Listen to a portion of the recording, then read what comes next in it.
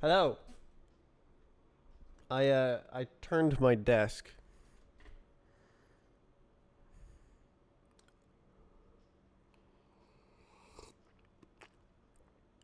I have been absent. Okay. I want to open the window.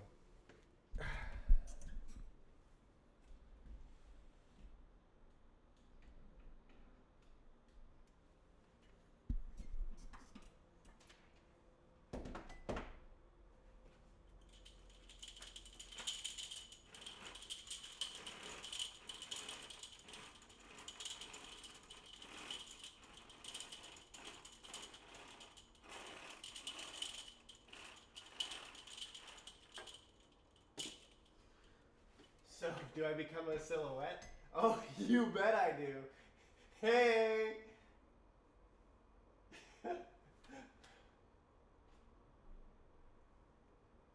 Is it possible to get both? It's not possible to get both. Okay. All right. Goodbye. Beautiful view.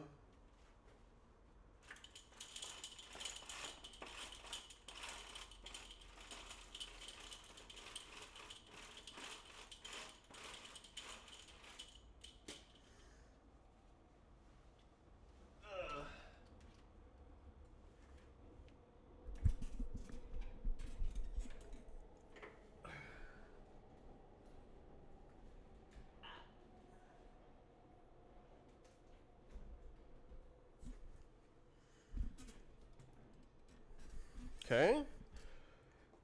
Well.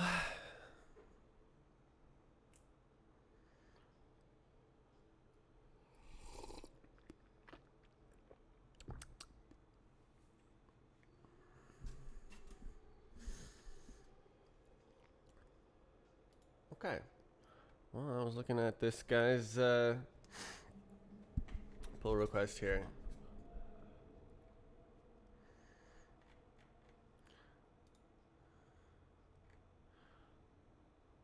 Very nice.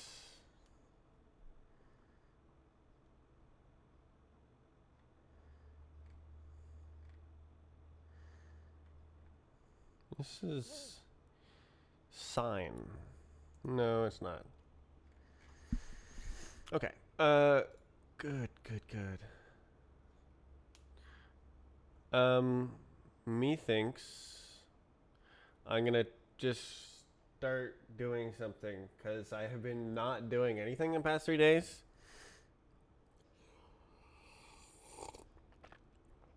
I've been addicted to watching a TV show, The Mentalist.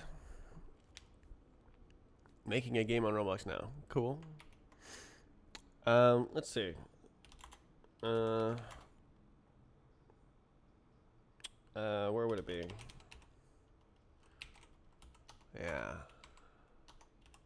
Wait. Dual API. Oh yeah, I was doing some crazy stuff. Why does that happen? Okay. Ugh. Um. Today I was thinking of doing work that's irrelevant to anything else I'm working on. This is a video hardware video encoding library, encoding and decoding, and it doesn't work. And in the meantime of it not working, someone made another library that does work. Um, so it's different than this one. Ugh. Um. Decode H.264. Close all others. Um. I should have a branch here. Oops. Oh yeah, we got time warps.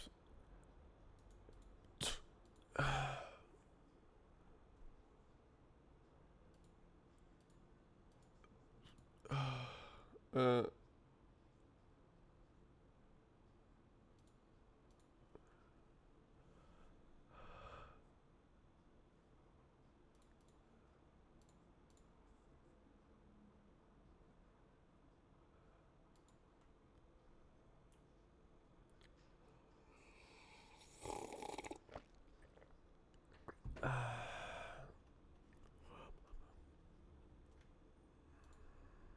um,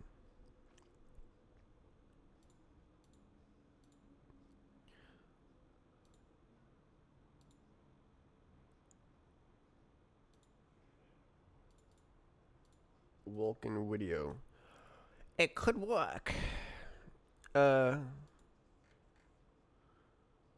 why it doesn't work? Oh, someone's at my house. Coming.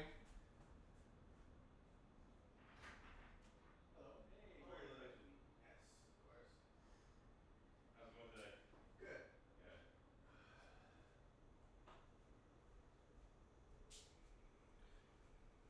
My fire alarm is going to be tested, which is wonderful. I will be right back.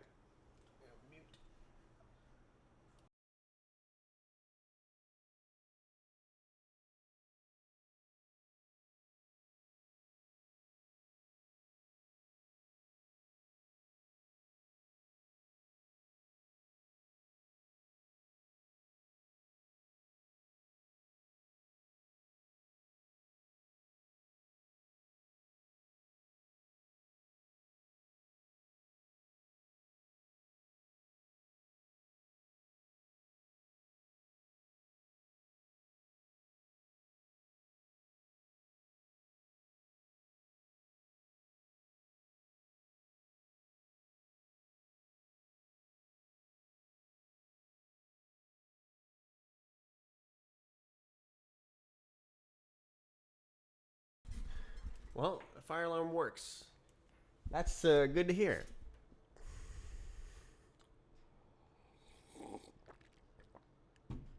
Oh yeah. What did I say here? Make make a function like this for both types. Oh.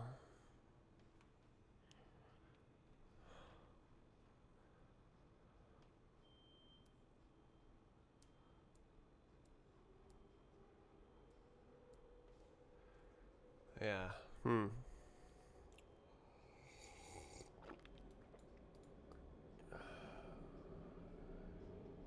Creates a referencey object that has all the methods.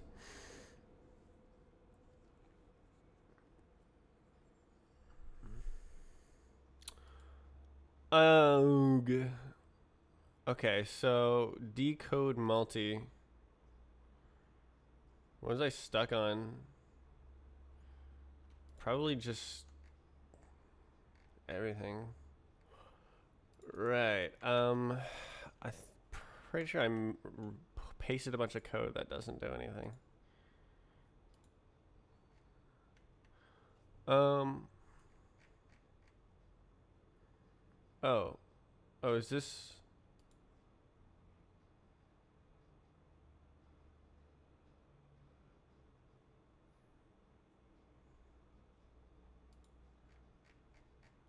Oh.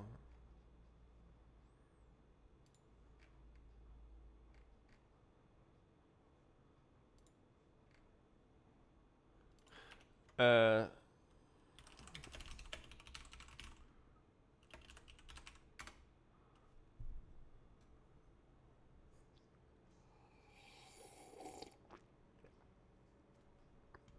Yeah. Hey, wow, the test passed. Great. Except for all these errors. Um.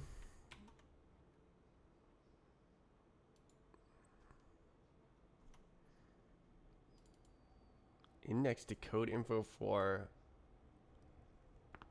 slice?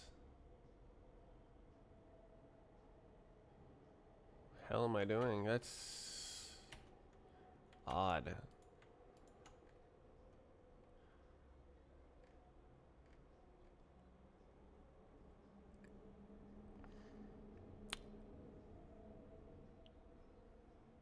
Now start iter.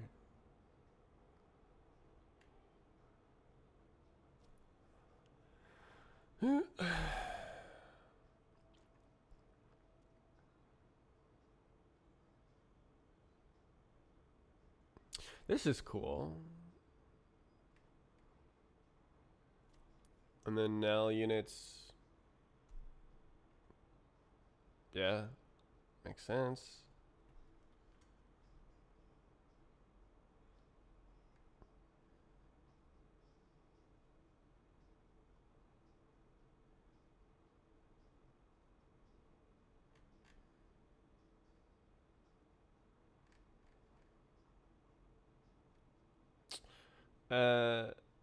This is less awesome.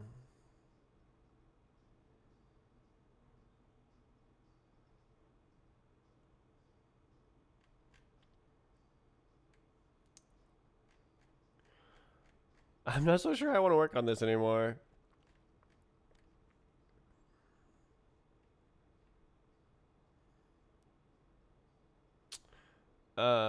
Where's the like? Oh yeah, FFmpeg. Multi.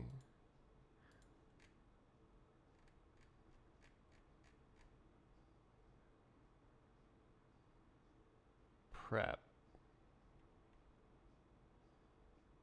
Okay, so I was on the wrong branch. Oh, I must have done this on my laptop. Okay, so basically I am copying FFmpeg. Own images in state. Own reference info in state. Construct various small structs, eventually pointing to reference images and reference info on the fly, each frame decoded.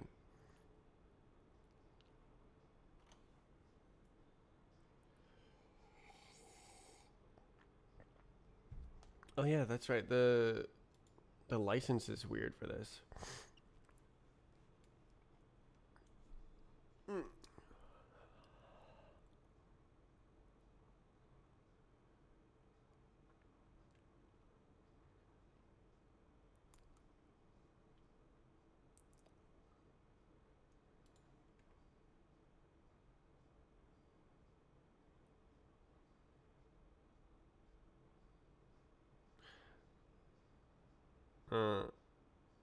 This, hold on.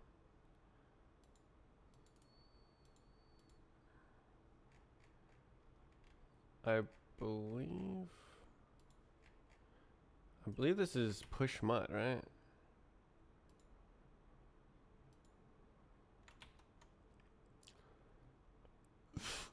Oh.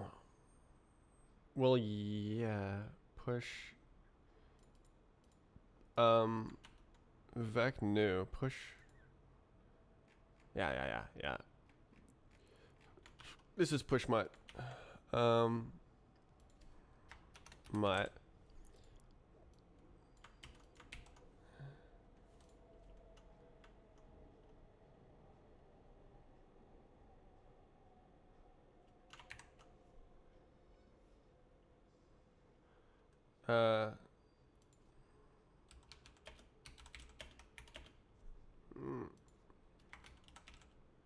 Let's go like that. Oops. What are you doing, brother? STD. Oh.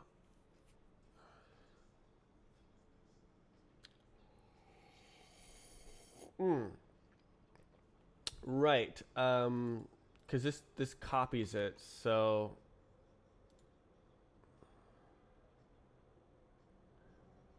reference slots. STD.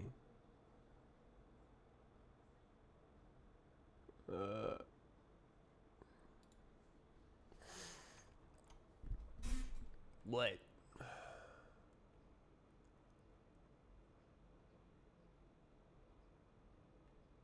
I do not know what's going on.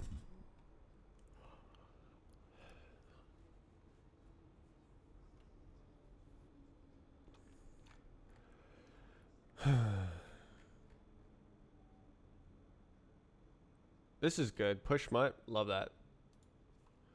Why wasn't it there before? Um,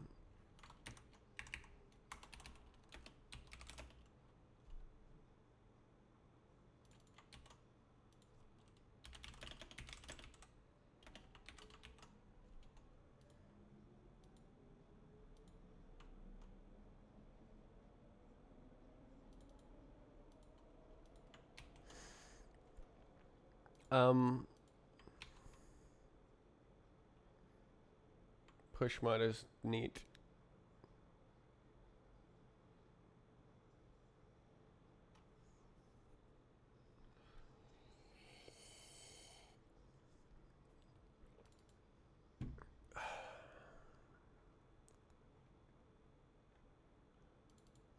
Video. I just do not know what's going on. Reference slot info KHR. Right. So I changed it to this. Why?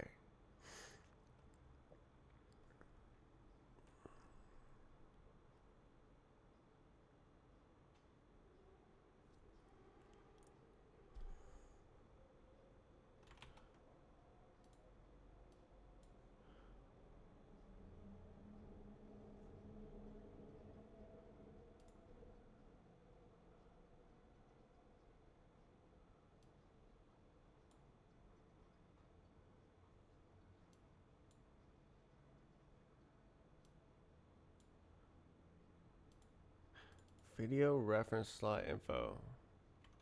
Where does that come from? Right here.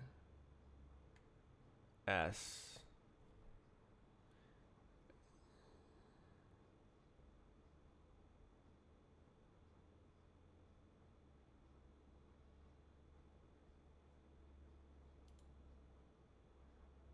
So this stuff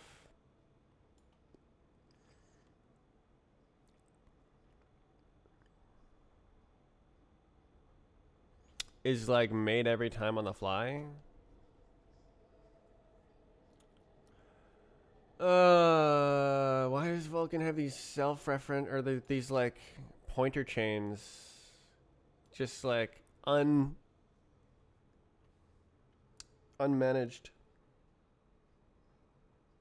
pointer jungle. Rah. I'll be right back.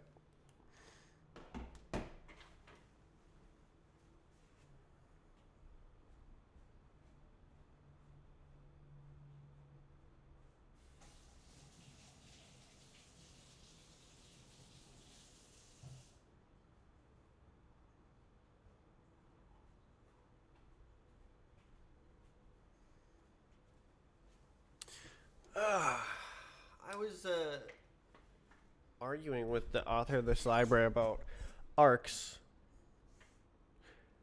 Basically, I wanted to make the library API exactly like the Vulkan thing, where there's like everything is like referencey. And he said that it's much easier to manage with Arc. And that's true.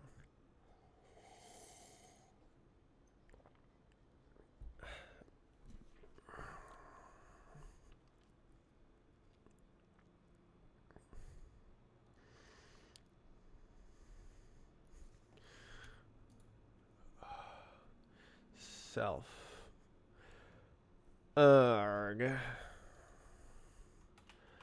Well, the big breakthrough is here. Okay. I like copied the Vulcans or the FFmpeg stuff. Does it build? No.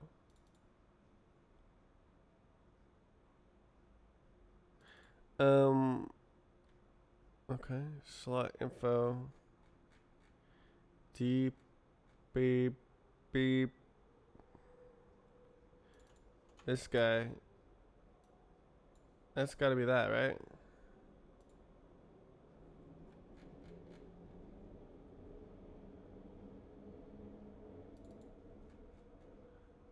VK. Uh, is that lifetimey? It is.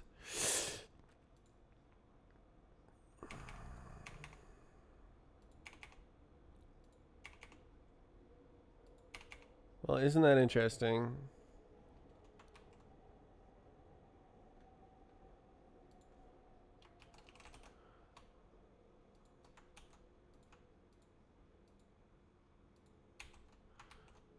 Current picture.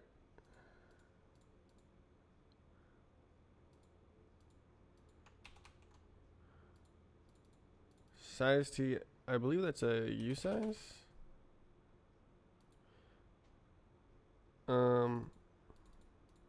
I see. So this is like something.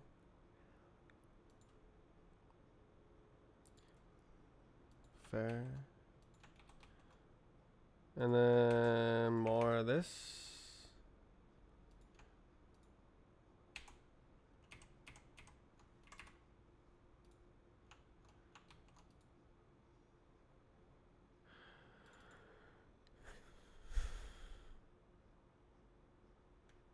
Cool. Semaphore. Oh my god, bro.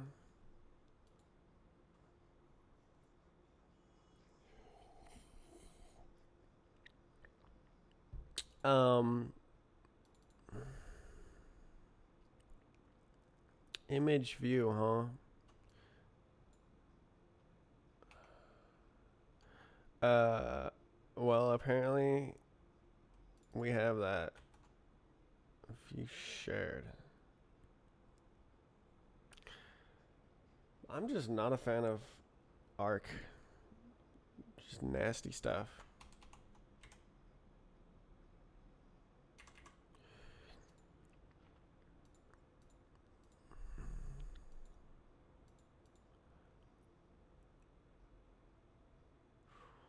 I don't really understand, I guess, anything here.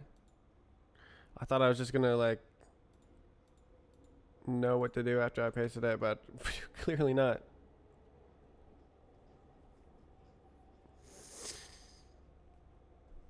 What is this? Does this thing have like Vulkan inside it? Native view, image view.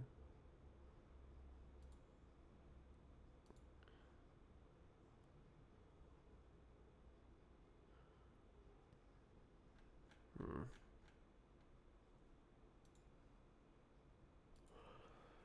Yeah, I'm not a fan. It's true that when you have references, it's hard to put them into data structures. You kind of got to juggle everything on the stack.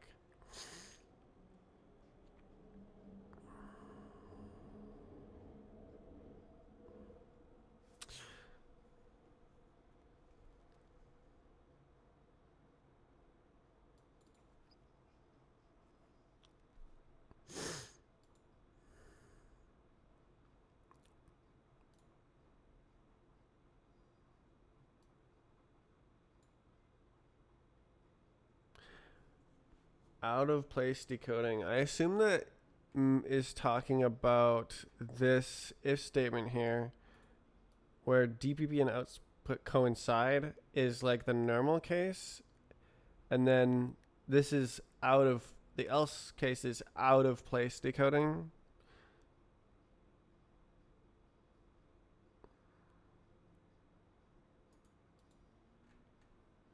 Distinct.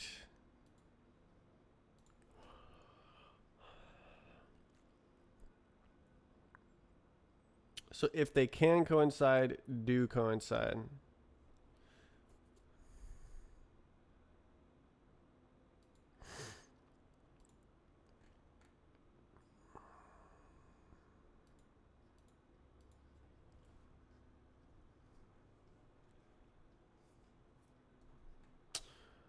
Bruh.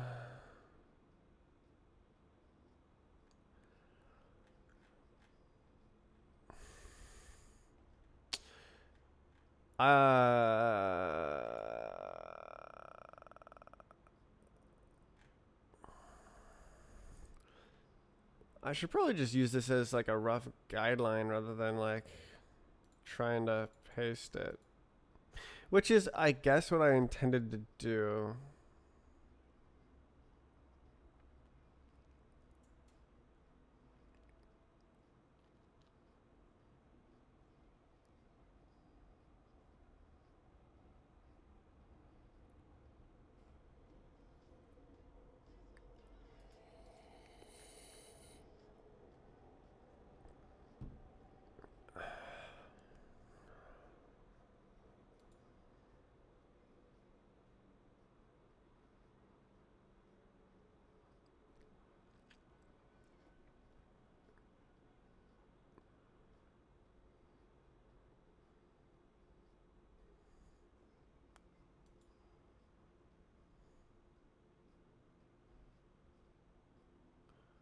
Hmm.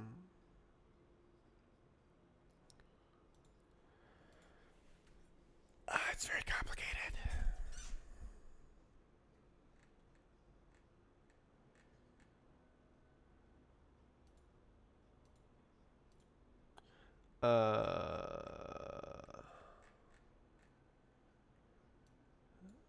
Is this? Can you do like this as a function? Oh, okay, never mind.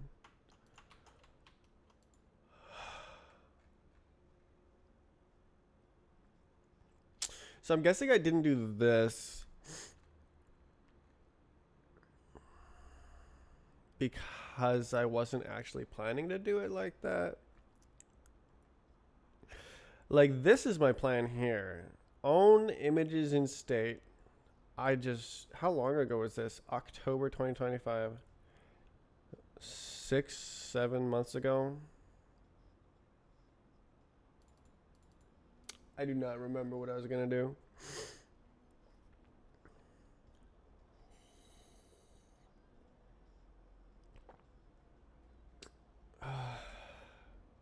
Gosh, I'm a big Vulkan fanboy, so I really want to like be able to use Vulkan.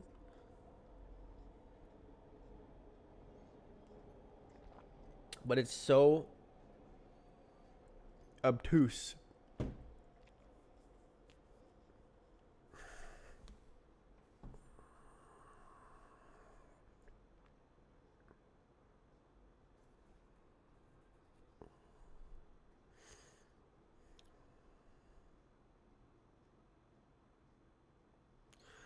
I Yeah, so I can see why I didn't do that.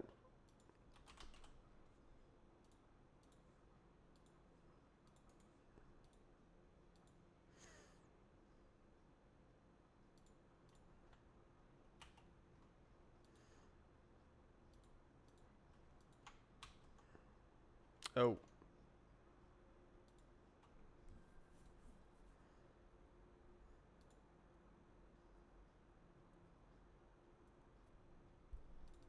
shared.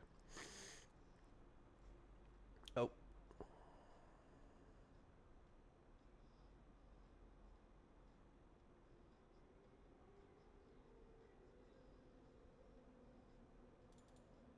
I imagine this is supposed to be a vec.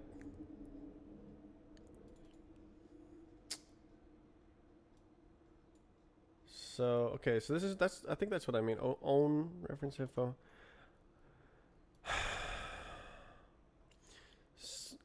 So you construct these things.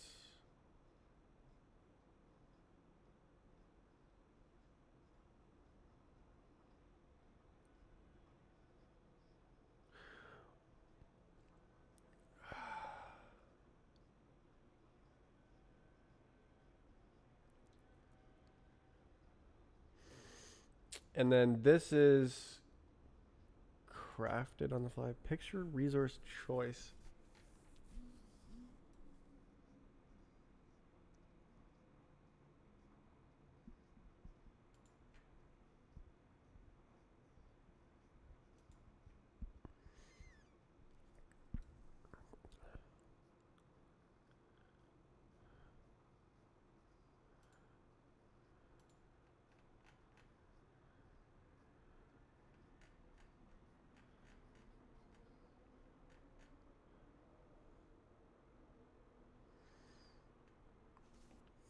Can't believe I figured this out at one point in my life.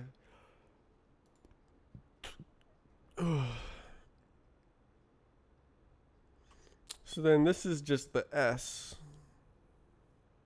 Um,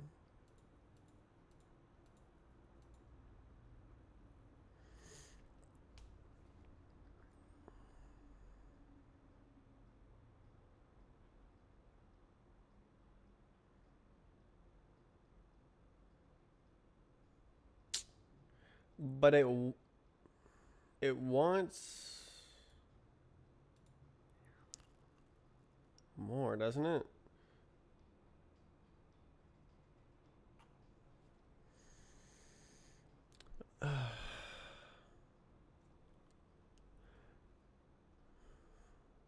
It wants to like mutate these things, but if I just forget them all the time, then what happens?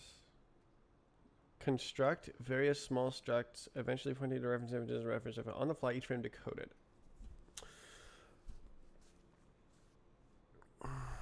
So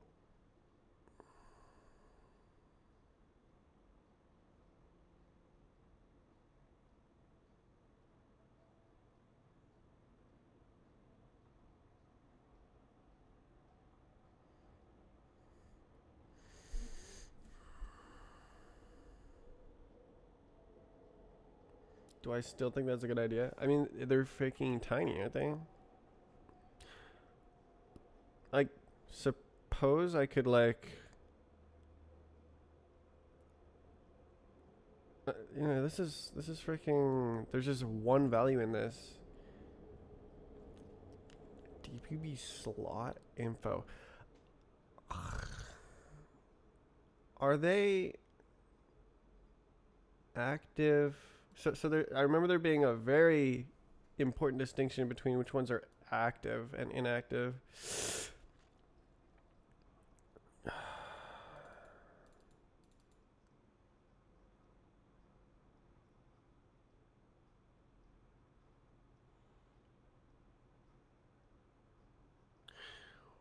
So there's no such thing as this.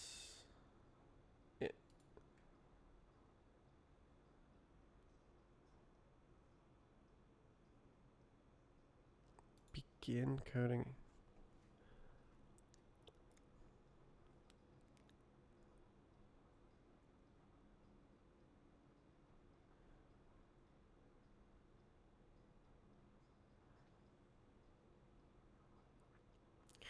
That would allocate every time.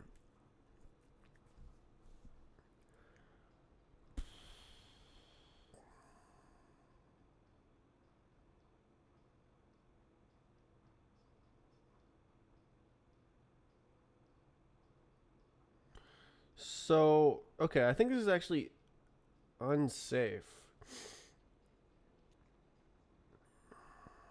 Tear down. I have to like tear down and recreate this every time.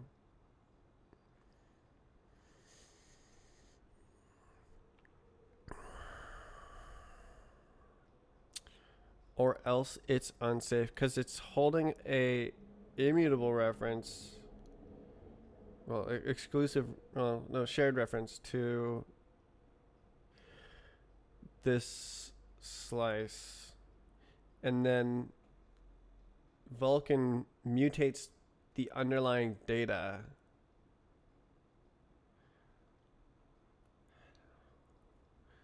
Which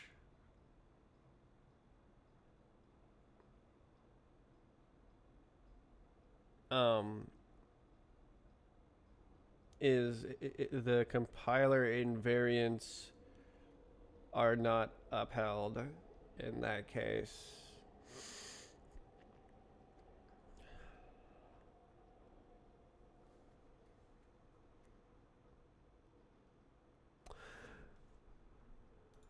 Am I like pushing a slot every time unless it's until it cycles around? I'm not entirely sure how it works. What's up with the CPU usage? Is it just OBS? I guess it is.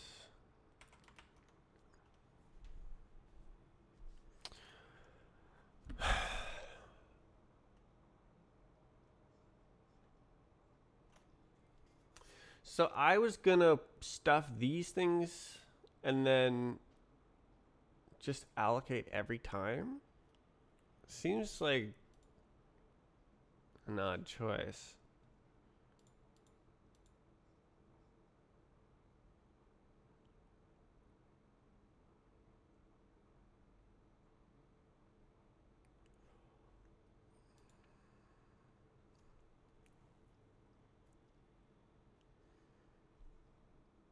So the only information. Oh, crikey. That's freaking next frame. It just.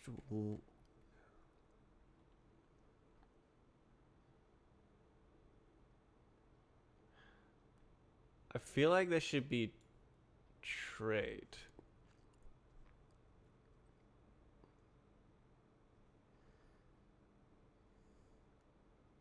Well, no, it would still have to if statement at some point. Yeah.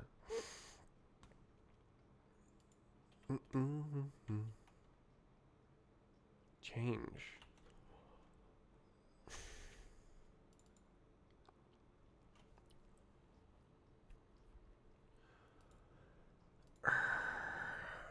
Reference slots.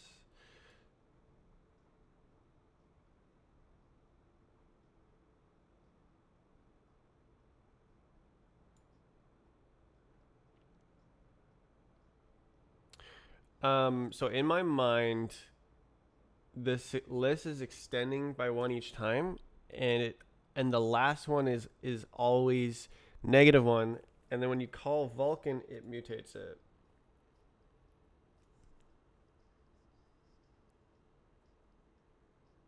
And it becomes not -1.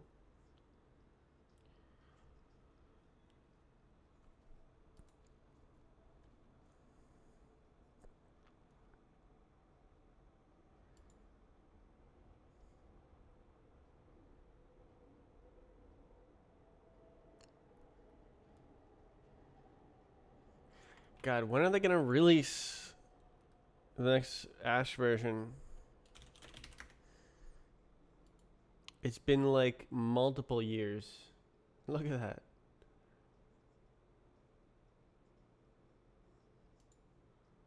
Come on, bro. Release.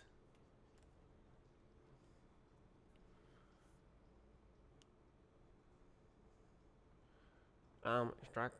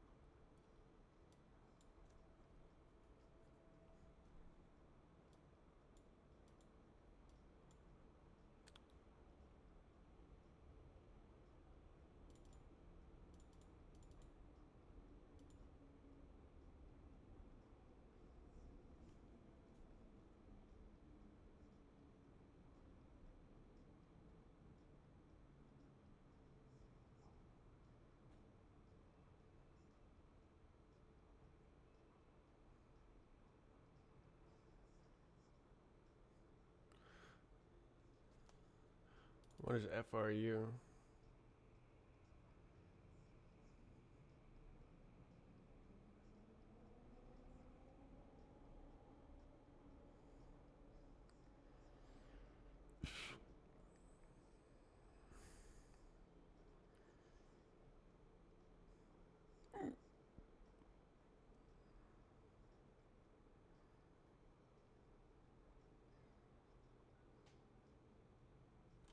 still change? Yes, it is.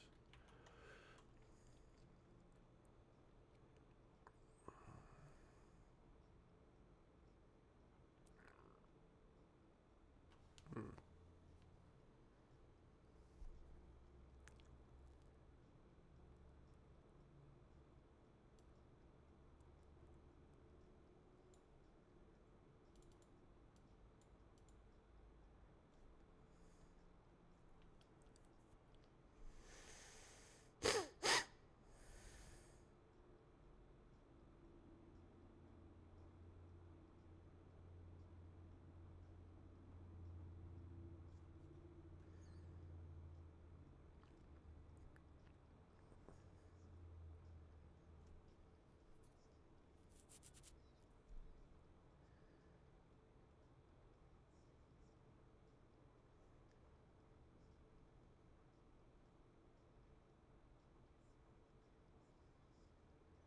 Increased surprise.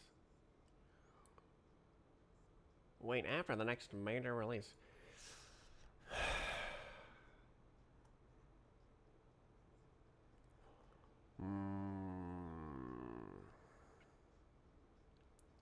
Abandoned library. It's very sad.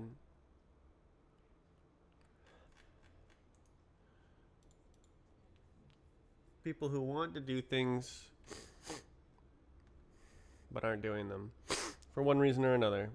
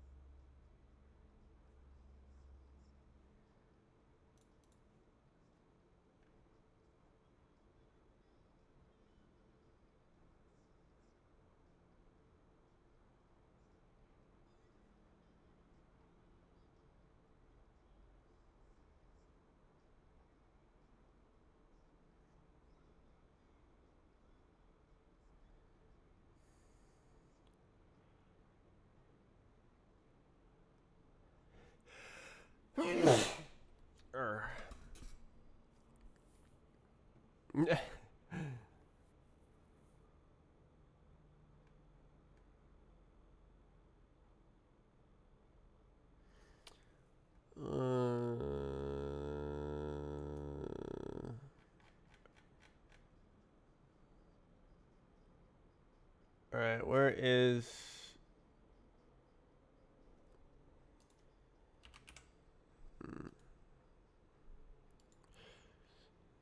Ash? Yeah, man. Two weeks ago.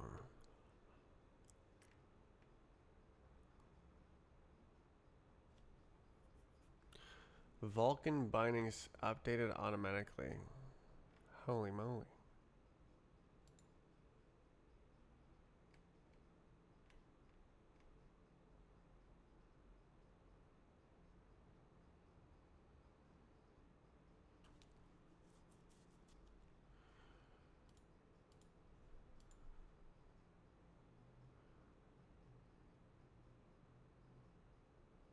Yeah. Spread thin.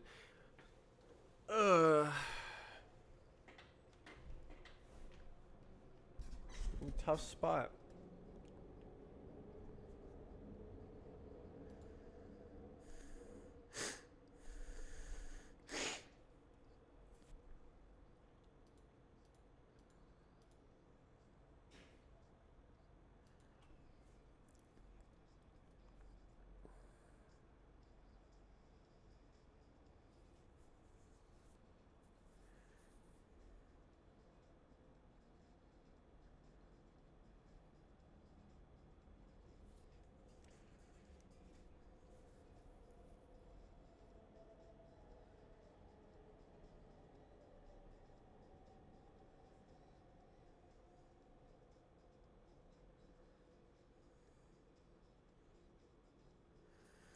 What does the other guy do? I was gonna try and avoid that.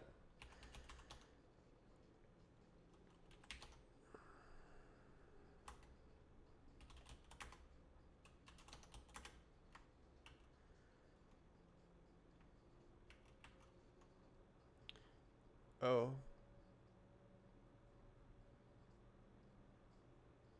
Oh.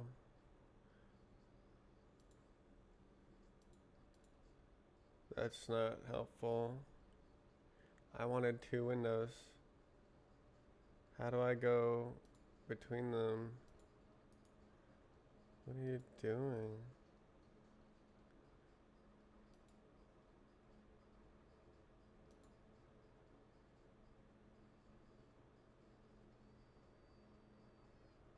Open workspaces. Okay, well, how do I switch?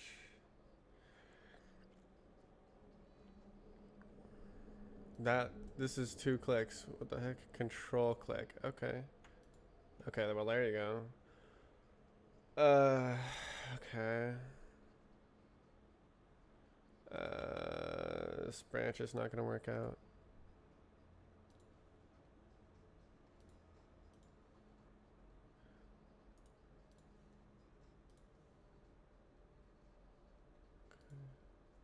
Whoa.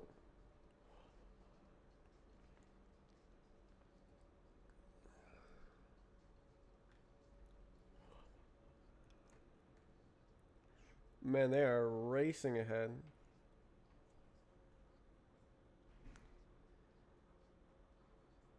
When was this? Today? Jeez.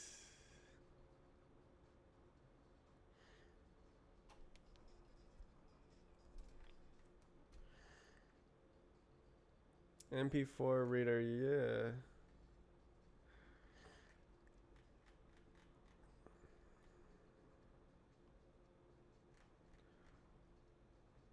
Not open source, right?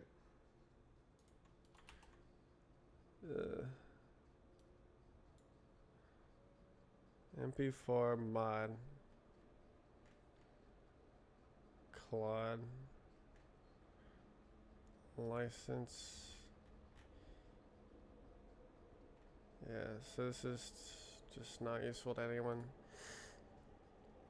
Um.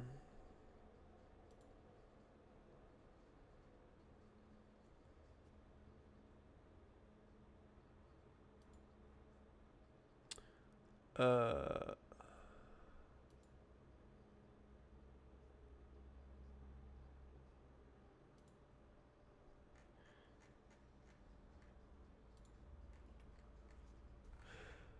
Well, where's the unsafe?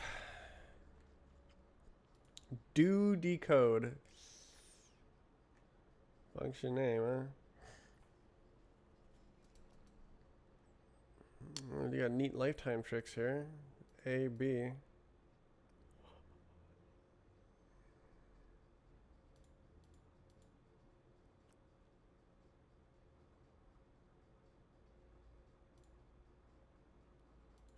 What is IDR?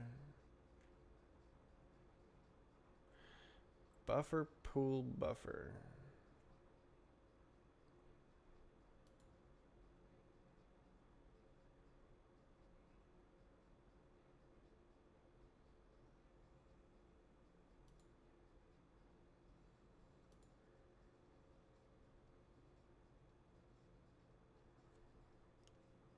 Hash map.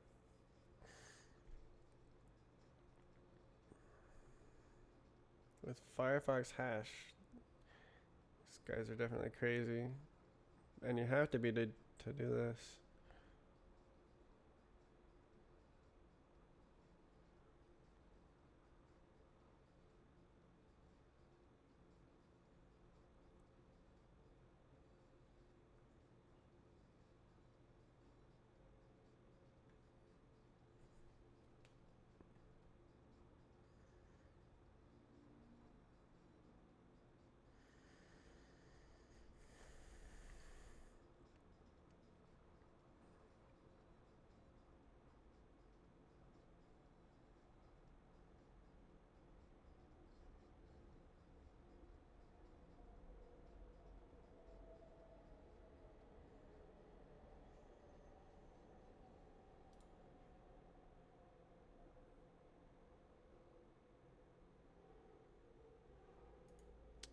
Okay, so I think this is basically what I'm trying to figure out here. Reference slot info. Enumerate map collect. Yeah. Resource info. It's already lifetimed though? Yeah. Okay. Self.slot active. So you. Oh dear.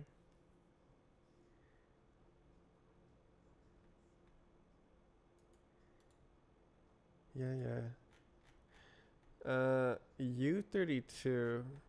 Doesn't it max out at 16? Whatever, it doesn't matter.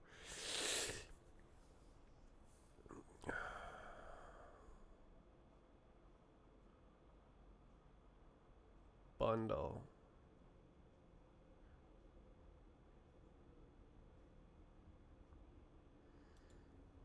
Video. Whoa.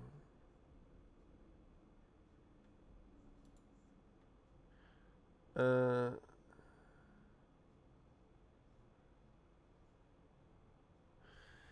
Video picture resource info.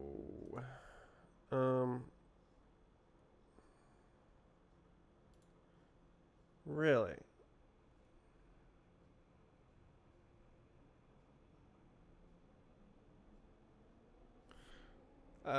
I just prefer. Yeah.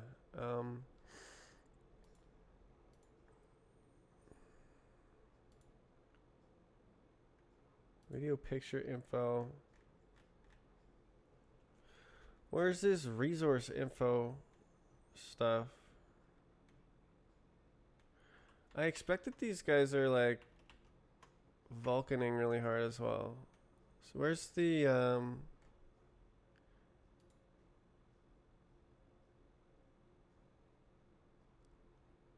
why is this like where's highlighting?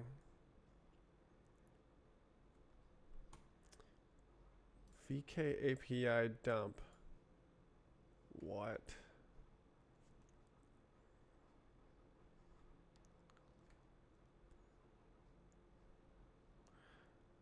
Ash. Okay. Non-Apple. Yeah.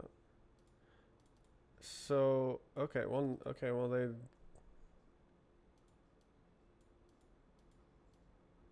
they're just using Ash.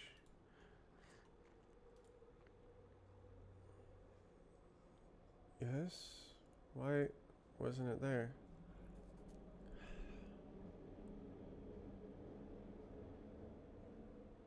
Hmm.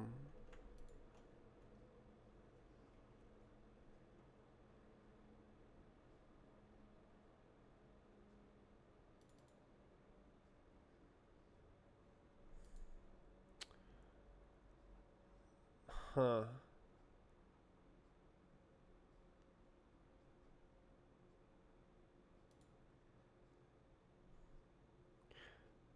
Video reference slot info. Why don't I have that?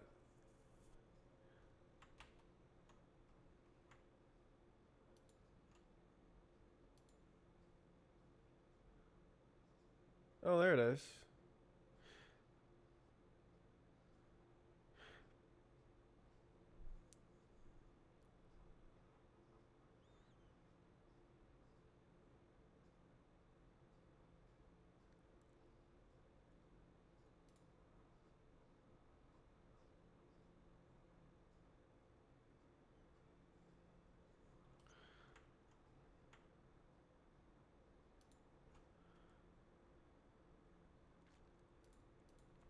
What are quaternions?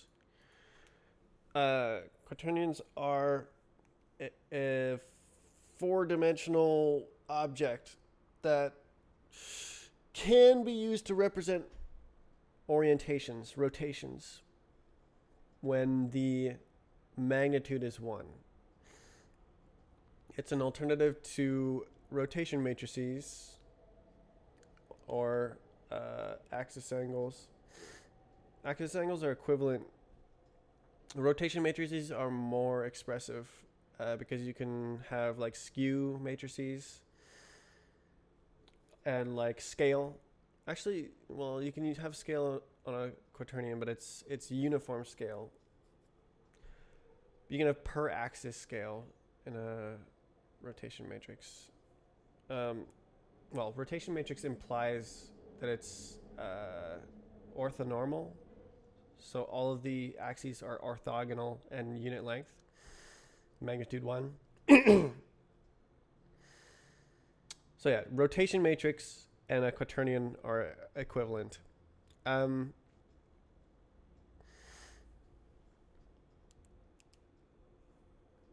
What? Yeah, it's mainly used in like game engines.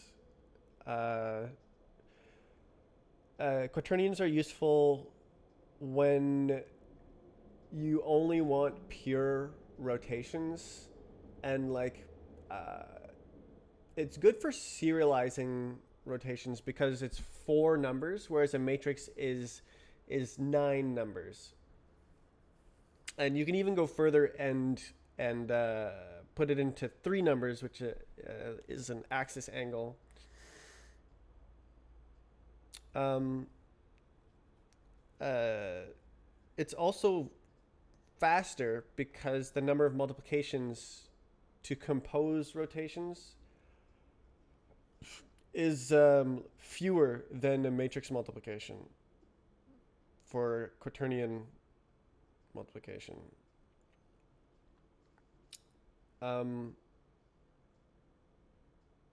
It's quaternions are an extension of complex numbers. When people say quaternions, they just refer to the quaternion thing in Unity. Pretty much, yeah. But it's like a real thing with real, well, I say real, but it's a real idea that's not exclusive to Unity. It's a number in the same way that a complex number is a number, where a complex number has a real part and an imaginary part. A quaternion has a real part and 3 imaginary parts.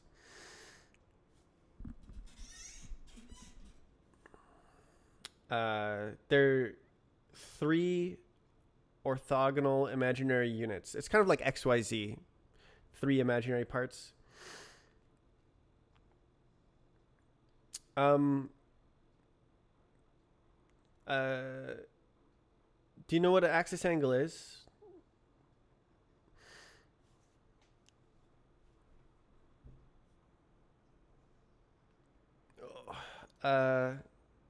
You have an axis and you rotate by an angle. It's that simple. So like, I have a cup. I choose this axis and I want to rotate by 1 radian or whatever. That's axis angle. If you can also say that like you can have axis angle represented as a vector, and then you make the vector longer, and that the length of the vector is the angle. So it goes like turns that way, and then it turns 0 amount when the length of the vector is 0.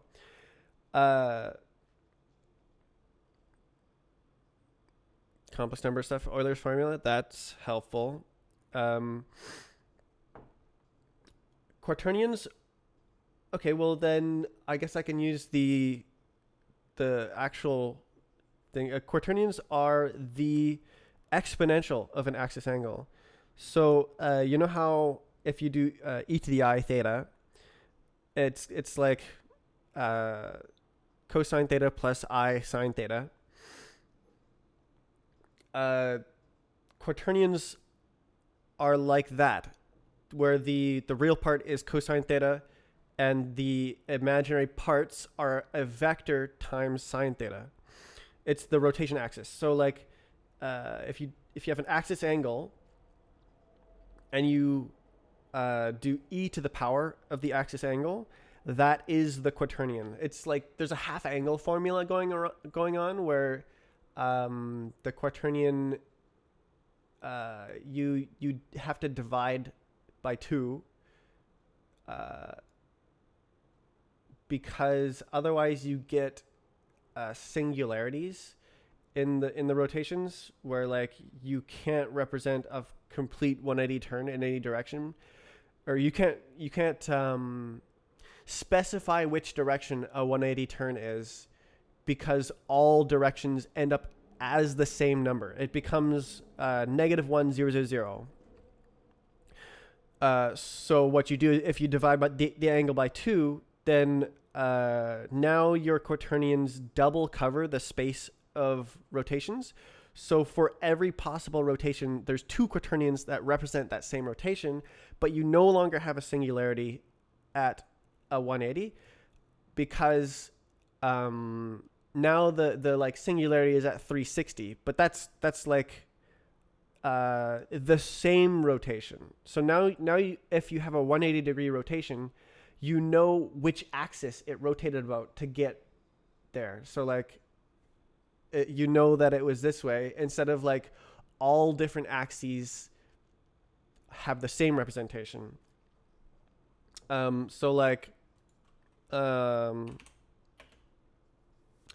this is the real part, and then this is the imaginary part. So it's like X, Y, Z. This would mean that you did a 180 degree rotation on the y-axis. So that would be, I guess, if this is the y-axis, then it'd be like that.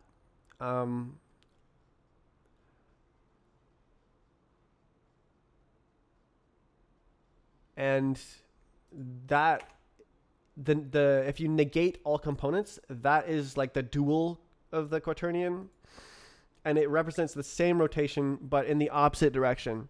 So starting from no rotation, yeah, you can go to a specific orientation, and if you do the negative quaternion, it goes the other way around. Yeah, there's it's very interesting. There's a lot to talk about.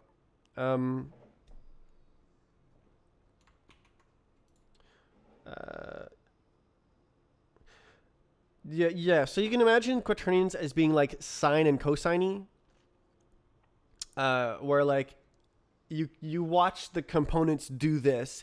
If you just see something spinning, the quaternion components do this, and the imaginary components do actually form a vector that points along the axis of rotation, but the axis goes like this, and then the real component is like cosine. It's very interesting. And it works out so that you never need to use trigonometry. It's like the trigonometry is like pre-done, and you can always use like just straight multiplication to compose it. So it's a wonderful thing. That's why I chose my username. It's because I find it to be elegant. And I want to be seen as elegant.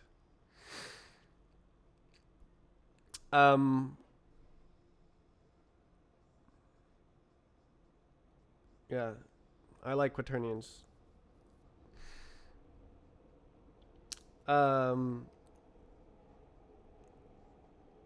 What else can you do?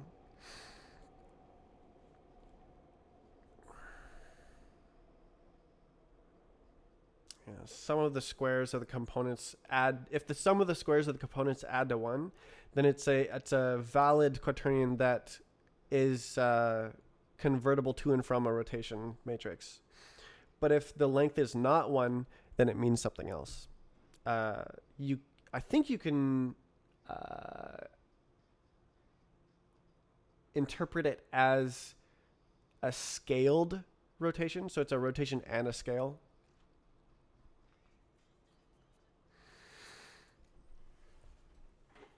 But it might be like the square of the scale, or the square root, something like that. Because like when you when you rotate a vector by a quaternion, you multiply two of the quaternion components together. So it's you'd have to figure all that out.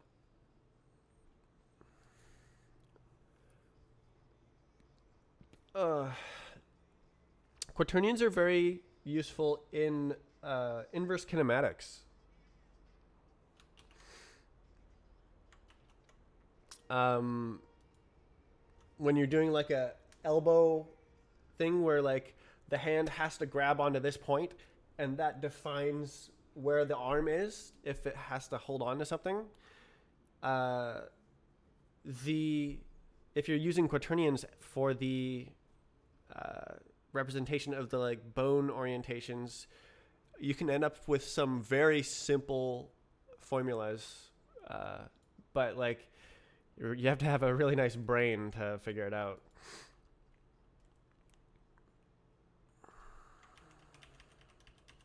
So yeah, quaternions are cool. I like them, but like they don't actually come up that often,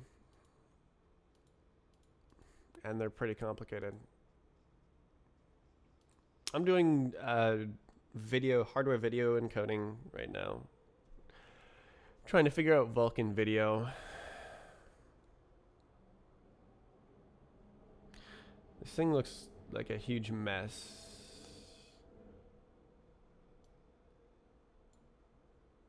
Fill out the forms. Fill out the forms. Yeah, that sounds like Vulkan. You're filling out forms. That's a great analogy.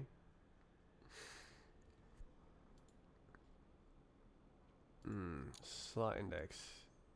Indeed, brother.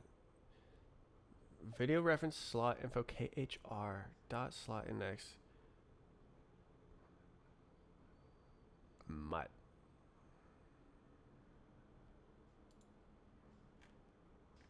Set up. So that's always part of it. Or pick reference slots. Set up reference slot. Oh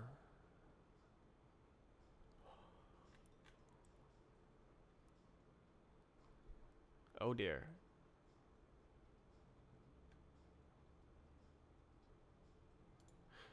That's not the same function? Jeez. Self.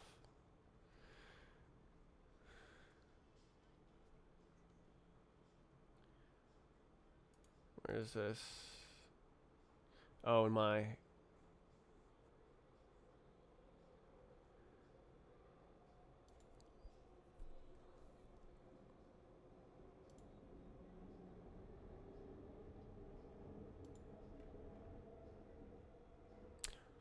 Whoa.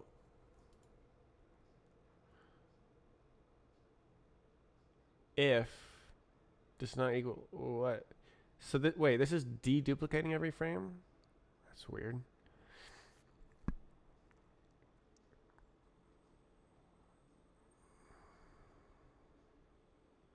Iter flatten.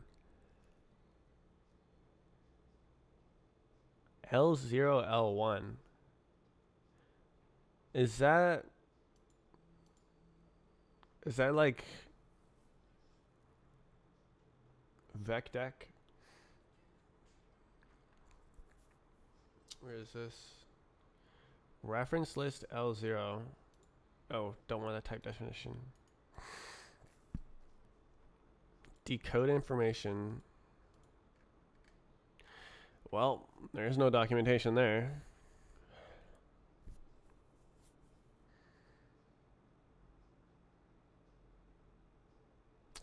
So this is kind of like transposed from what I was writing, where everything is carefully laid out and carefully put into structs. In this thing, everything is like whipped up all the time, and they just allocate. Which, like, they have a working library and I don't, so P frame, B frame. H.264 reader. Wart. No. L1 active -1. Jeez.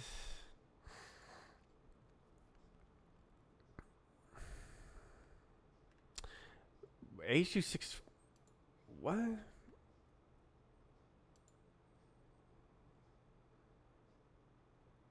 Match. I'm going crazy.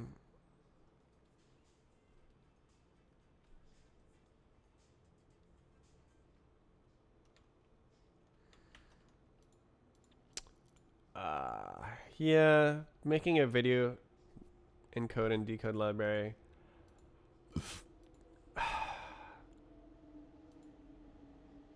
It's what I expected for it to be abysmally obtuse. But I was hoping I could just do it.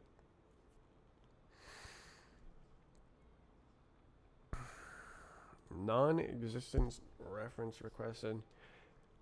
Really, you have to like contort Rust around the Vulkan API. That's pretty much why there's all this stuff.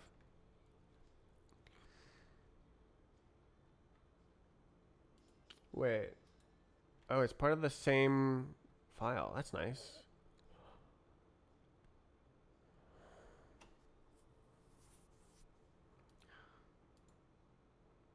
Wait. New bitfield 1.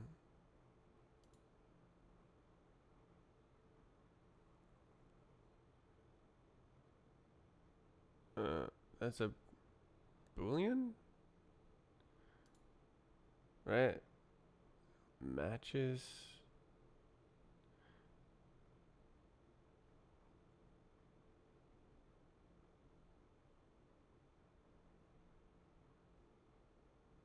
Ooh. Bool.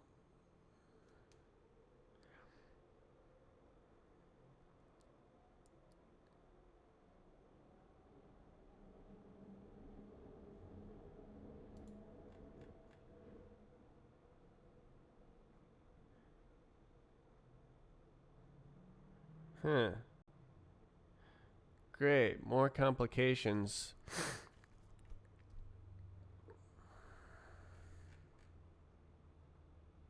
Into U32 is very strange. Align padding. A single U8.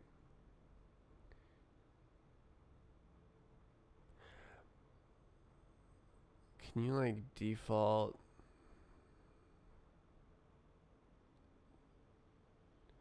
Does this have methods? Yeah, man. Field pick set. Yeah, man. Yeah, man. Oh, transmute. Wait. U32 transmute U32. Set U64.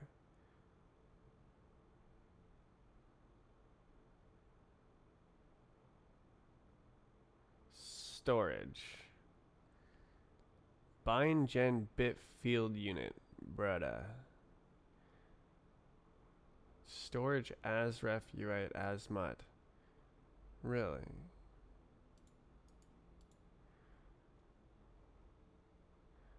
Four bit width.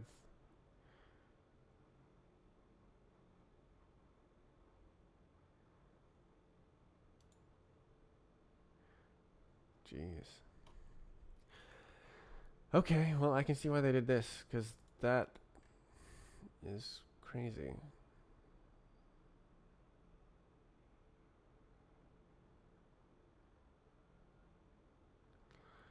Man, yeah, no, this is all pretty crazy.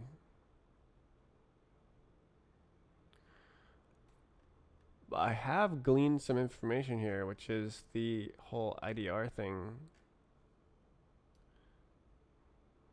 Is IDR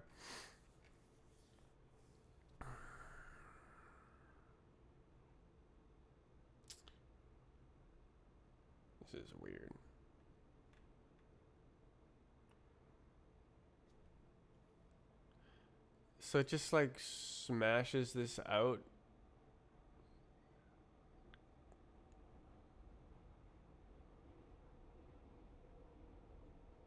In the middle of whatever it's doing.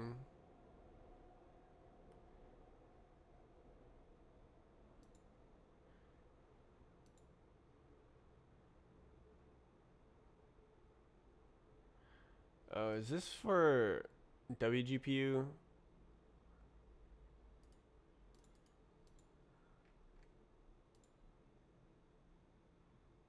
Compatibility?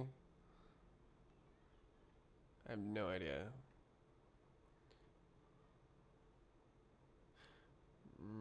No. Oops. Pretty wild.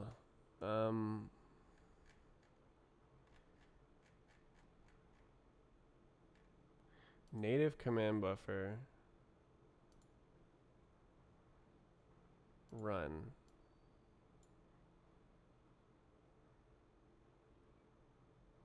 Yeah. So in this working library, they're kind of like winging it throughout everything. And then this other one, it's like consolidated. This is my command buffer.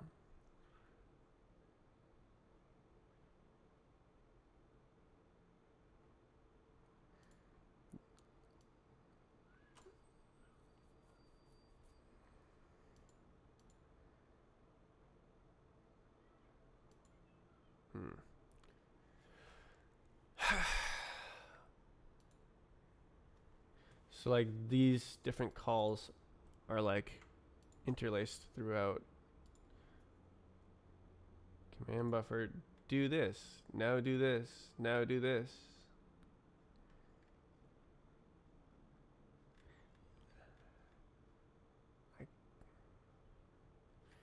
Yeah.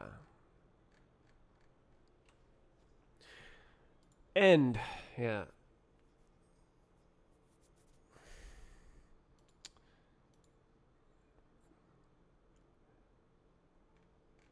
Wild, wild, wild.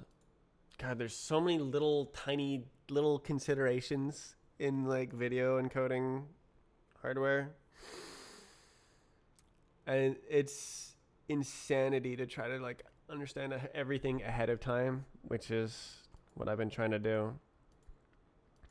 These guys are just plowing forward and moving fast and breaking things. And they're doing great.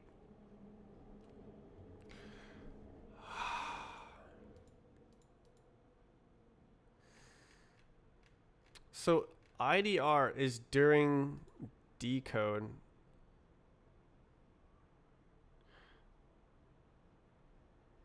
Control info. Control video encoding. So what would that look like over here? There it is. Control. Okay.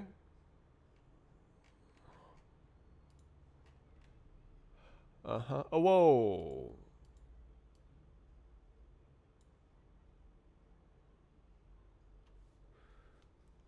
Okay. Yeah, so this is using the like API.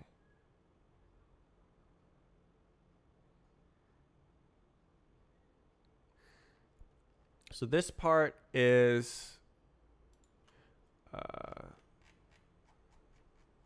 equivalent to this part right here. So this thing and this thing are the same thing. So they all, but I also have this field pick flag.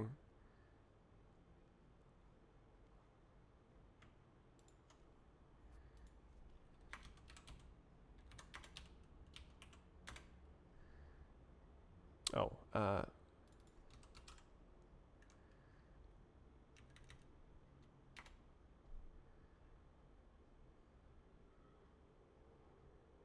Yeah.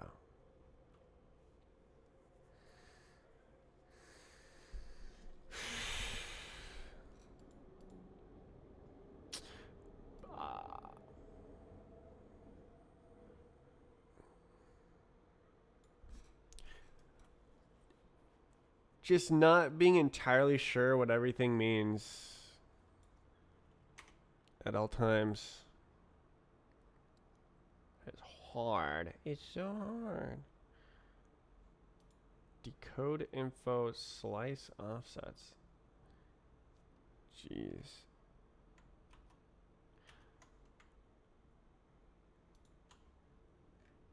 Decode info, slice offsets. Slice indices.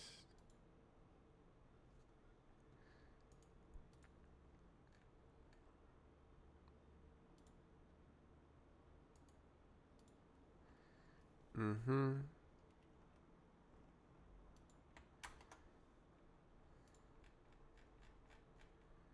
Whoa.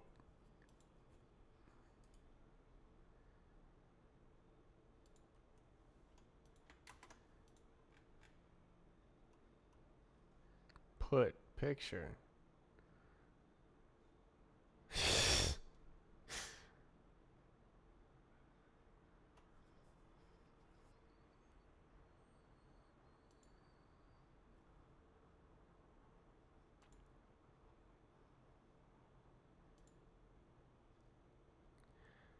Null U parser. Damn.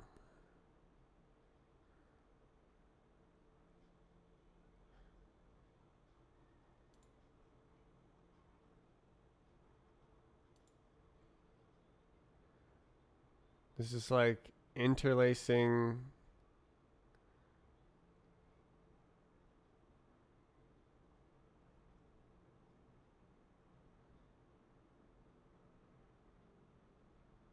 The MP4 decoding?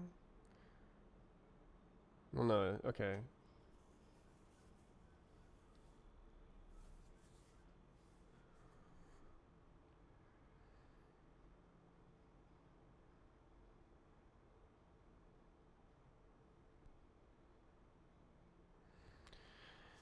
Jeez. Not looking forward to 12 million of these clueless sessions where I'm just staring at things I don't understand.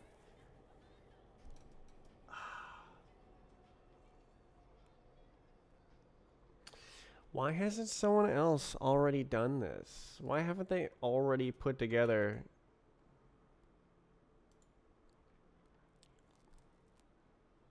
Vulkan video for Rust?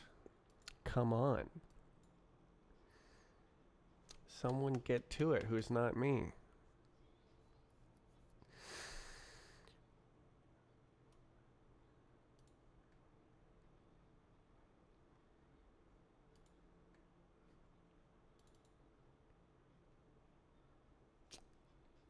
God, I've been staring at this code for an hour and a half.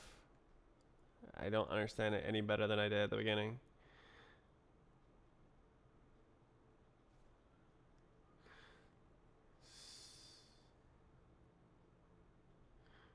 What?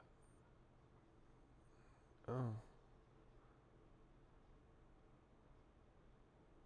Impl add to command buffer. Oh. Decode issues for frame. So I'm right. This is a stack trick to get around the fact that you need to have the stuff ready to go, and then you can't move it. It has to be pinned, basically. Indeed. T. Return T. Stack trick. Pass a closure.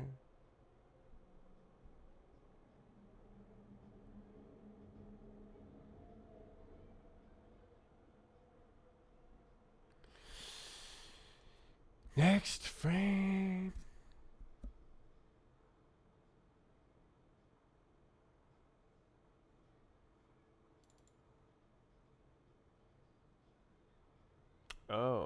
decode info.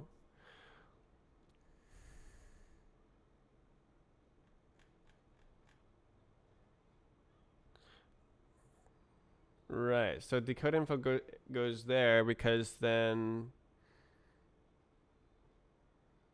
you're decoding a frame.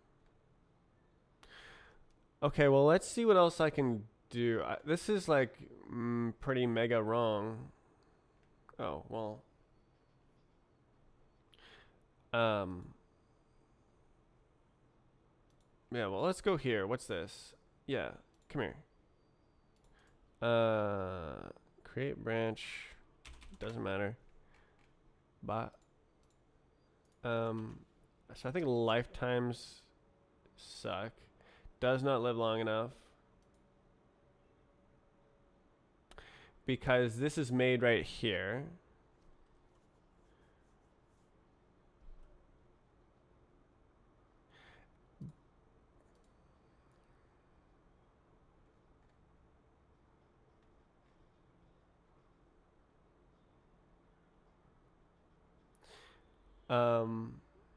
But then this wants it to live longer.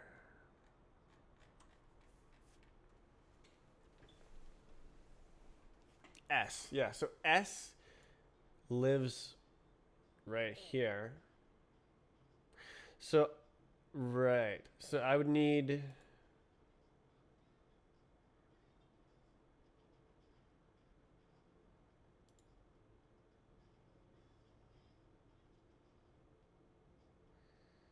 multiple vec. It just doesn't work.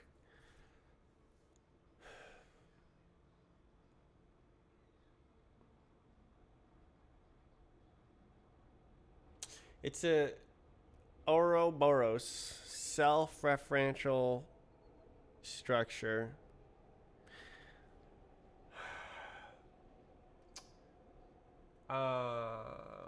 So what if I actually were to use Ouroboros? Yoke.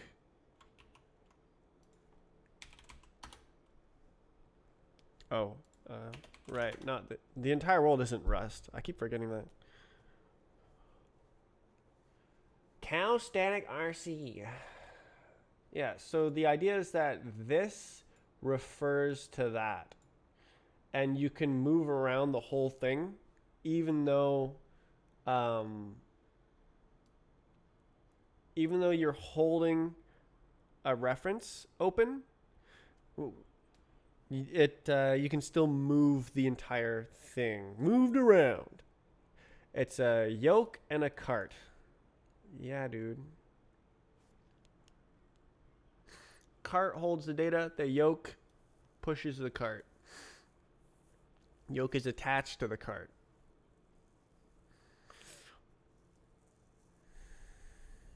So then you have to grab it and nab it. Dag nab it.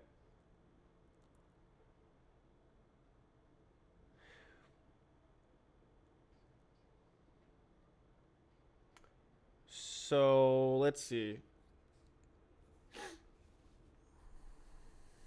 Oh my god, no way. It would have to be nested, wouldn't it? Really like the yoke crate.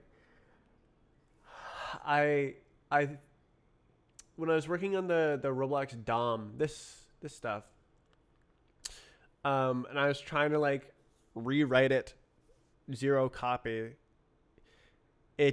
You have to have that sort of thing where like you have the Roblox DOM, and then you have like strings, references to string slices that have to like move around as a unit together.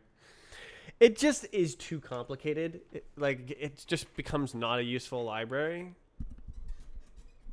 It's better to stick with just allocating like crazy.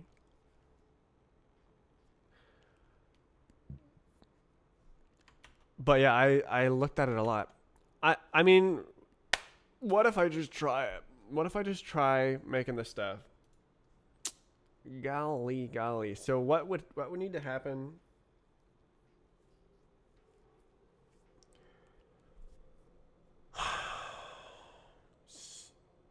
Each each one, I think it would need to like nested yoke, because you have like, this is the old cart right here, and then this is a yoke on to the cart, and then another one onto that, and then oh yeah, push that into my little vec here. Yeah, let me just push my pointer chain. Jeez.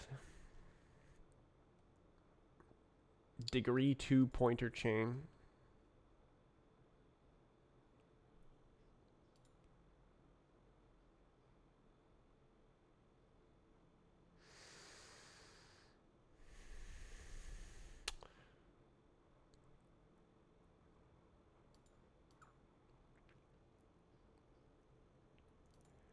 Okay, what's going on? The lifetime sucks. That's what's going on. It sucks. Does not live long enough to go into here, because it's defined here. So then this would need to go somewhere sensible, right? Coded extent. What? Oh. So what? Would you want to do? Yeah, there's like a trade-off here of like, what do you shove into structs and store in memory, and what do you whip up on the fly every frame. And this other crate whips up almost everything on the fly every frame, and I think that's a good choice because the structures are quite small. And cheap. And like managing all of the lifetime shenanigans of putting it into a list, like you do need some state. I believe the idea with Vulkan Video is that the encoding API is stateless, so all the state lives in your application. Vulkan itself as well. Like Vulkan is a stateless API. Is Vulkan stateless? Vulkan is not stateless. Damn. Being wrong hurts.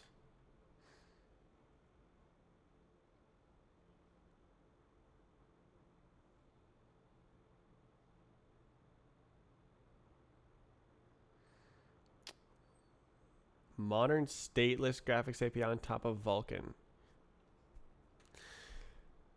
Oh my god, bro. Create a modern API on top of Vulkan. Well, it's true Vulkan is no longer new, modern. Oh my god, bro.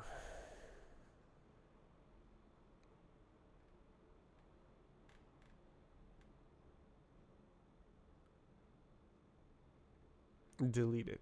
Nice one.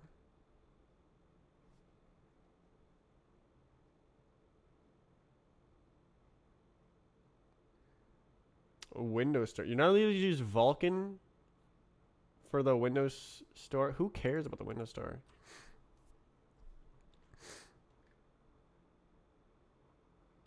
Maybe 9 years ago is more of a concern. Okay, well, if I stuff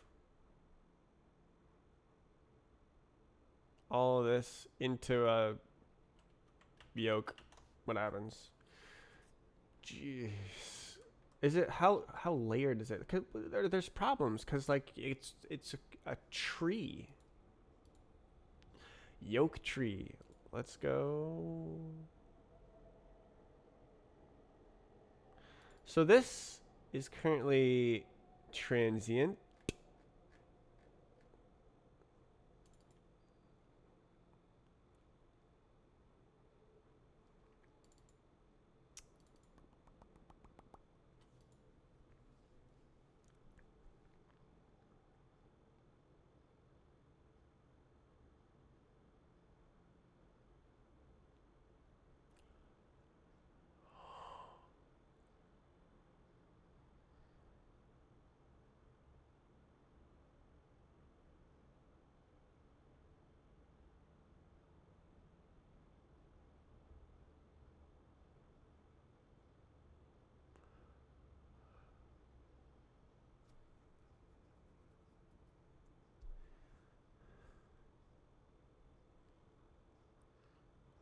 Same type. I'm imagining like how do you like reuse the allocation? But I guess that's not the biggest concern at the moment. The biggest concern is like make a thing that decodes video.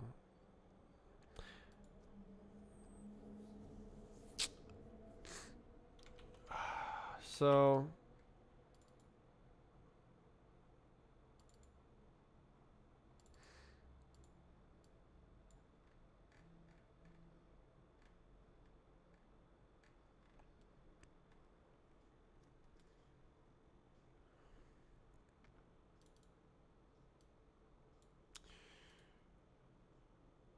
what the hell is a slice offset?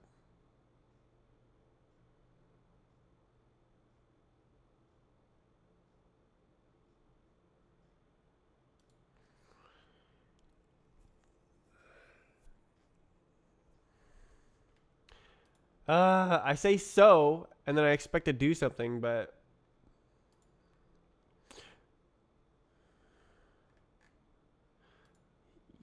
yeah, because like okay, these are small structs, very very cheap.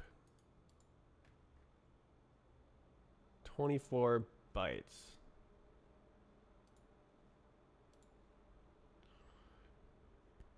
I can store, dude. I can I can store the information. I think that's kind of the idea behind Vulkan is filling out forms. I think that really captures what Vulkan is all about. You're like filling out a form of the necessary information to do something, and you shouldn't necessarily be storing those forms as state in your own things.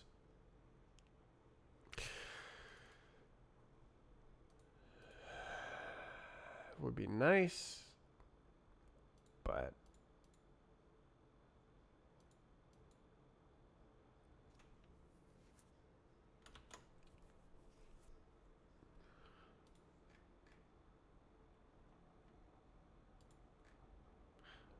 all right, let's go here. Hello, what is this?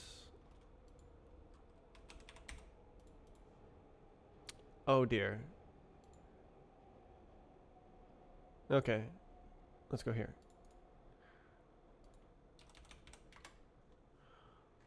Does this one work? Compiles at least. So I wrote this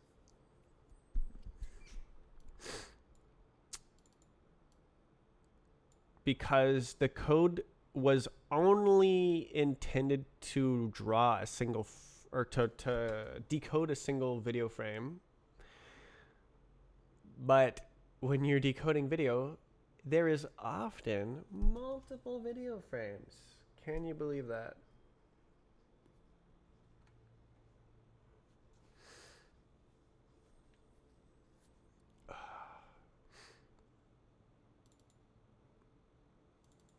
Okay, I renamed it.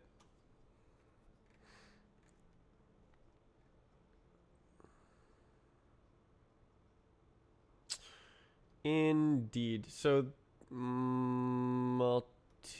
The idea is to decode multiple video frames. God, and like.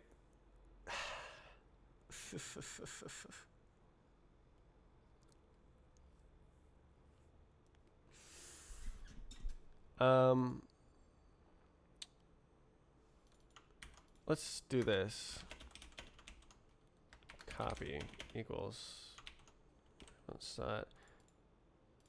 And then this.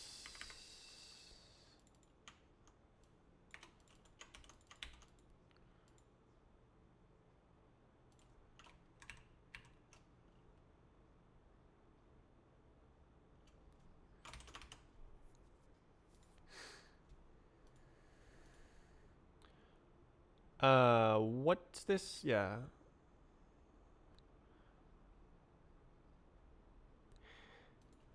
God, I'm so Rust oriented.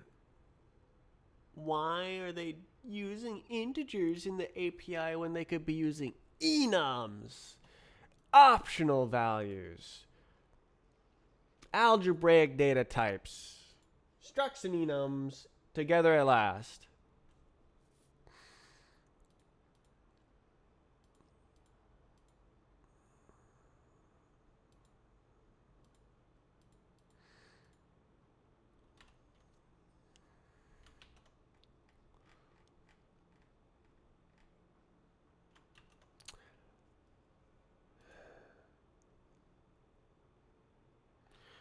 Underscore copy. Surely there's a better word here.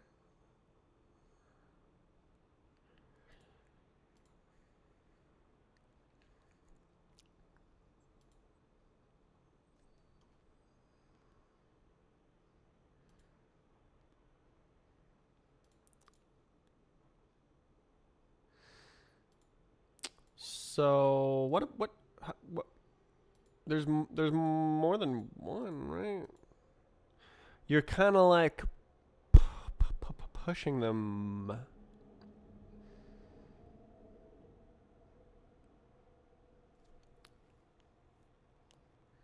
Good. Yeah, I'm just gonna try and ignore this code.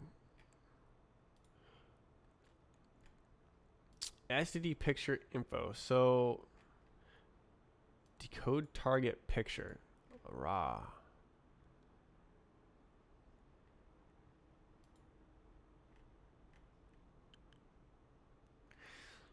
Okay, so there's not a list of those.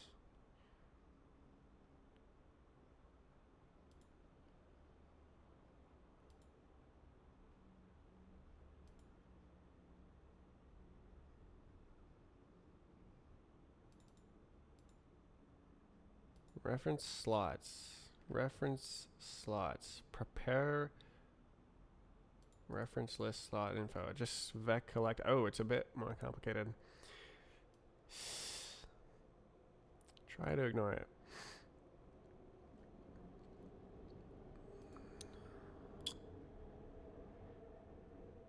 Mutt.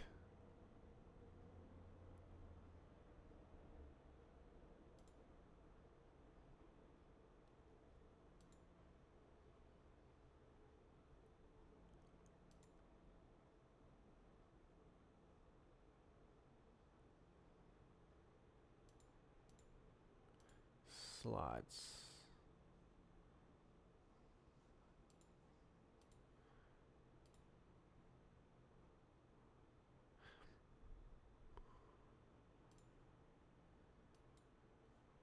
Oh. Index. Okay, I just read it wrong. Reference slots. Decoding images. So there's not one per each. It's not pushing. It's just so difficult to figure out what's supposed to stay and what's supposed to go. What's supposed to be state and what's supposed to be forms you fill out. Do I need this information in the next frame or not? Oof.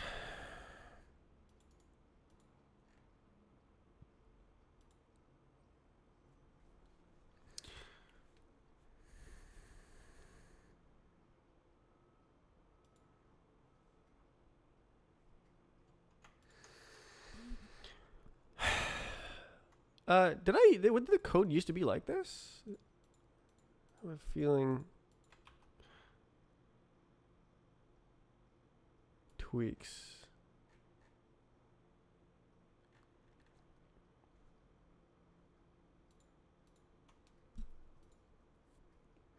Oh, no, I didn't. Okay.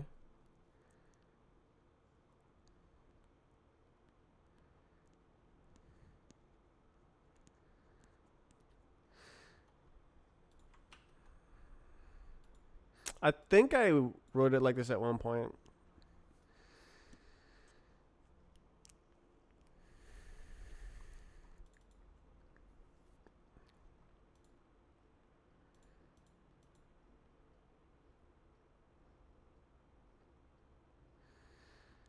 great pain.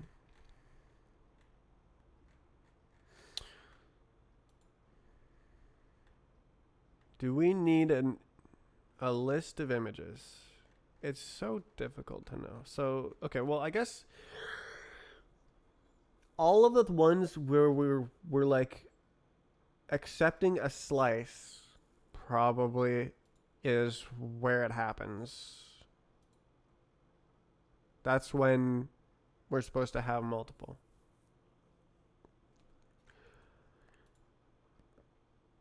This is just controlling stuff. Yeah, so you see here I put everything's on the stack, and I call a closure with a reference to the thing on the stack.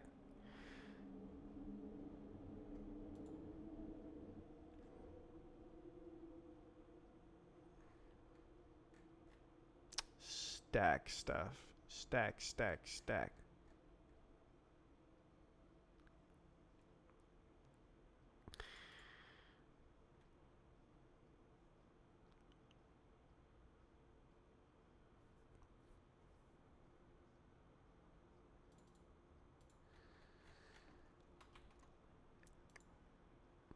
Uh,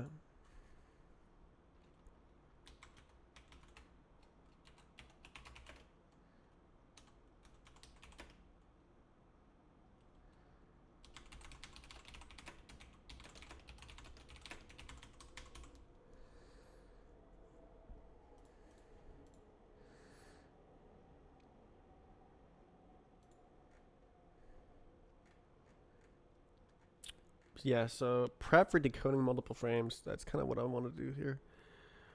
Okay, there's a decode multiple test, right? Multi. Good. Enable decode multi-test, brother.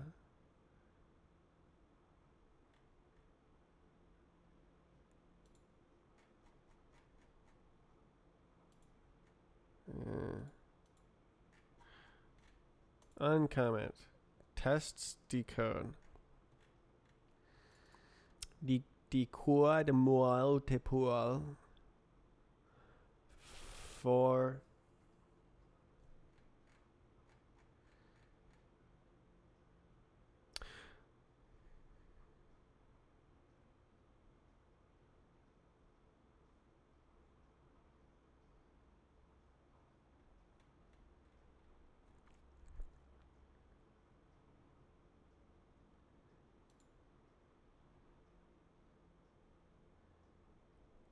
tough.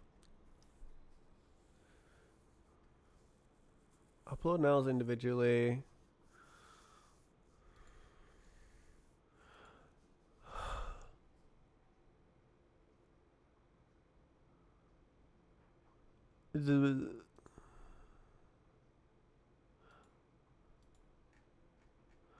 So both of these are trying to do multi. I guess I just didn't know what was supposed to happen.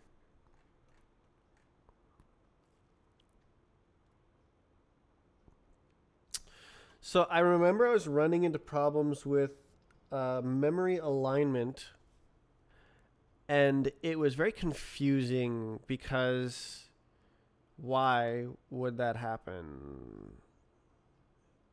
Like, the video is gonna, like, it's gonna be somewhere in memory that's not 256 byte aligned. Like, it's compressed video, encoded.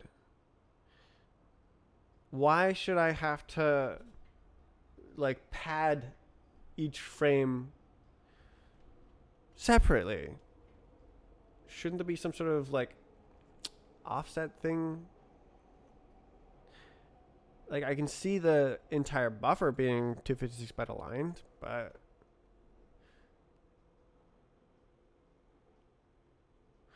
okay, what about the other thing then? Upload this and that.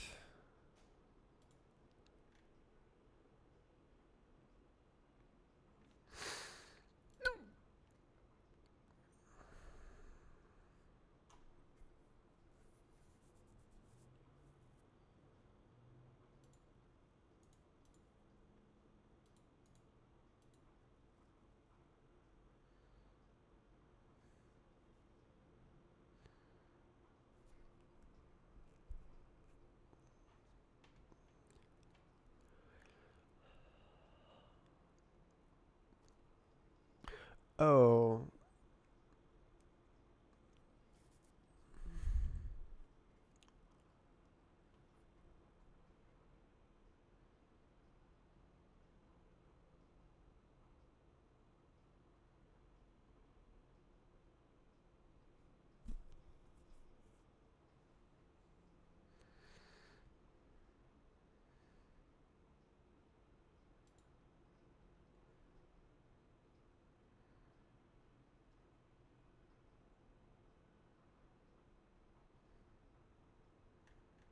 Vec. I feel like it should be 2-in-1, right? Self. What is self? Huh?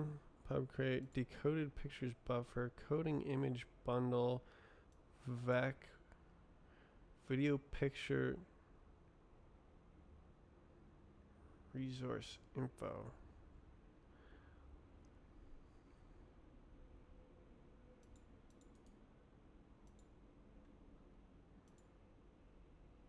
This is just a pointer. Single multiple. Brother.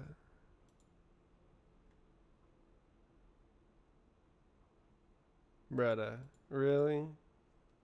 Really, dude? Really, dude?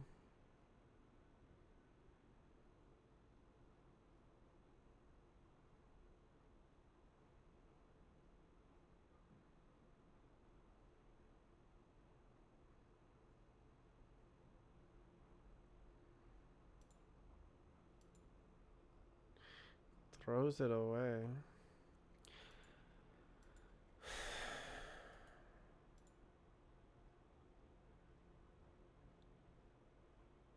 Single is only used in here. Result self.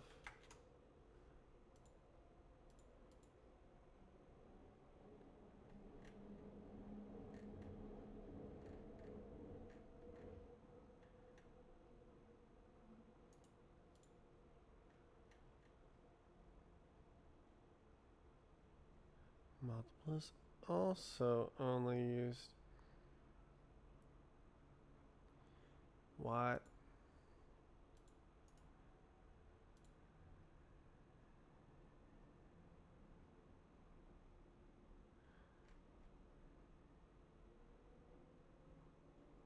Where is it on the right hand side?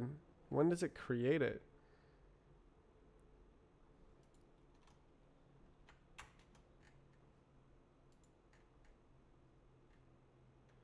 What's this? Use separate images, brother.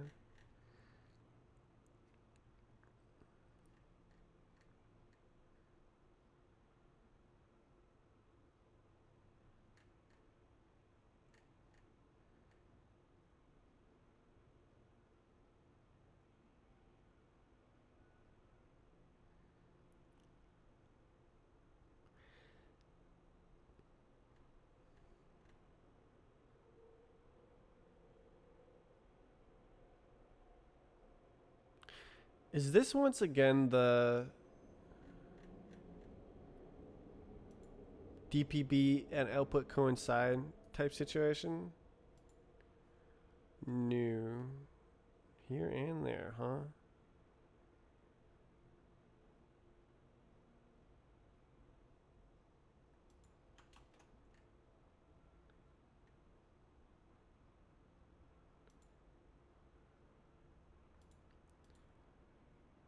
Use separate images.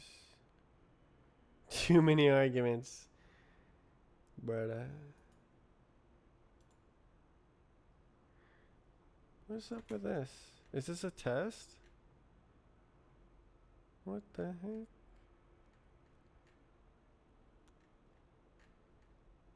New transpose. DST.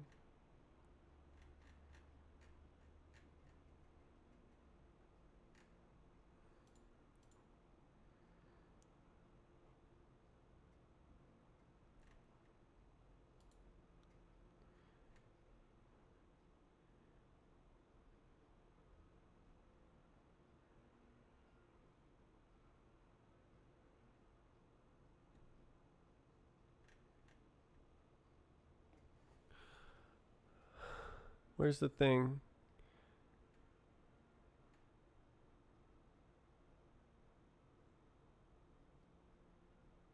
False. False. So this makes one of these. False. False, you say. New.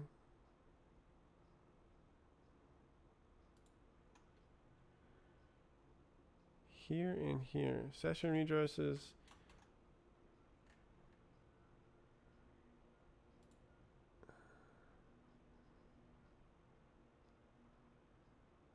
Where's the thing?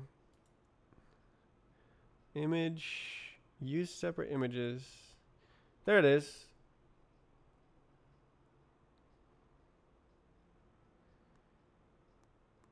Separate reference images. That's a different capability?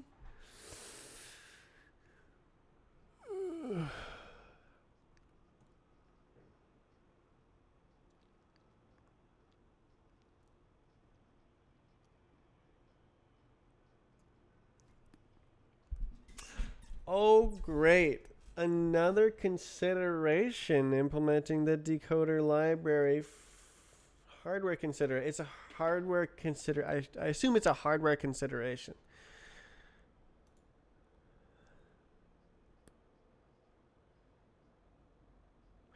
So messy.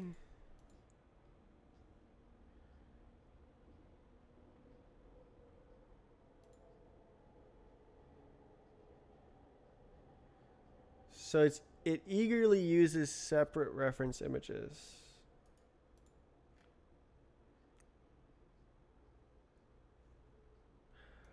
I basically assume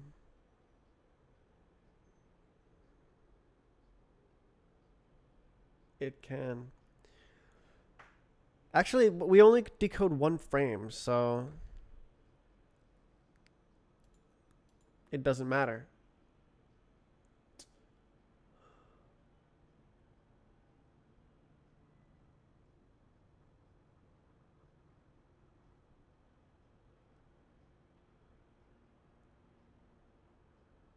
Jeez.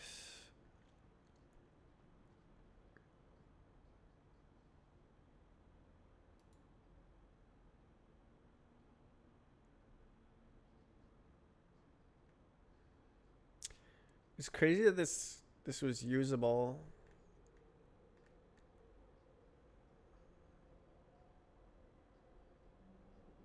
and worked. It wasn't that tricky. Man,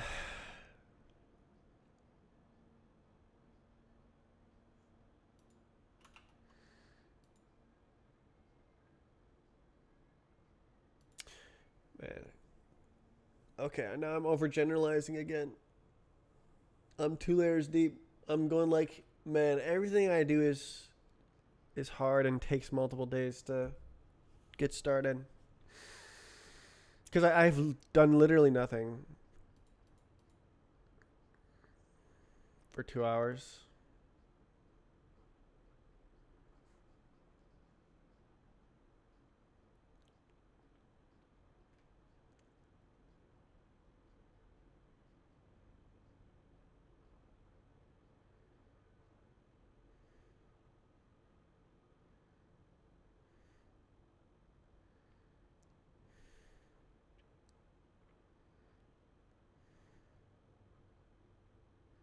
Hmm?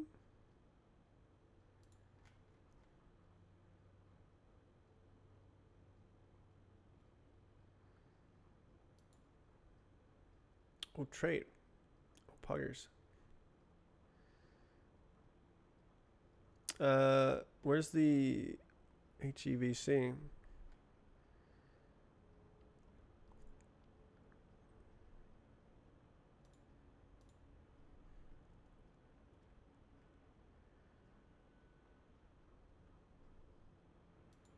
There we go.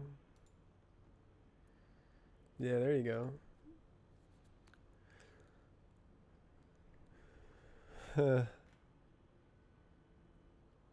Cool. Huh. Is this yours? Yeah. Cool.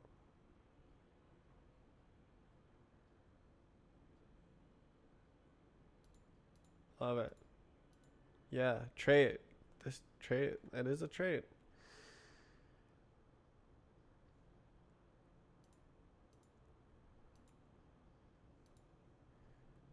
Is there trait impulse here? Wow. Now this is what all the code should look like, where it's like cleanly pulled out.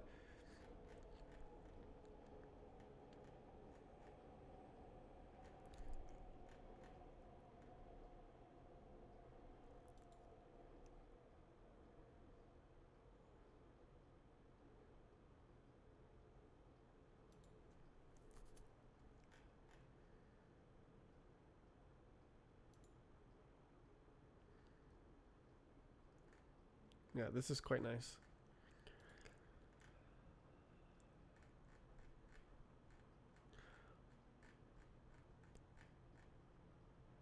Unsafe. Box from raw. No.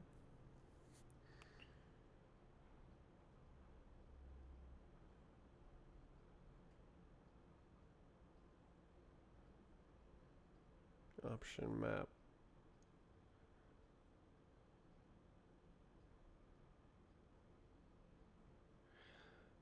Uh.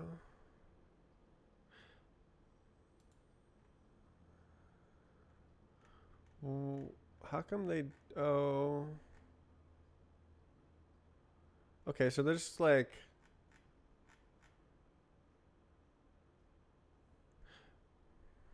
Why wouldn't you option box then? What's the difference? Isn't that exactly the same?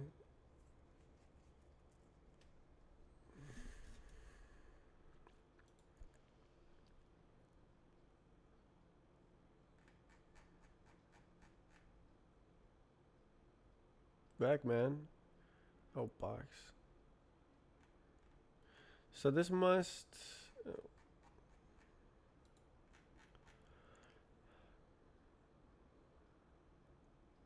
Mod I32 into box slice. Yeah, there's your vec.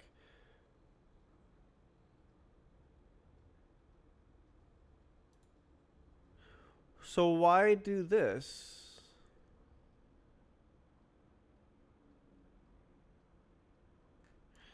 Is it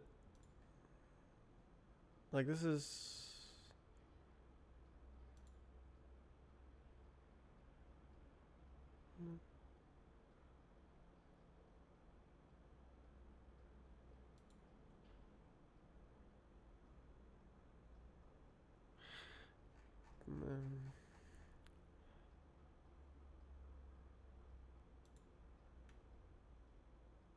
like this stuff would still work. Actually, box new like why?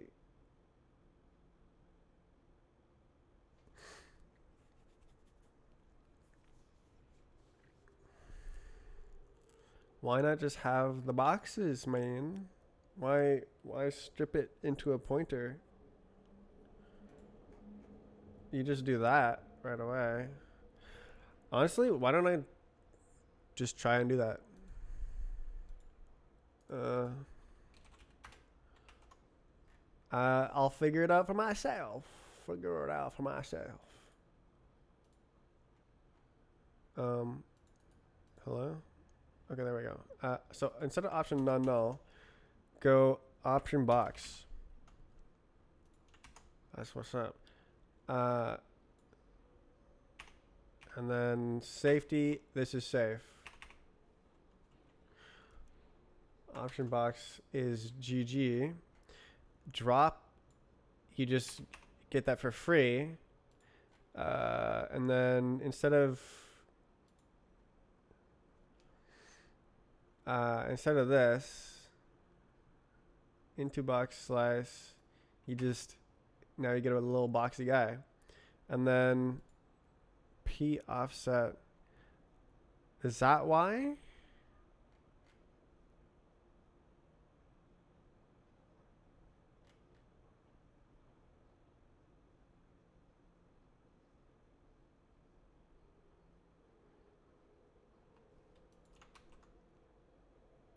And then this guy, yeah, man.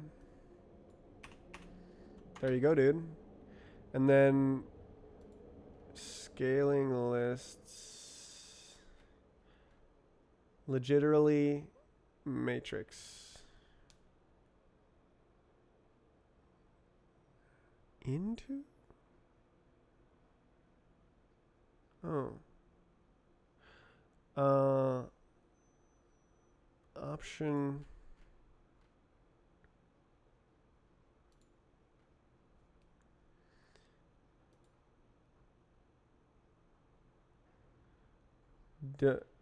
Just don't leak it. Option box, brother. There you go, man. Boom. Got him, coach, right? And then just don't do that. Putter there. Scaling lists, not putter.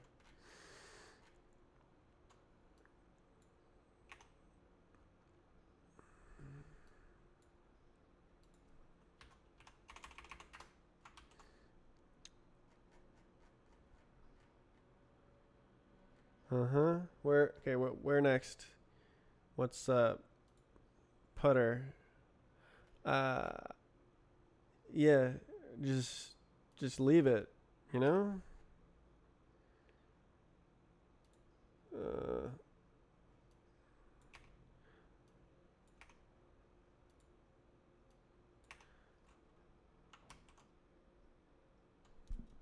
Oh. No method.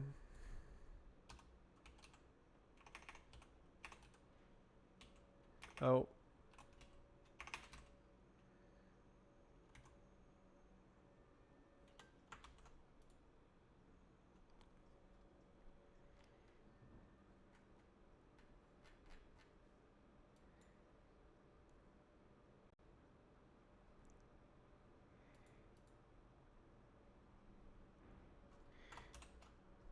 Dude.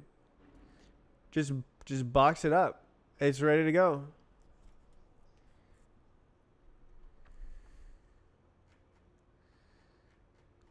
No need for that junk. That John.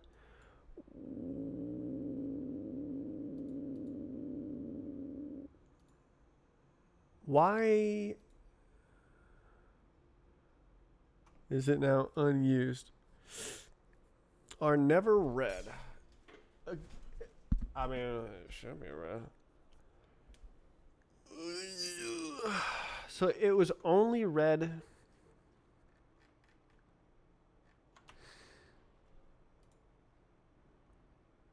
I mean, let's run the tests, eh?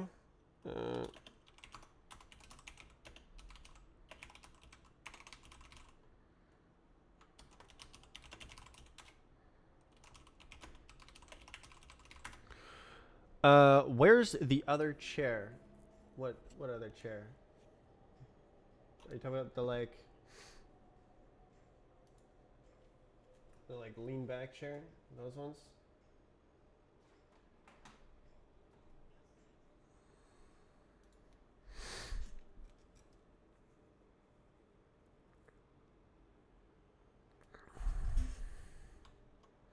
The old one.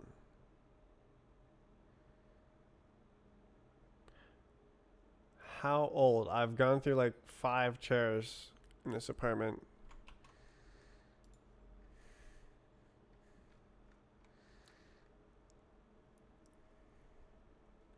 Oh, you know what I can do here? Instead of as ref, I can go like this. I think.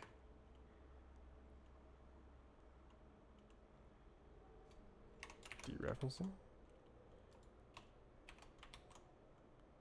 Haha.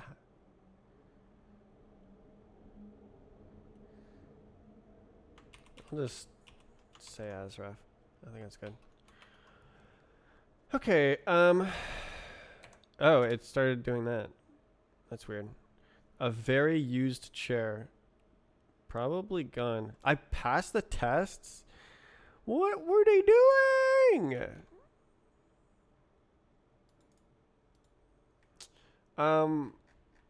Un unused scaling list. Why would it be unused? You like jazz? You just write them in here.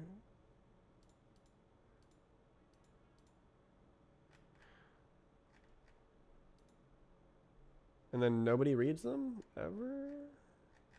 Isn't it supposed to do something with it?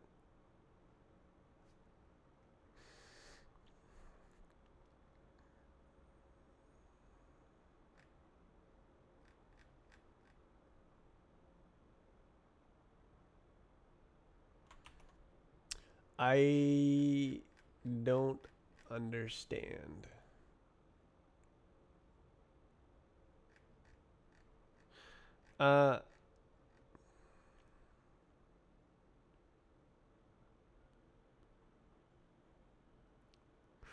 It says pub crate. That's probably bad, eh? Let's see who is talking. Oops. Who is talking to you? You. What are you doing? Collect back.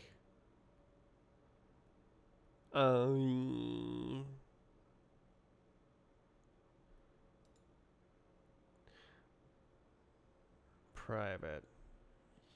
Yeah. Right. SPS values.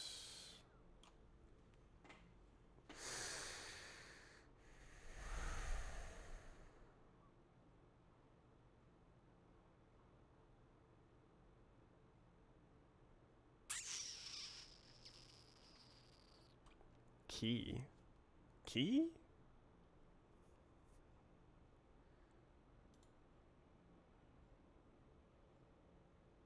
Oh, this.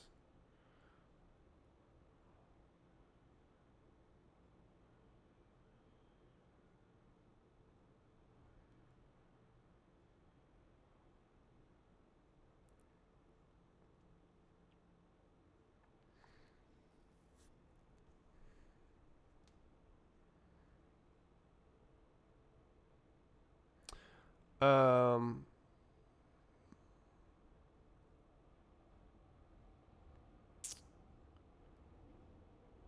Pub crate. I mean, whatever, right? If it well. Oh, oh, I see. Wait, yeah, okay. So it's like it's just there to be read by external code, which is why it doesn't look like it's read. So expect dead code.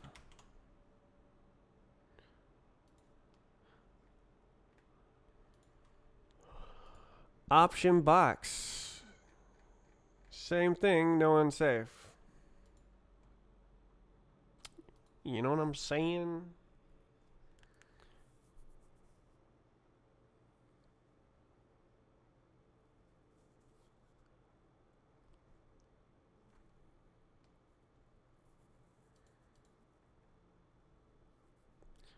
Hmm.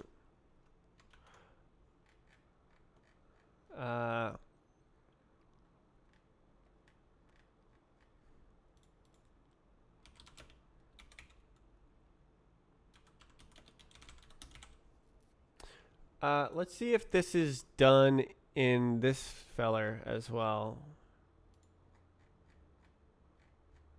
What up? What up? What up? What up? Oh my. Scaling lists. I see. We just Don't have that stuff. Oh, wait, no, there it is. Non-null type situation. Definition. Why is this right here? What the heller? Indeed. Parameter. Yeah. So Dropbox. No, man. Dude. Don't do that. No. Oh, is it the same? Oh, no, it's not. Little boxy guys. Uh-oh. Oh, is there some other non-null going on here? Who did this? Who has non-null up in here? Ah, box. Keep going. No. Little boxy box.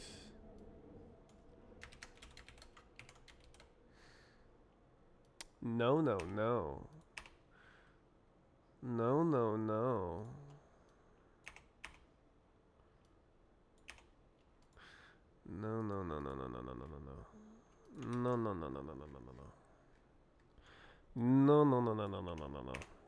No drop.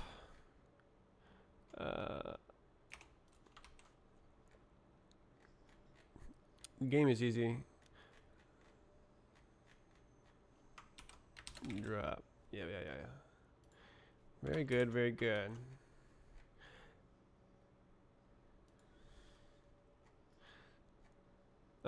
Yeah, we don't do that. We don't do that. We don't need to do that. We don't need to do that. As ref.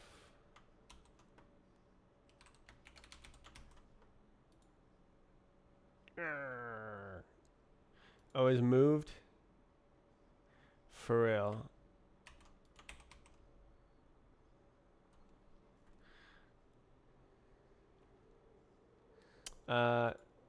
Yeah. No. And then this. No.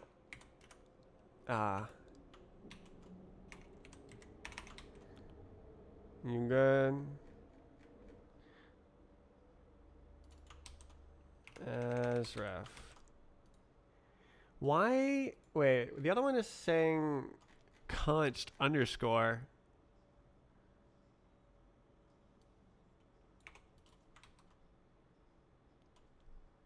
Okay. And then no drop. Do it. Yeah, dude.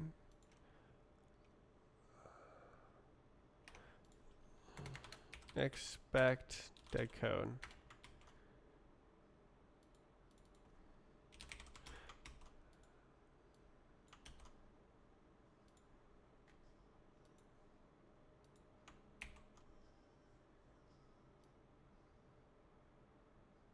Where's the other feller? Let's use this. Okay. Unused. Why is this up here? That bugs me.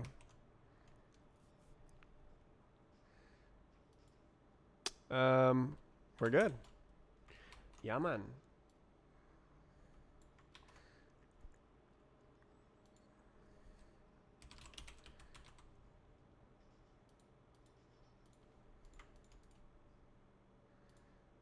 All right. Do we still pass tests?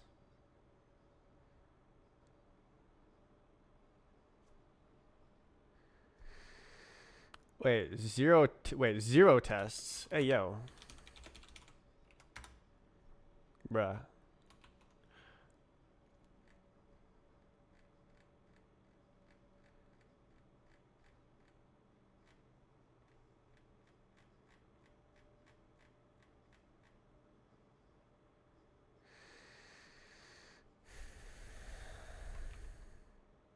Yeah. Well, I did not discover a reason why it's not used.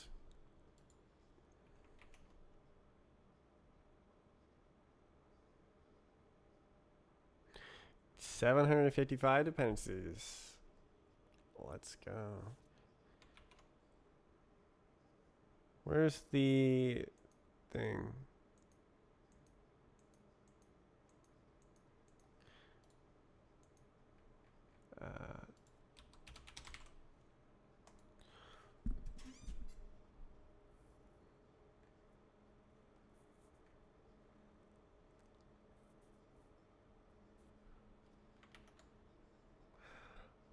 I wonder if they have failing tests. Who knows? I have no idea what this is gonna run actually. Is it gonna like spin up a server and start like going?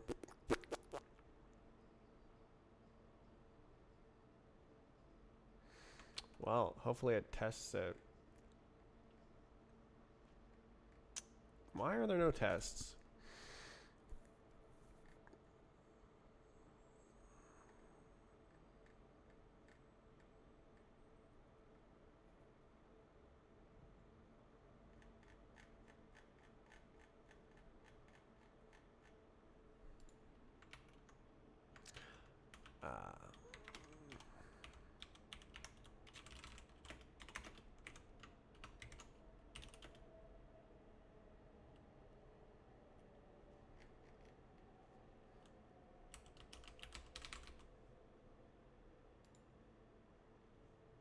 So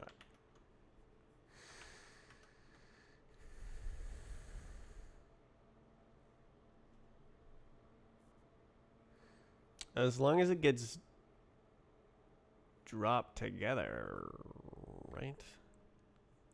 Set. 0 tests. They have 0 tests.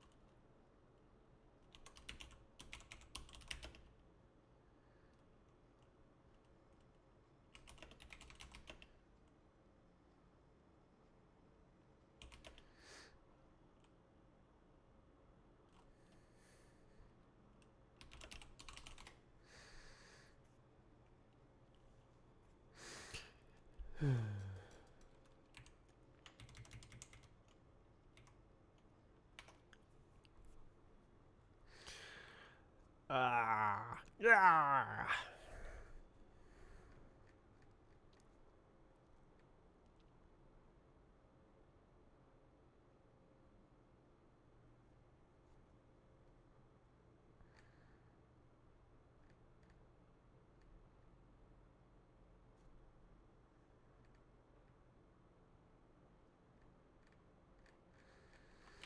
Um. Well, I don't know. I don't know why they weren't doing this from the beginning. It's a lot less code. Do not modify this pointer or anything it points to.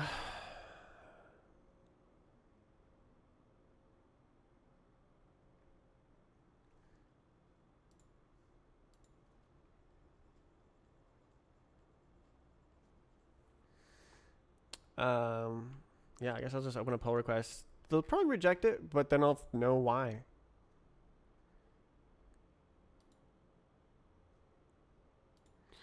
Uh.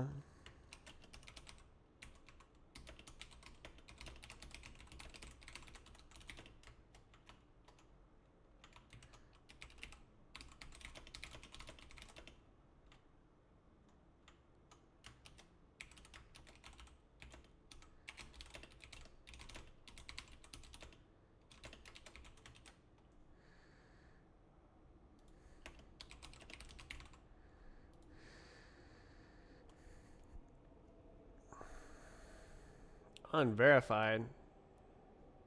Oh hell no. Unverified. Hell no.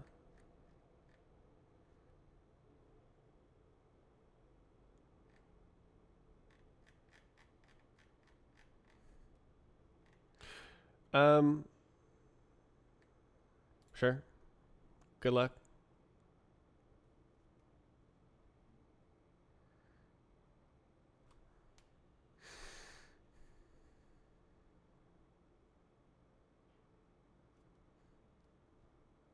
Wait, now I'm verified?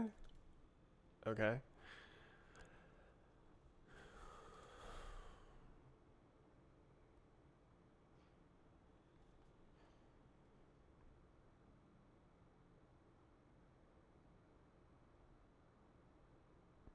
Yeah. Just do it direct, brother. All right, well, we'll see what they say.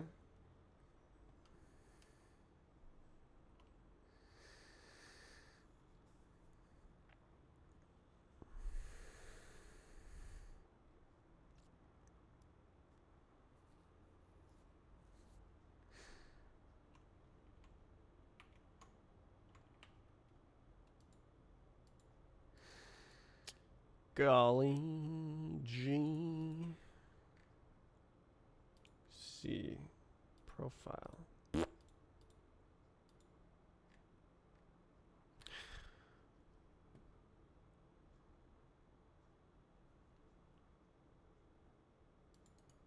Hmm. Uh.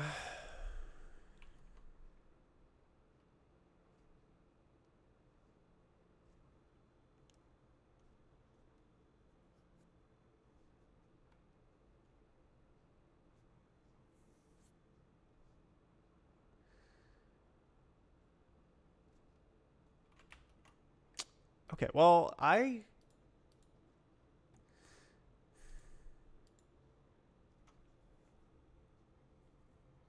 don't know anything.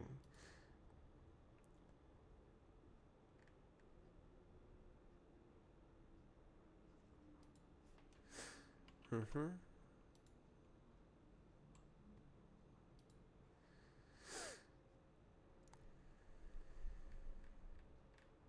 Project has not been taken over by AI. Did this add the files that I just edited? Whoa.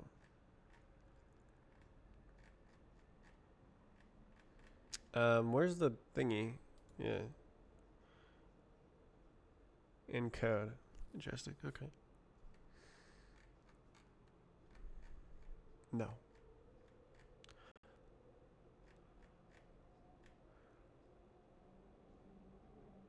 Hell yeah. Cool. So cool.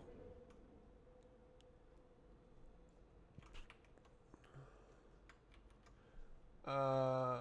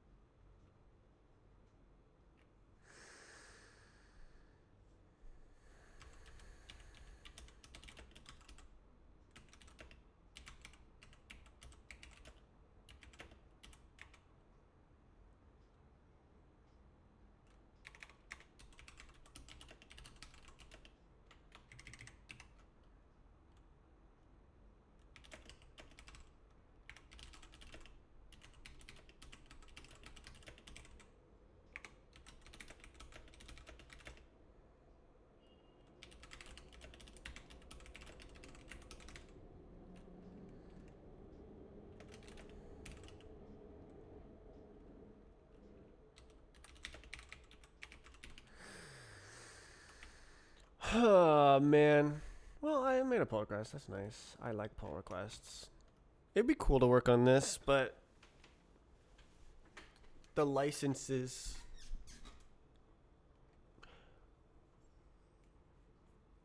But I mean, both of them have a weird license. I just don't think I can make it from scratch.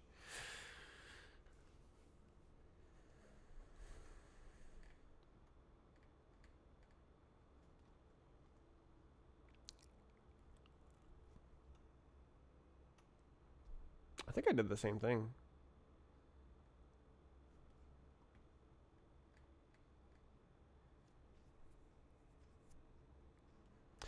This one says Dropbox from raw. Unsafe. Yeah, okay. And then the other one says Mapbox from raw. Instead of calling drop on box. They both mean the same thing. It's just written differently.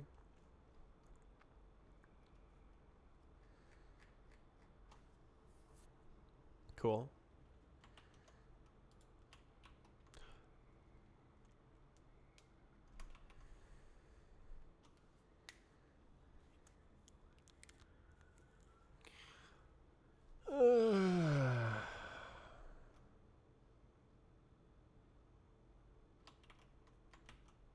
What can I do? I don't know what to work on.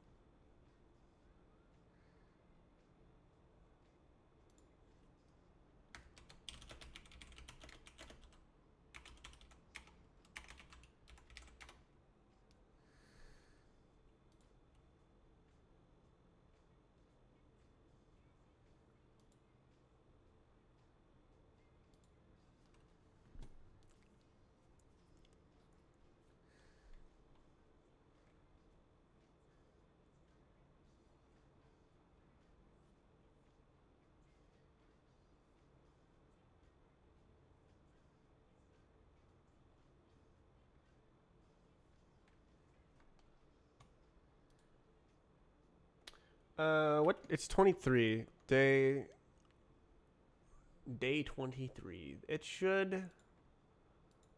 We should. We.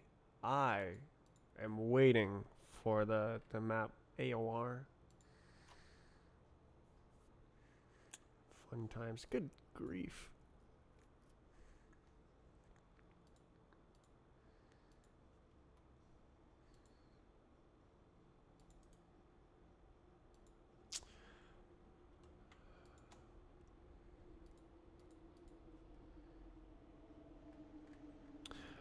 I like the organization of this library over the other one.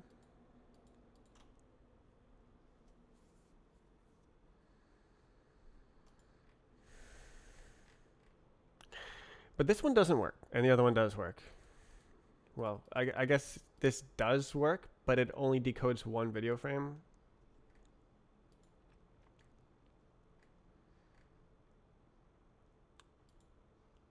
How would that work? How would it have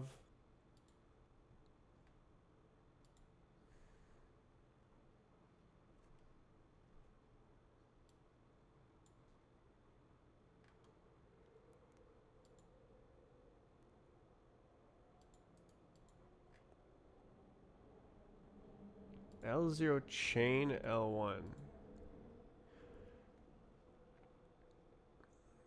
What the tarnation is an L0 and an L1?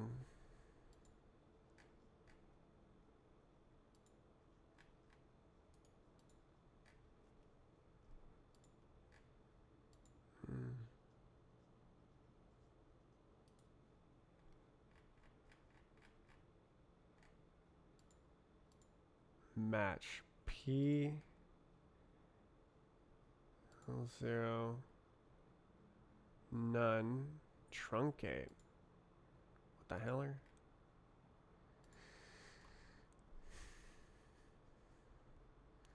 L1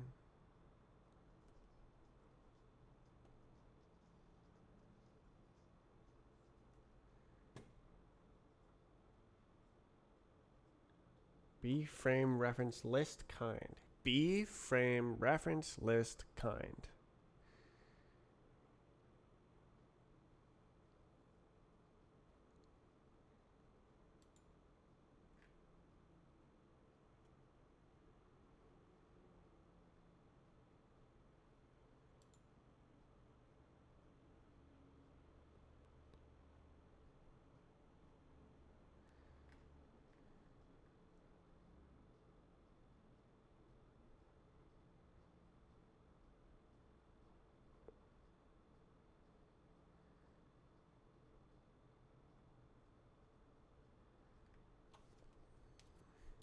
A slice marked P, slice family, contains a reference picture list for a different family.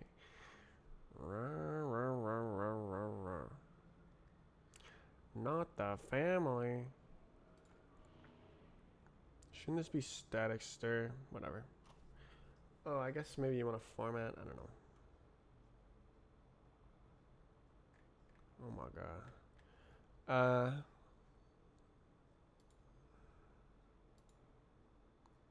What is that?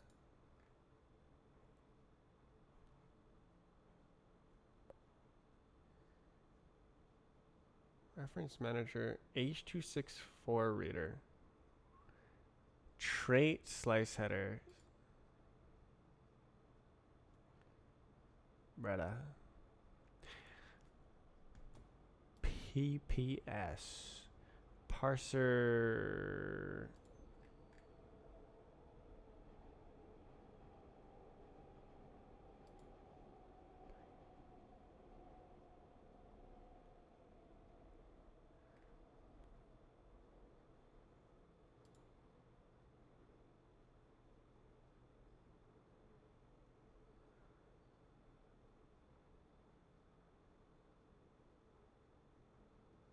Memory management control operation.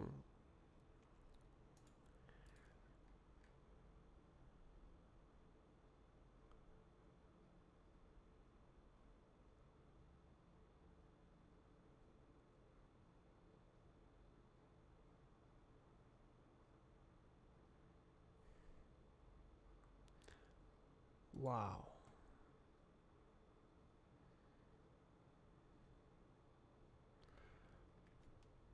Like these things are kind of nice. There's like clean parts and messy parts.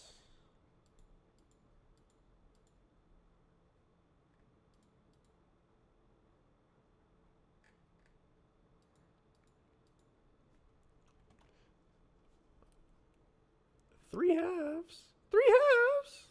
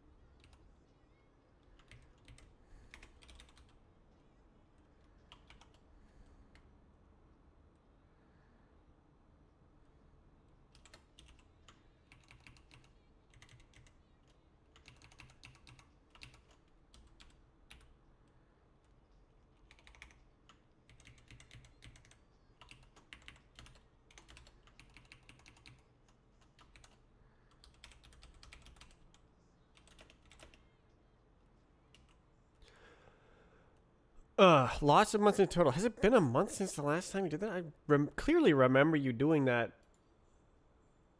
last time as well. Thank you, Tommy, for the subscription.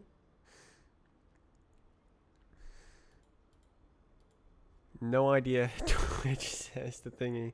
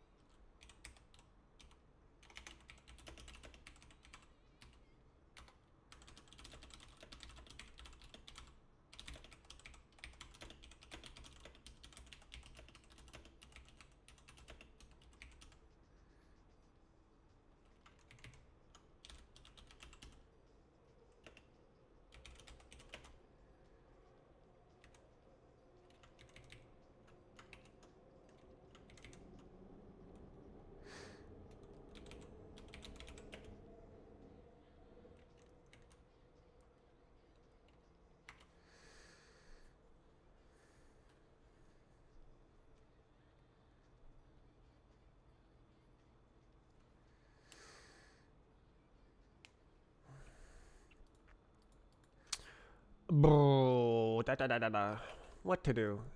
I haven't been streaming partly because I don't know what to do. Surfboard, Bots V2. Right.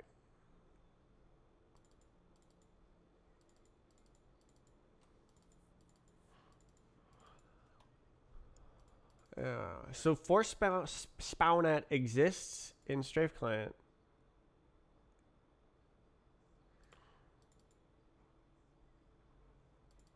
Is there anything special needed, or is it just like one line of code? Uh, uh, uh, uh, uh, uh, uh.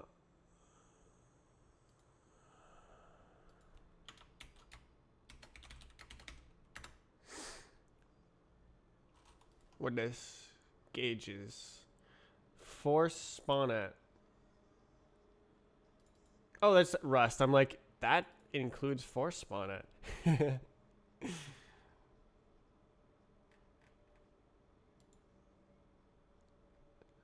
Game mechanics. Spawn.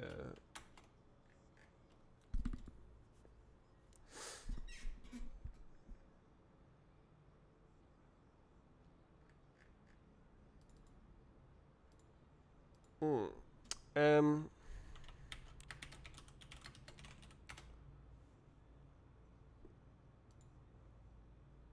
Uh.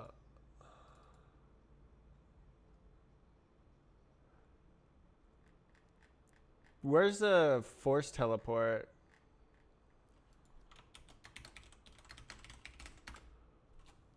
Def object.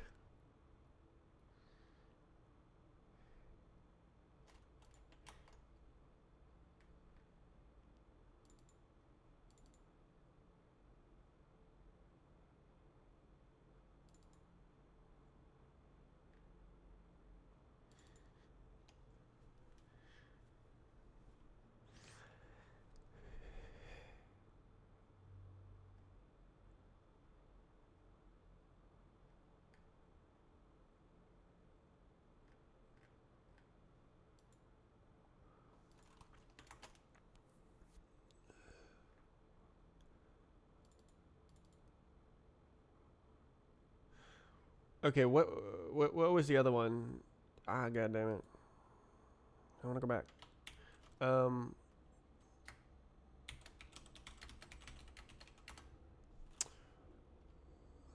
Teleport spawn at trigger. Okay. Trigger, force trigger, teleport, force teleport. So this is. Why is this not the same thing? Oh. Game mechanics spawn at. Oh,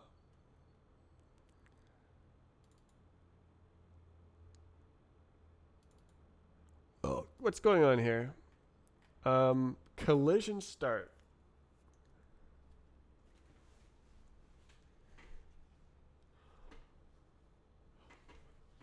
Runtime. Boom. What's.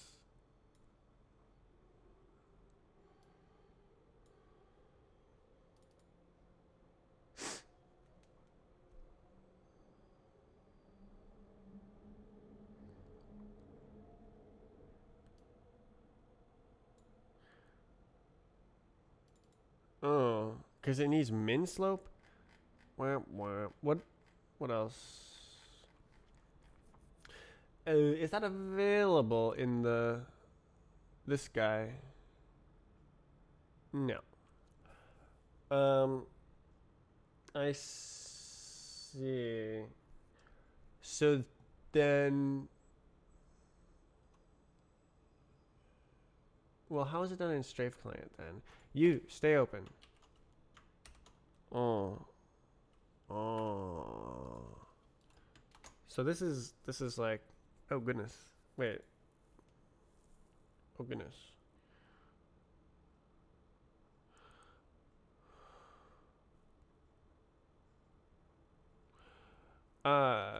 Gameplay attributes. Spawn.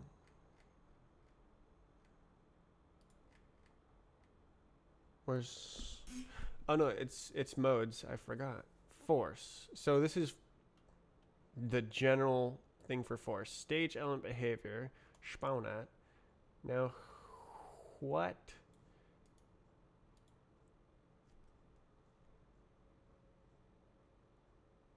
Physics. It's got to be there. Run teleport behavior.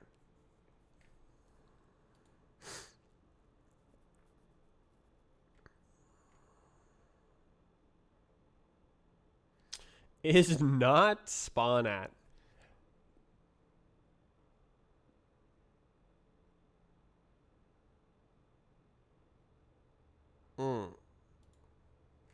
Sure thing, brother. Allow run teleport behavior. Allow.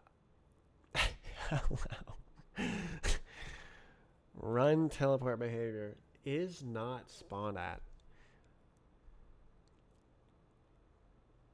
Yes, very clear.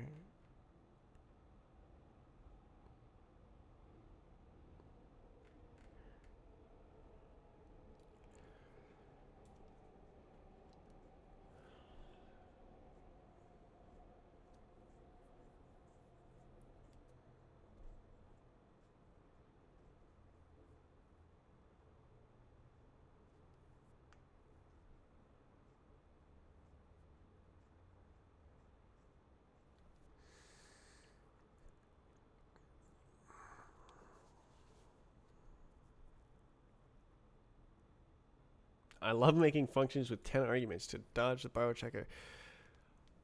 So I was trying to figure out where it sets the spawn ID. Where does it set the spawn ID? Hey man, run teleport behavior. Set mode state, set stage ID. So stage element dot stage ID. So I am a spawner that spawns at stage number this one. And then good.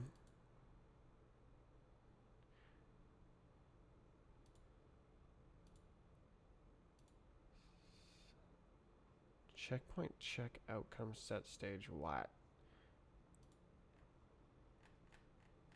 Oh. Is this the one with the for loop? Check if all checkpoints between stages. Okay, so yeah, so it's like, let's say you hit a spawn at, and it's spawn at number 7. The last stage element that you hit was stage number 5, but you missed a checkpoint. So it has to go through and check all the between stages. And if you didn't hit a checkpoint, you're getting sent back, guy. But like, if you did pass some stages, it'll like set it to the stage that it needs to set it to. It's actually kind of involved. And of course, this behavior is not part of Roblox BHub because we don't have checkpoints. I mean, the checkpoints are fairly well implemented here, but completely untested, I suppose.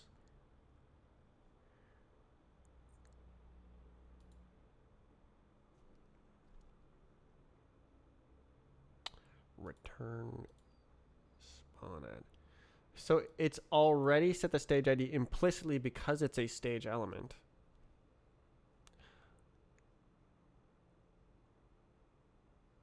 So what was the problem? Right. So the problem was I only want to update your spawn ID if you can step on it. So let's find this run teleport behavior. Allow run teleport behavior. Is slope walkable? Okay, so it's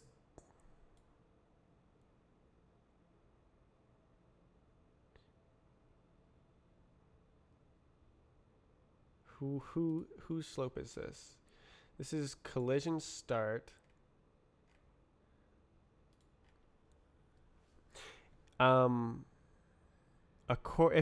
If this contact behavior is none, and you can walk on it, then run teleport behavior. What if it's a freaking trigger, man?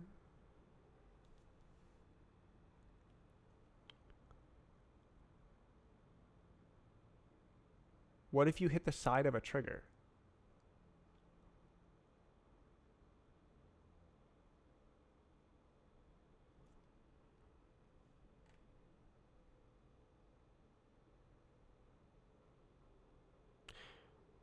Do you just not?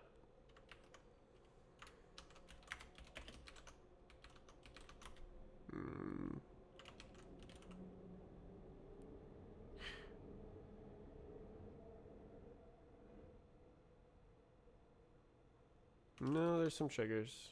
Nope.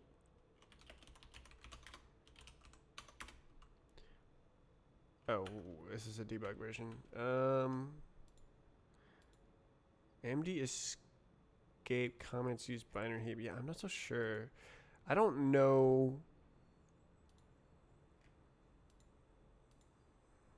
Did you move out? Nope, I moved 90 degrees. This window was to my left previously. I actually opened it up at the start of the stream if you want to see the beautiful view. Yeah, I don't know if what's faster. Why rotate? Because I'm getting a roommate. Yay, money!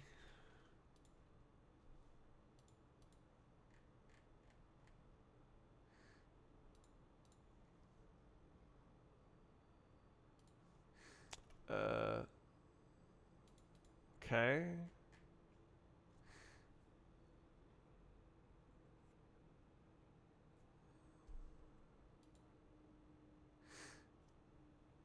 Is it Trey? No, it's girl. She'll be staying in the room right here and going to university. Which is cool.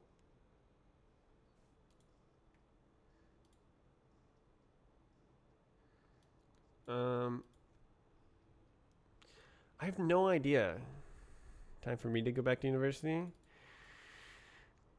Would I learn the same?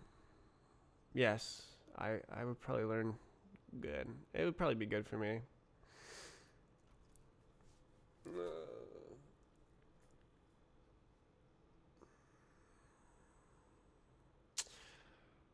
I'm not so sure. Well, I mean, so like what I would want to learn is like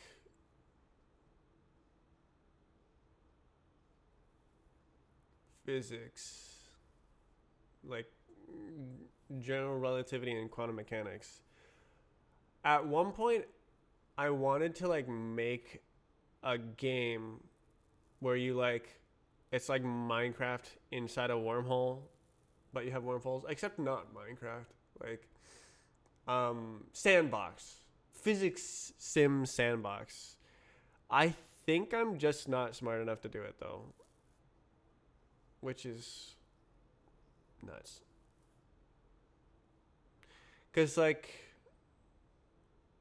I've been struggling all day with the Vulkan API. I guess it's a comprehension problem where like the API is just very obtuse. And if you don't already understand what it's doing, you have no hope of figuring out what it's doing without significant effort. So you either need like a code example or an expert over your shoulder. Oh, I pushed it. Cool. Okay, so let's go here and build it, run it, want it, need it. Cargo, build the software.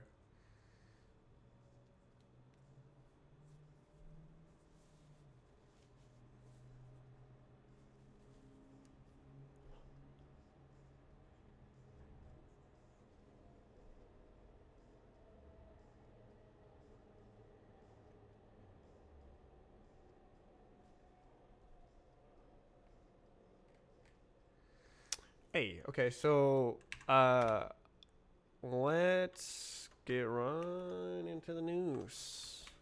So Tetris trigger. So all of the triggers I've been touching are like, is this a trigger? Oh wait, okay, there's a trigger in the way. I want to touch the side of a trigger.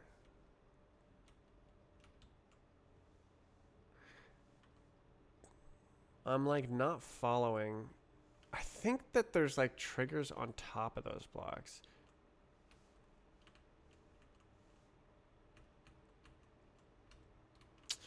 I mean, I guess this thing is a this thing is a trigger too, right?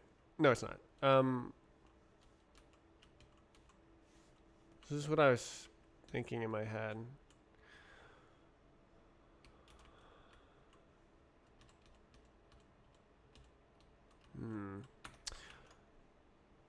Allow run teleport behavior is not spawn at. Oh, I see. So I'm blocking spawn at, and everything else by default you can do it. Contact behavior. Okay, so if it's not walkable, then it just uses the value that's already there, which is not spawn at is true. Okay, so this is like monolithic. And I'm like trying to be modular here, but it only works for some things. Yeah. So I don't have enough information here. I was trying to fold it into. So there's less code here.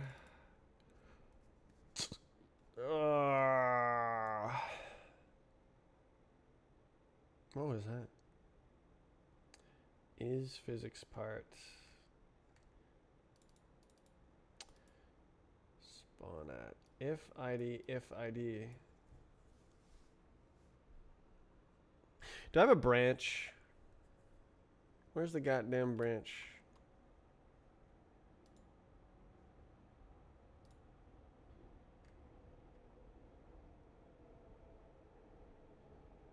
Hell.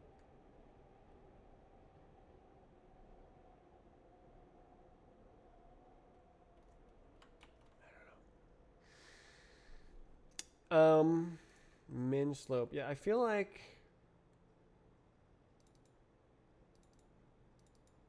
this is literally just another if statement here. The main problem is I don't have this collision normal.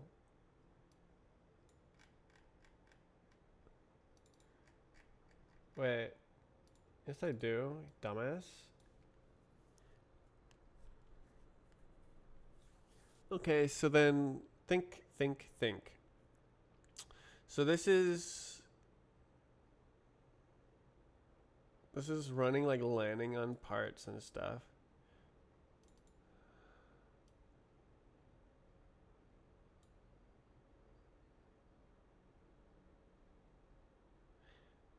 Is physics part? Is there like return anywhere in here? Well, I guess it just doesn't run this code. Runtime.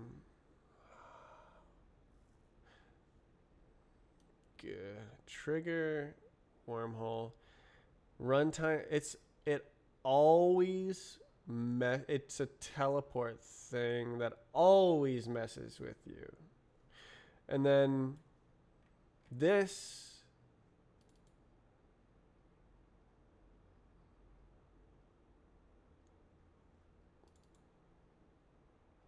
pretty much doesn't mess it. Like,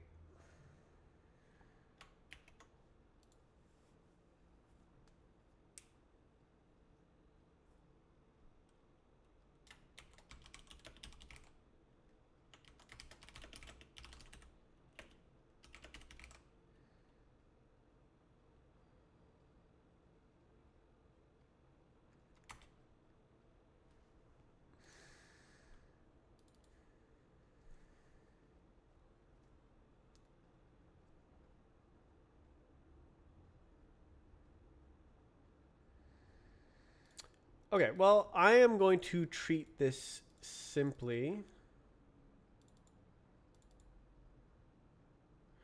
Where?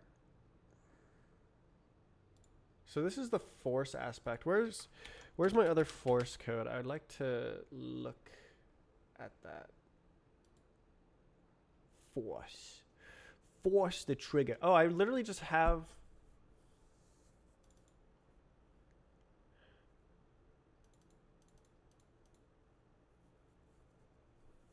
separate code. So this is like factored out. Spawn, brother.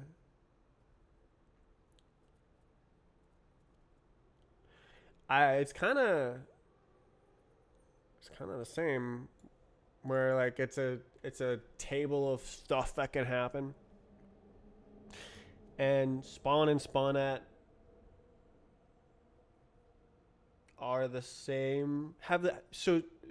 Spawn implicitly has spawn at behavior. In Strafe Client, that's not true. It is true, but it adds it to the object implicitly. Actually, I think it's when the game loads. That's kind of nasty.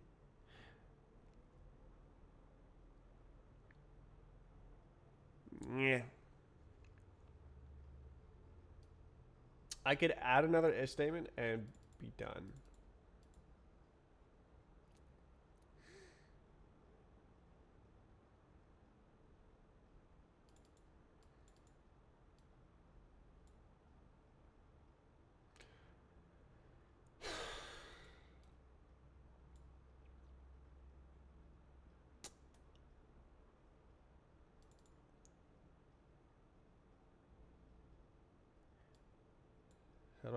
How do I invert this?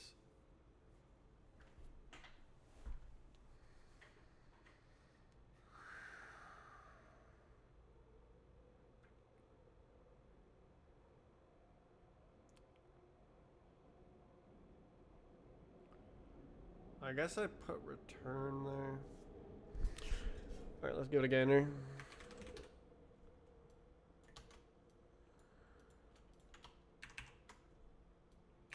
Okay, that helps. Avoid this match if something else matched past name checks. Avoid this match if something else matched past name checks. Name checks.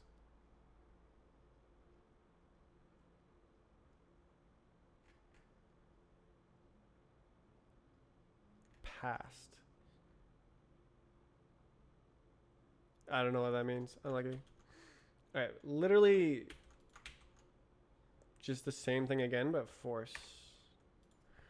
Force spawn at. What up, brother? I hate Roblox. Okay, so then it just doesn't check this. And that's it. That's the entire code.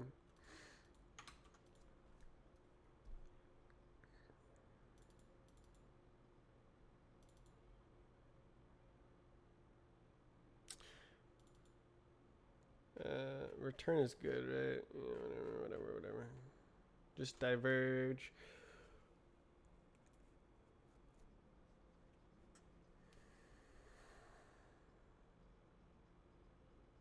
I just didn't want to make like more nesting. force. If not part dot can collide or min slope. Yeah. So if you can stand on it and you jumped on it, well, if you can stand on the point that you touched, then it sets your spawn ID. Yeah. And it doesn't care if it's backwards. Okay.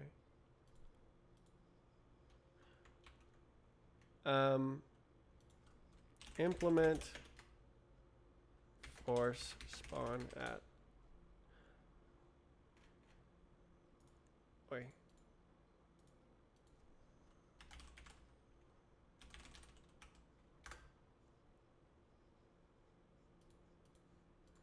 Neat.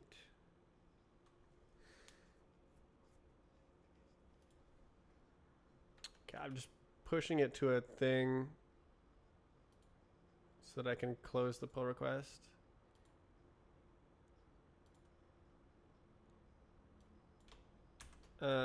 Closes number 15. Is it number 15? No, very much not.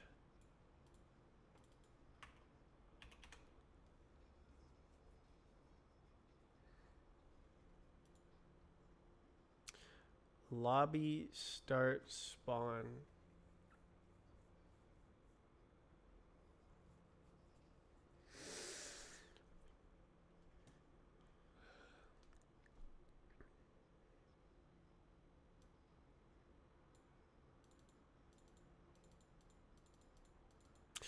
I think I was waiting for more map checks.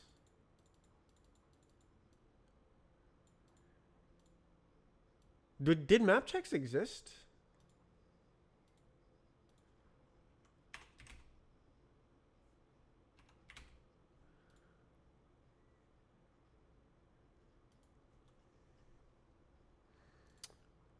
All right, this is good.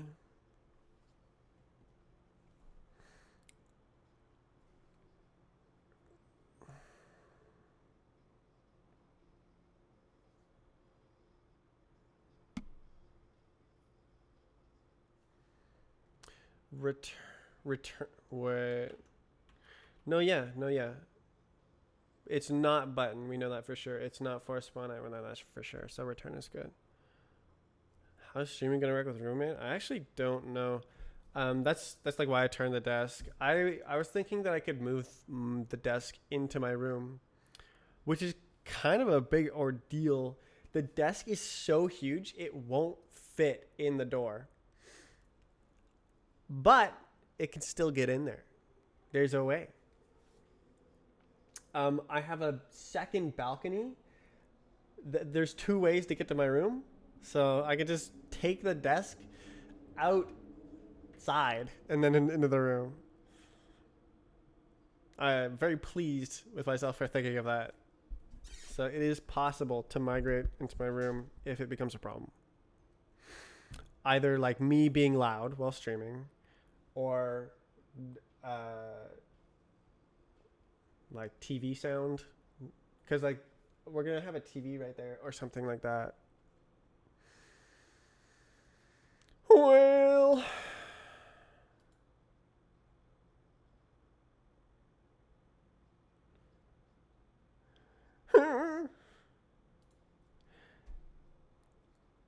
cool. Good job. Power moves. No testing required. Oh, I'm so bad. All right, let's go test it. Wait, no, it'll work. No, right, I need to actually make something.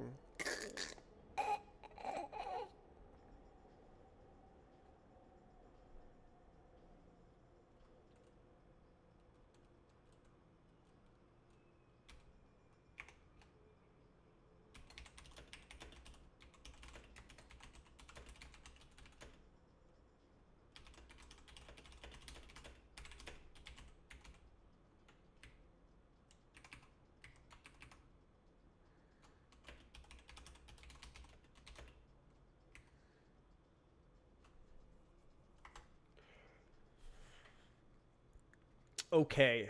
Number 175.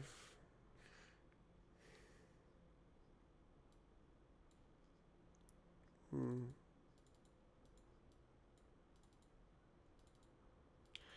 Per mode checkpoint spawns.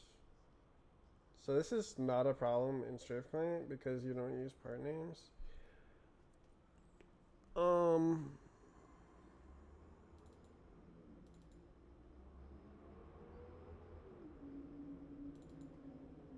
Spawn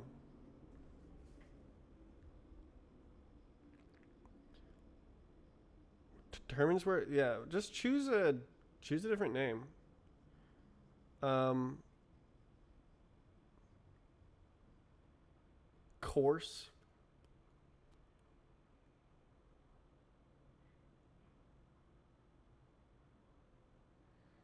You have a branch. Roll. Roll.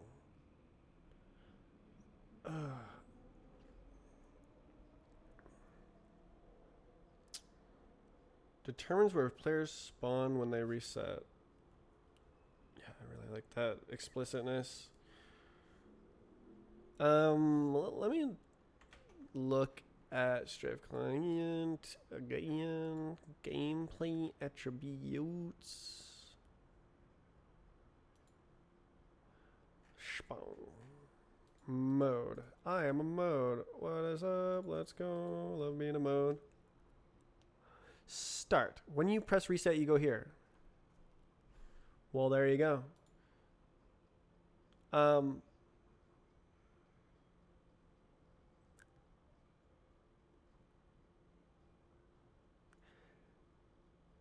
so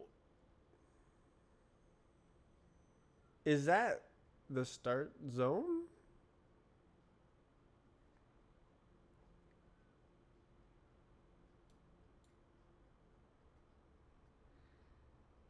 There's no branch. Nice lie.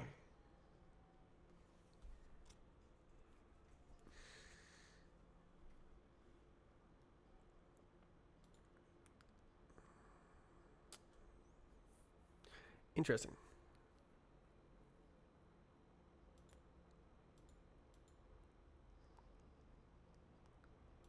Start.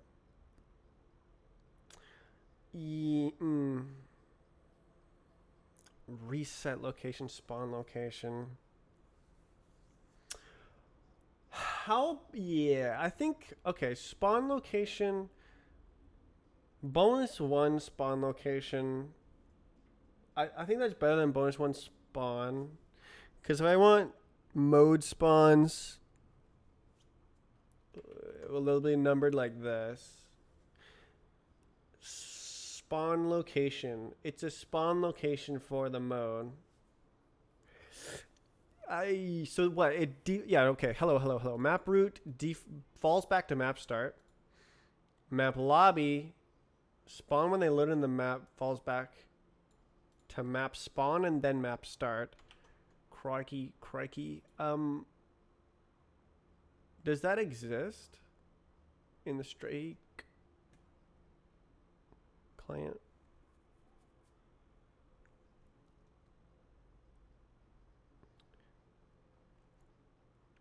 When you load in the map, you go to stages 0 spawn, brother.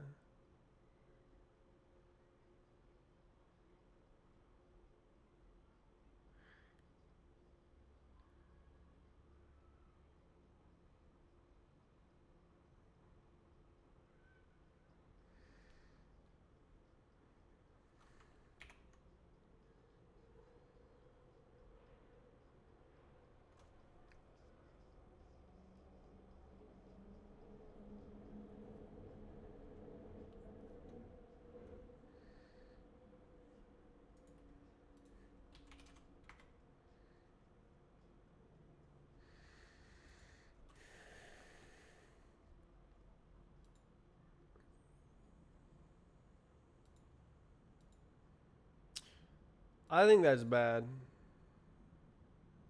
When you load the map, you go to stages 0 spawn.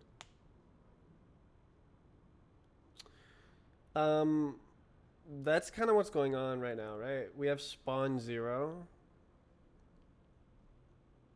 It's not so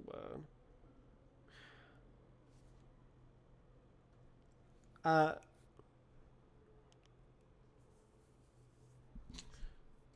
Yeah, should there be a dedicated like lobby spawn?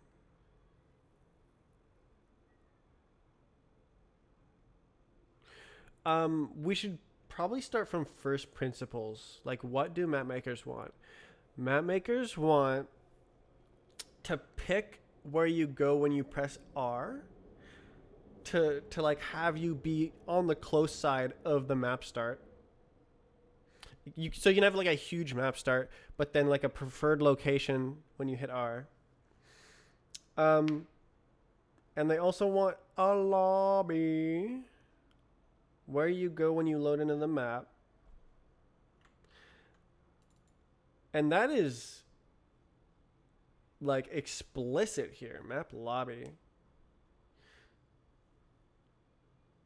So each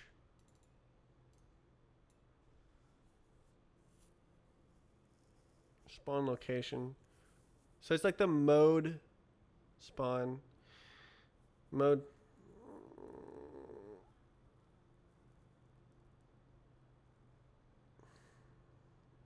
Teleport location. No, spawn location.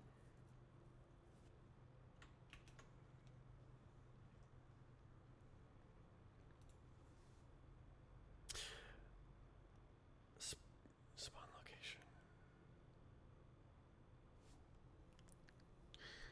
So I really like spawn location because there's a Roblox part called that, and people know what it means. And then spawns stay as spawns. All right, let's do a little editing then. Spawn location. No way, brother. Spawn location, and then there's no more conflict.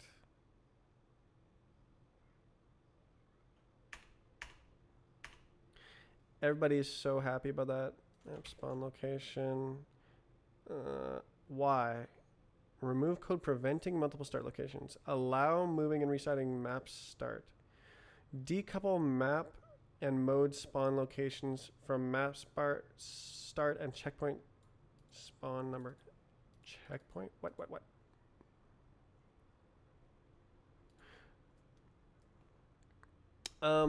Is this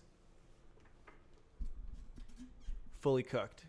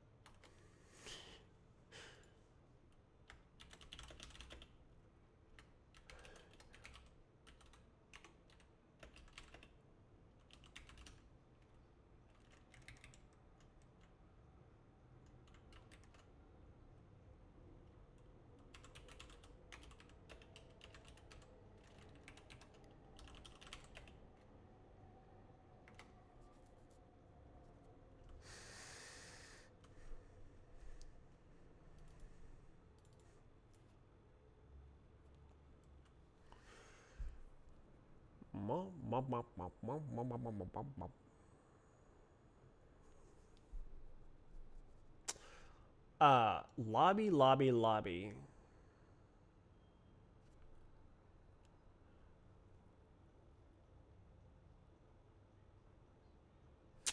Okay, so there's. I'm thinking about one thing. On Strafe Client, currently I have it so that, or I have it written down here that you spawn at the first stage. Get stage.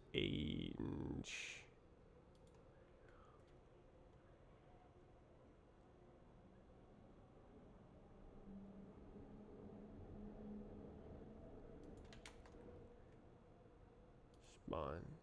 Spawn does not necessarily imply reset. Spawn at a particular stage. Set style. Mode get style. Crikey.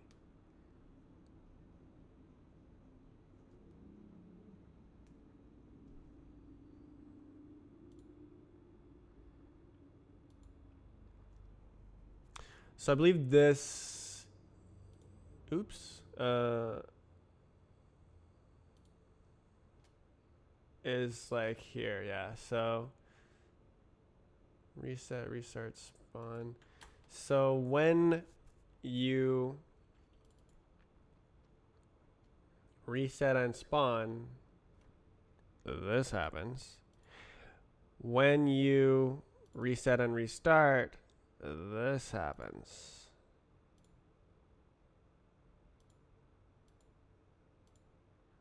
Reset and spawn. Rella. Change map. Main first stage. First stage.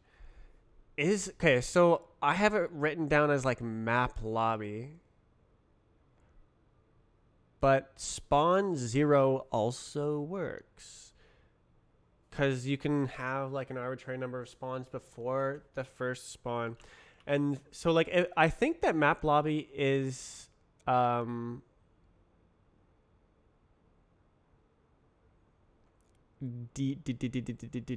redundant. You should spawn into the map at the lowest numbered spawn. Non-negative.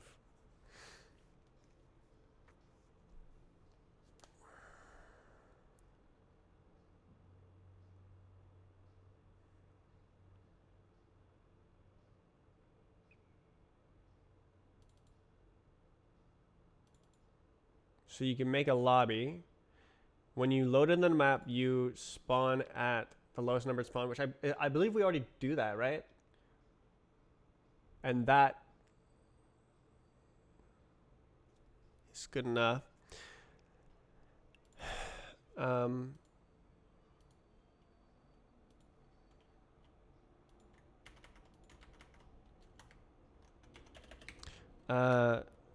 This is redundant. You can just use spawn 0 or spawn the lowest. Just load into the map at the location of the lowest numbered spawn. Spawn 0 or spawn 1.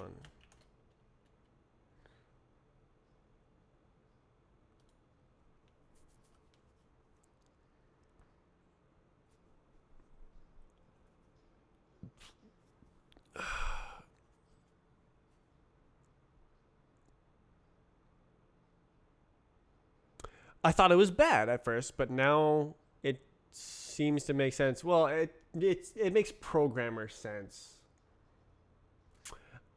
Having as few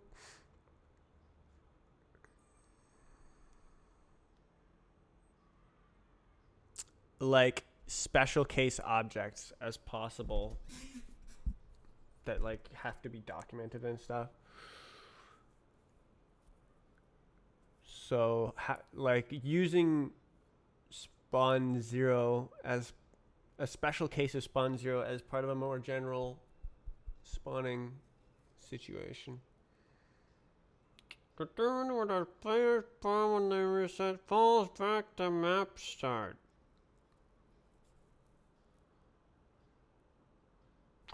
Okay, so then the only thing introduced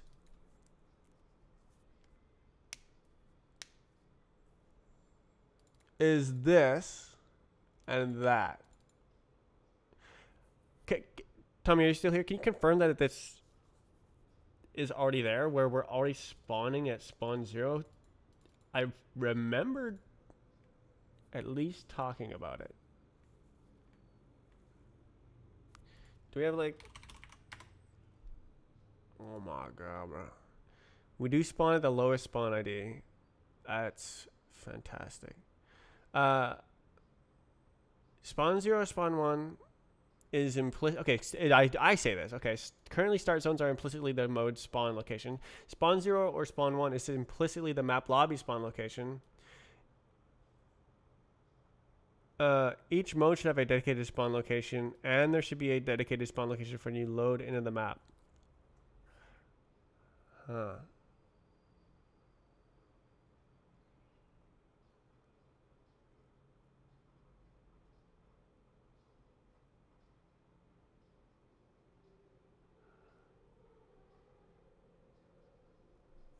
Huh.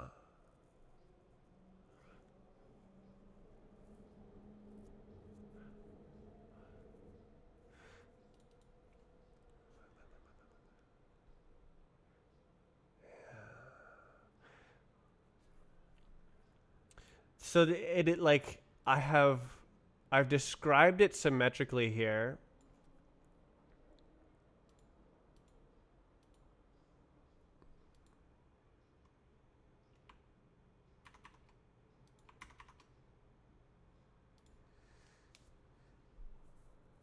But I think only one of them is necessary because it's already possible to do that.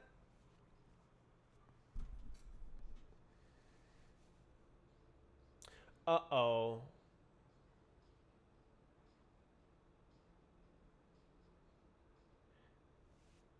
The bonus spawns. So if we start having mode spawns,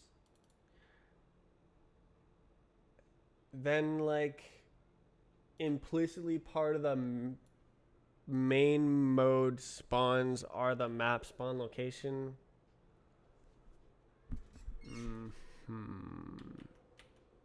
So that makes sense. Explicit. Maybe it does make sense. And I go with the symmetry.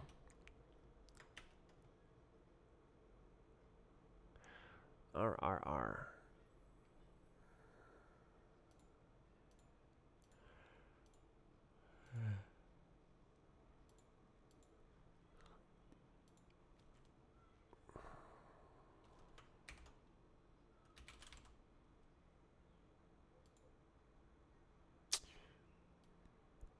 So then this is not real. Modes should have a lobby.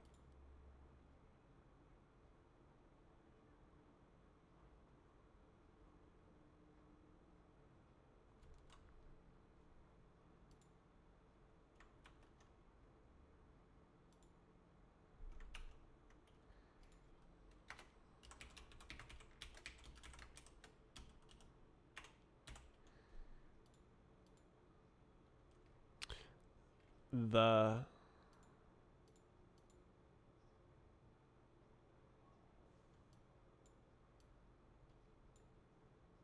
right.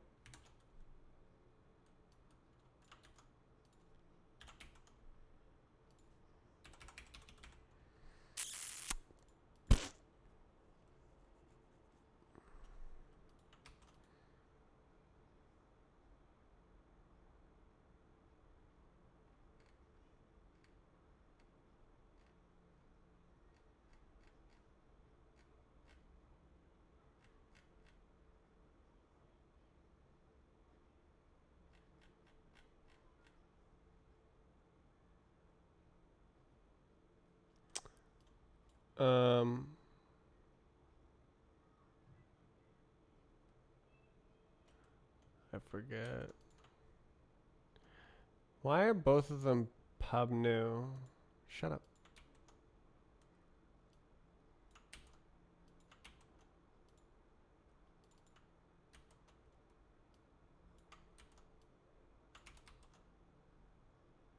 Default. Oh, hell nah.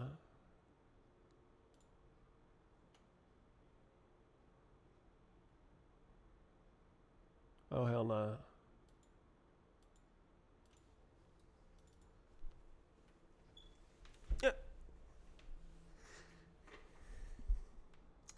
I think this kills me if I do this. Denormalized.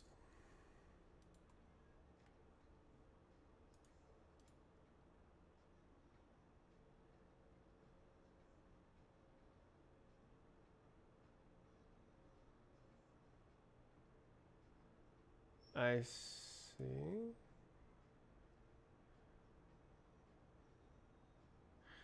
So this is normalized in terms of data normalization.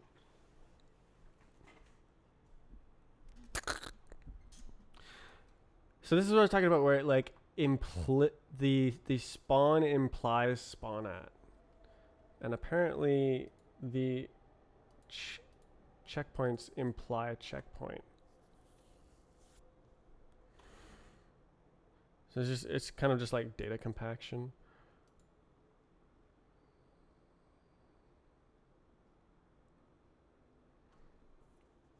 Runtime versus compile time.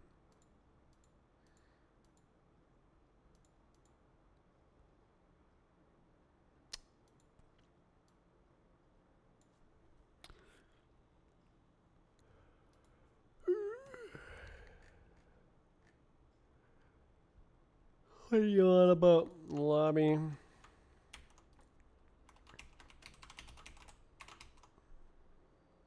Alright, brother. Oh.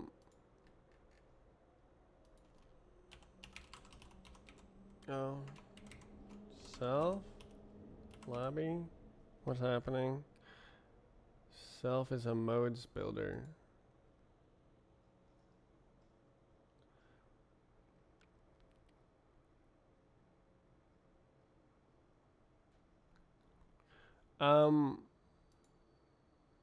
Do I have unwrap in here?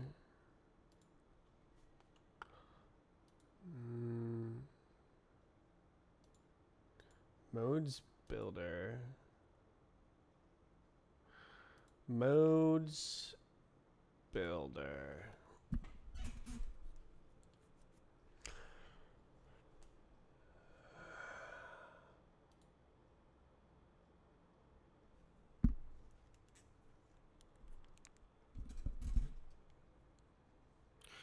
Like lobby man.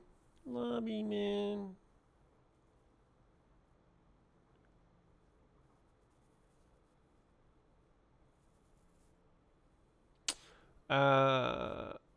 Fall back to start zone.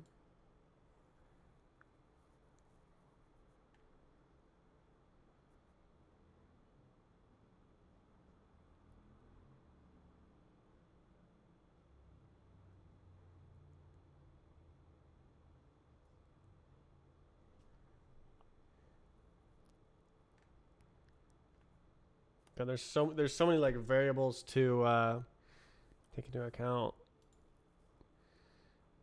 such as spawning at the bottom of the object, the start zone.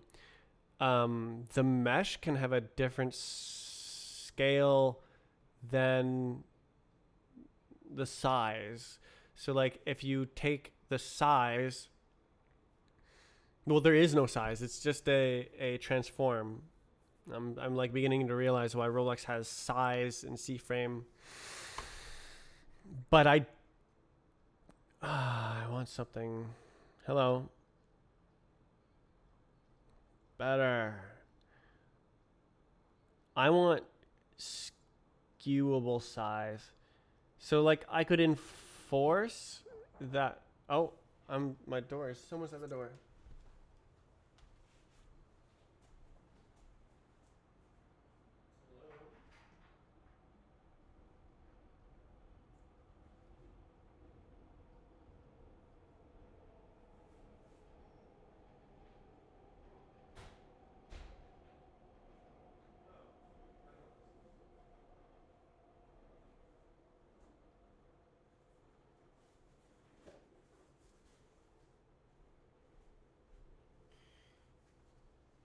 Well, package delivered successfully.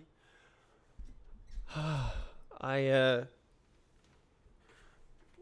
was coerced into getting an internet plan, and they delivered a security camera that I'll never use. Awesome.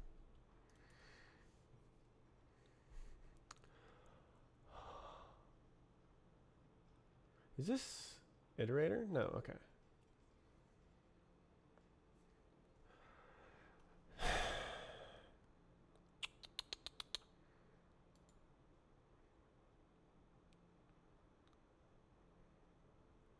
This is silly.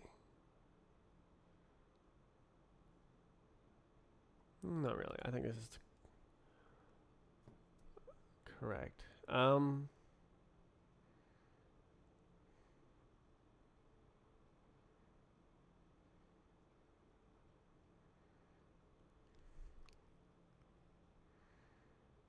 Failure messages or errors or something.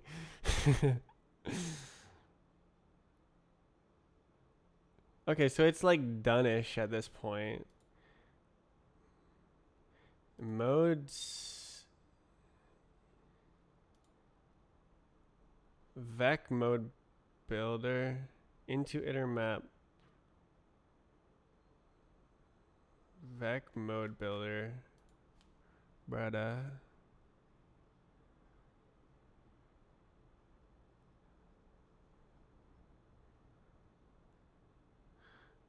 ID. Who?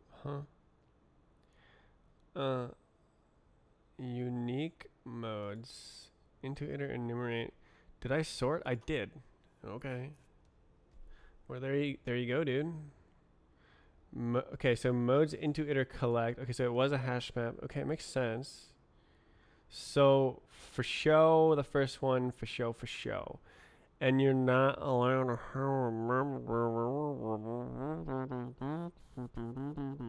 you're not allowed to have a map with 0 modes.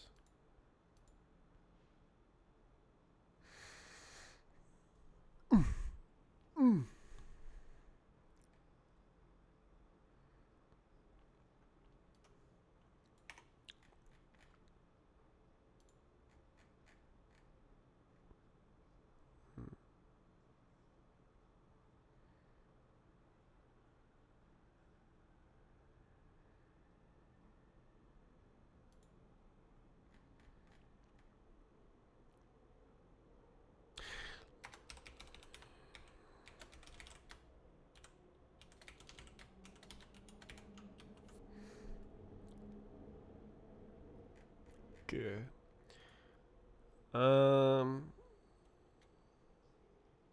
What's the cleanest way to write this? Lobby match? Because I could do unwrap or closure, but I mean, it's kind of... maybe it's okay.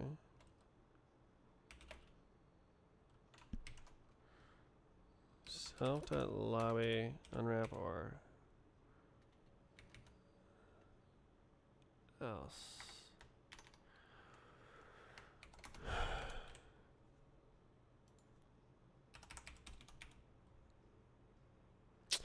Why is this function available? Normalize modes new.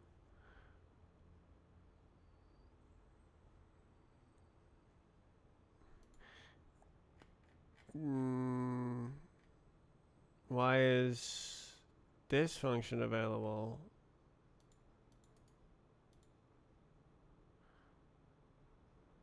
Oh, okay, so it shouldn't be, is the deal.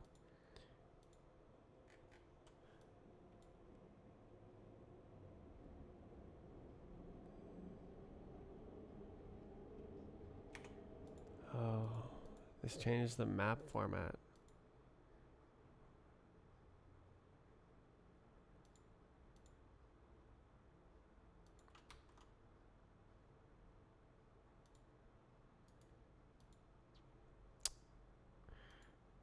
Wait, is it really unused? I don't think so.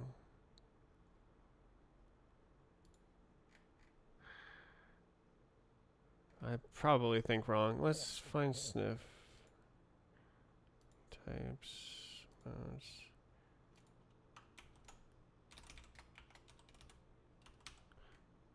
checkpoints. 1, 2, 3.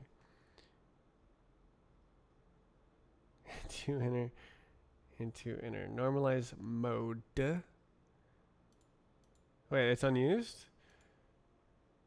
Freaking awesome. Oh my god, that's so awesome. Okay. So why do we have push mode?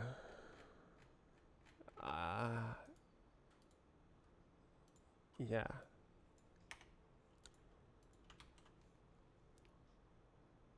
Totally unused.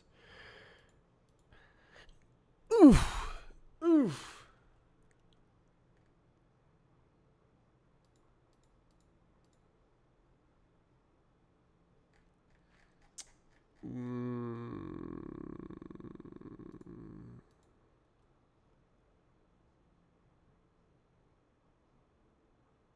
Oh, this is actually let else.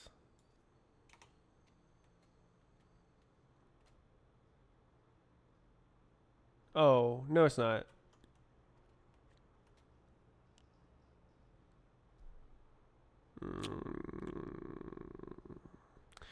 I could do like if let else. Wow.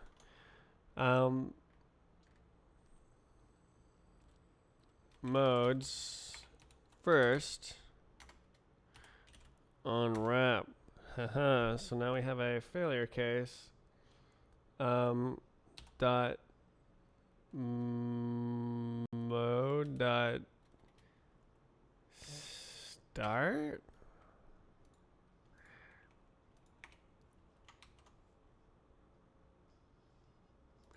The start zone is the lobby by default.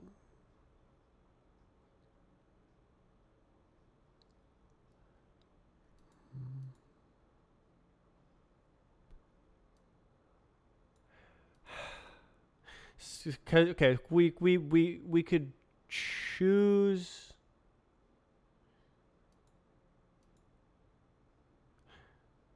the start zone or the spawn 0 as the lobby. But probably want to spawn on top of the part.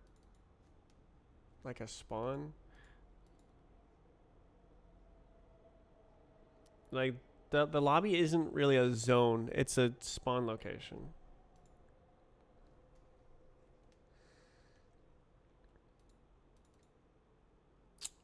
What about both? So like map spawn location, lobby spawn location, lobby spawn location.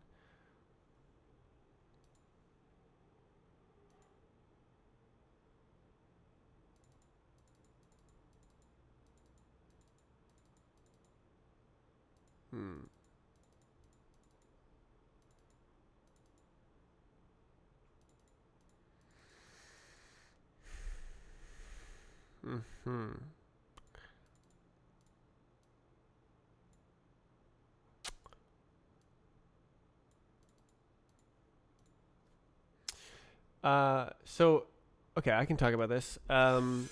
Set spawn command. In Strafe Client, everything is so secure that you could literally TAS. It could be straight up TAS to set the spawn. You actually just load a checkpoint, and if the checkpoint is inside of the start location, whatever, just literally TAS. Just make use of TAS tools in a fair and convenient way, and checked. But in Roblox bHop, you can't TAS.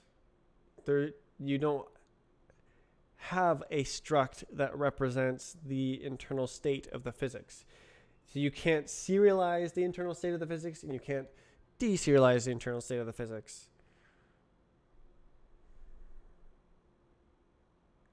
So this is a lot more nuanced. What is that? Oh, that's part of the web UI.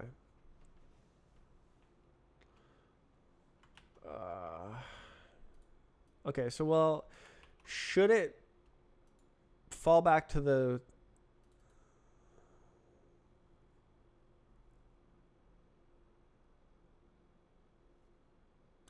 map start or spawn 0 of the first mode.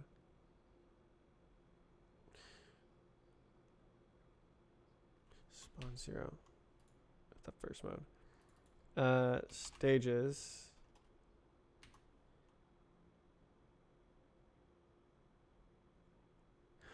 Oh, well, yeah.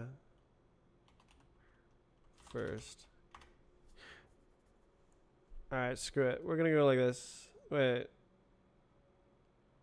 Oh, never mind. You can't. Oh, go away.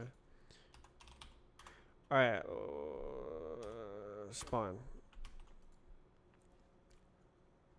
The first stage of the first mode is the lobby spawn location.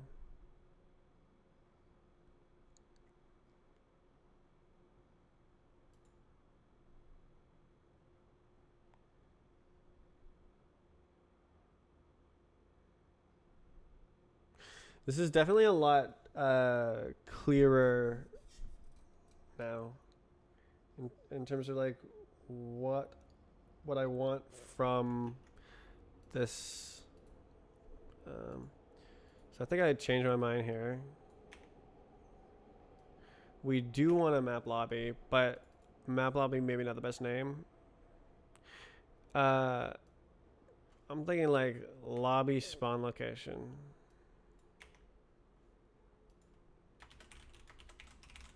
And it only falls back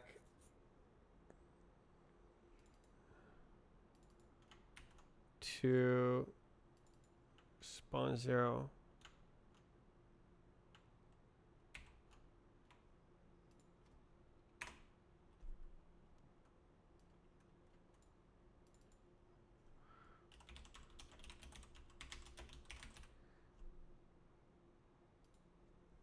So now we have symmetry. Lobby spawn location is like a property of the whole map. Map spawn location, these are specific to a mode. So each mode has a spawn location, and the entire map has a spawn location. So when you spawn into the map, you go to the lobby spawn location. And then when you change modes, you go to the mode spawn location.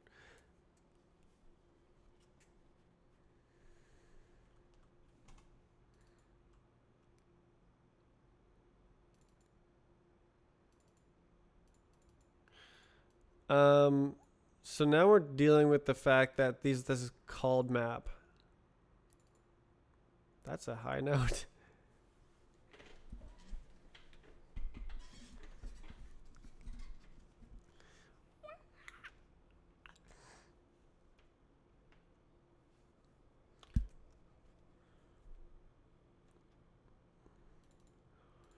Yeah, map start. Stuck. We're stuck with it. We're stuck with Legacy Croft.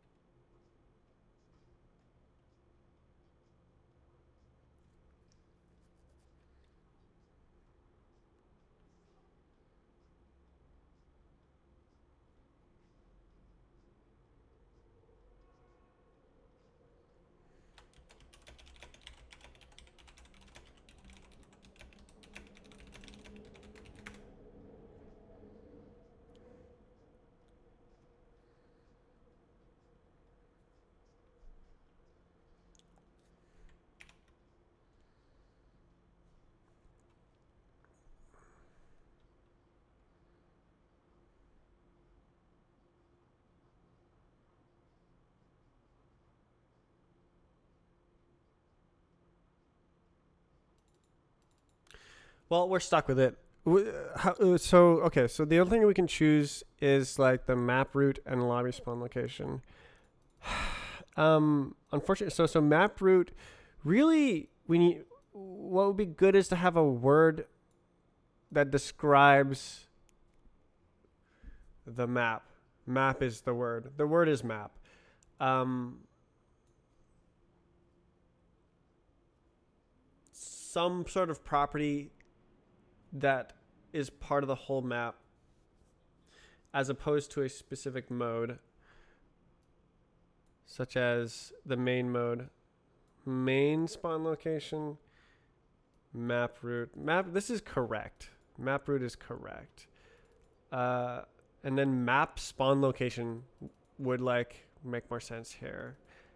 And then main, and then bonus, main spawn location.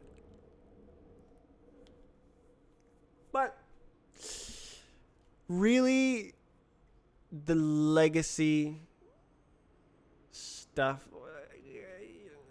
If I were to rewrite it now, I would use attributes. Attributes didn't exist when I wrote the map, the game mechanics.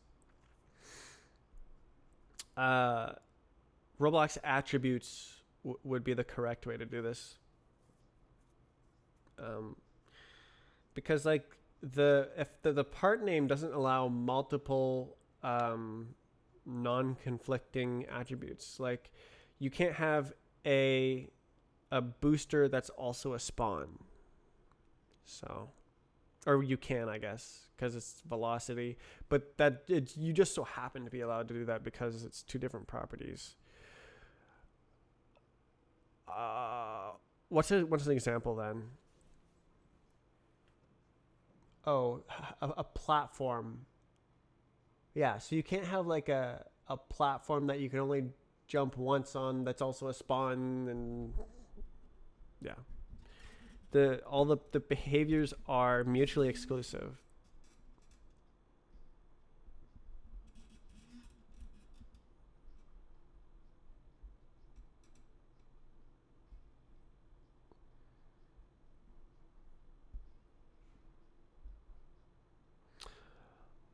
I really gave up on the video encoding library. I cannot understand that. Vulkan video is complicated. Now I see why it's not implemented everywhere all the time for everything. It's stupid complicated. It's stupidly obtuse. But that's partially because of the hardware, and partially because it's written in C, where you don't like actually model your data respectfully. You just kind of whip up some integers and call it a day.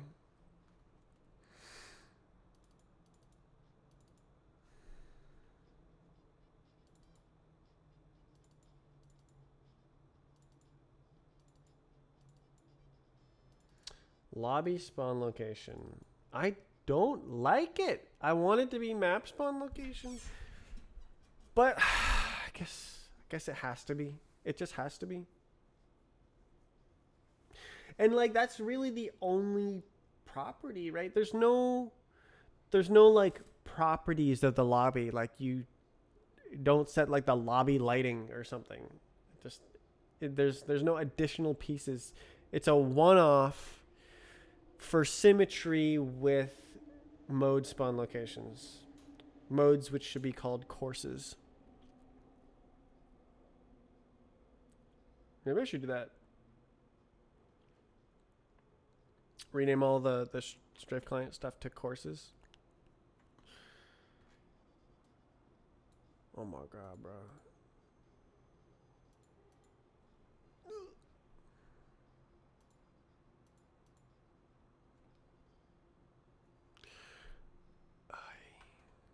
What a okay.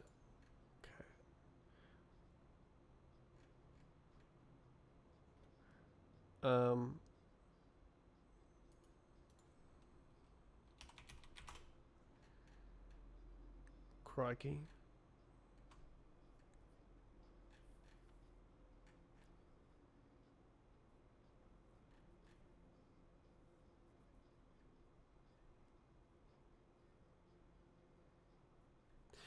Oh, actually, we can go directly to the master here. Remove craft. Remove. Common, I guess.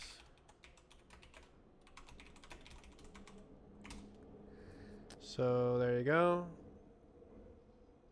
And there you go.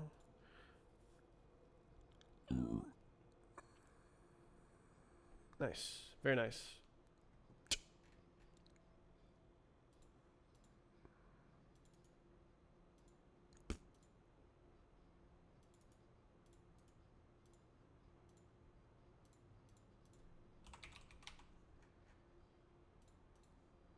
Yabba dabba doo. This changes the public interface. No. Unlucky. Okay.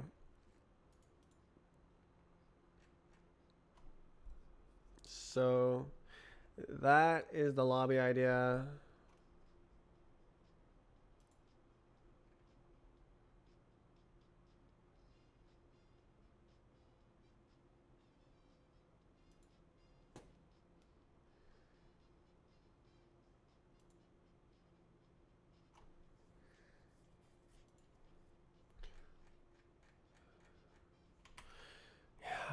I was gonna try and do Strafe Night graphics.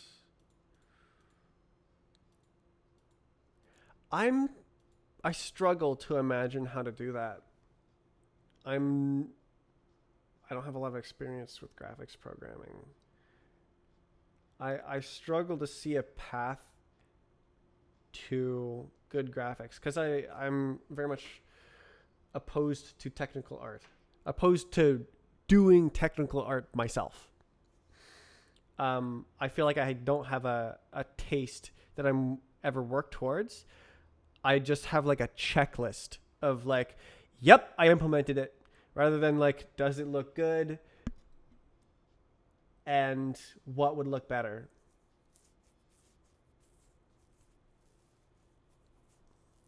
Anyways, so there is this lobby spawn location. I can't think of a better name. This is not redundant. Don't do that. Falls back to lowest numbered spawn.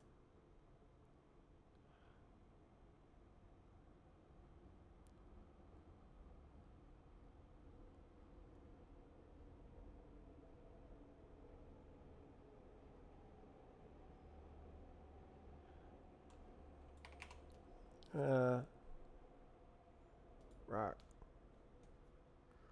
Yeah, okay, so La La La is implicitly the spawn location. Each mode should have a spawn location. I think it's good. I think it's good. Oh, it's so excellent that I wrote this down, because like I would have had to start from scratch otherwise.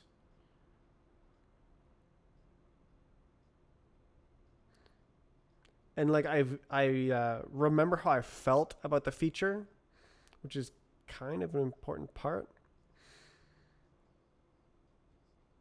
So now it feels done, ready to go.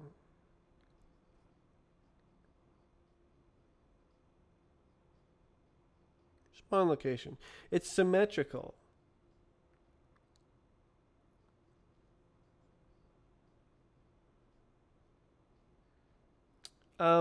Okay, map route. We could actually say bot route.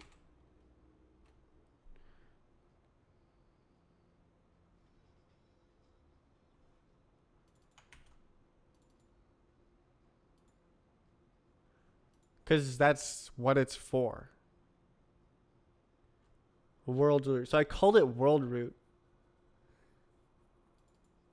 Oh, actually, you know what? World route is better.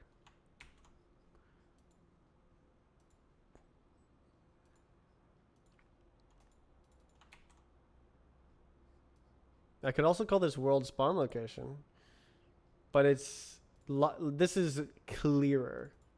And actually, I could call this lobby route. You know what? We could do world root could be the lobby spawn location. No, no, no, no. Can't do this.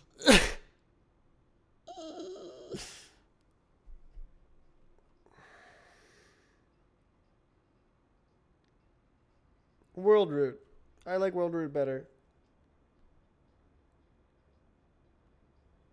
Mm.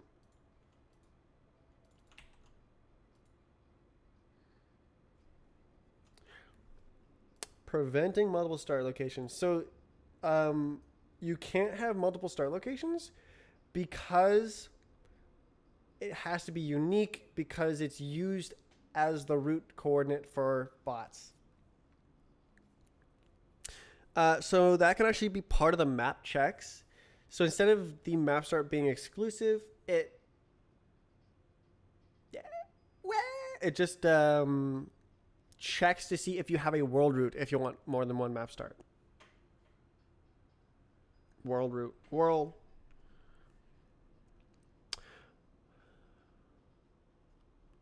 Naming things. There's three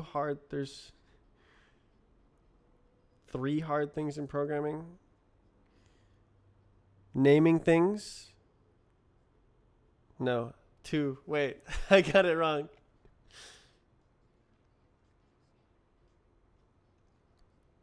There's two hard things in programming. Naming things, cache invalidation, and off by one errors.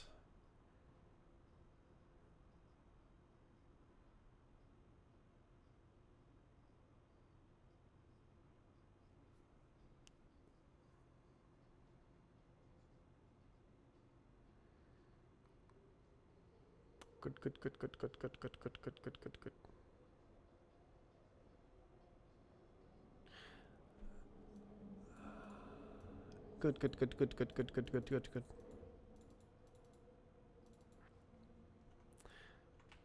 So this is reflected exactly in the Strife client. When you press reset, you go here, and then this is not true in lobby. Gabba. No.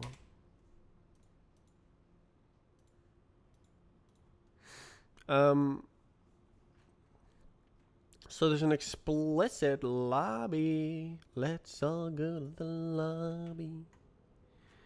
What happened here? Physics? What do you want? Default. Unlucky.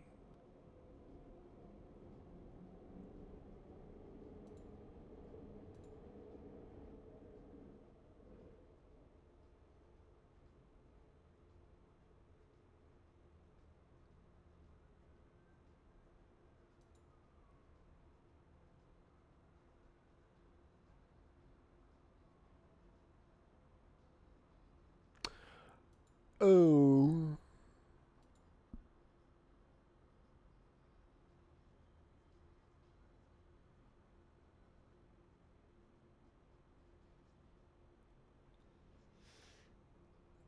Because there's a chain of problems.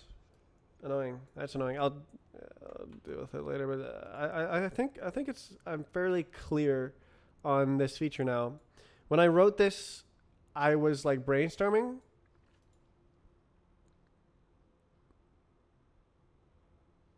But I think it's pretty clear. And all this makes sense. It's unfortunate that we have to add so many new objects. But like, there's stuff we need. Tommy, are you working on this? I can do like the map checks for the thing. What are the map checks? So the map checks, it would just be that you're not allowed to have multiple map starts unless you have a world root.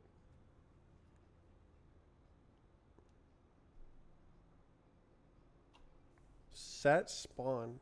Oh my god.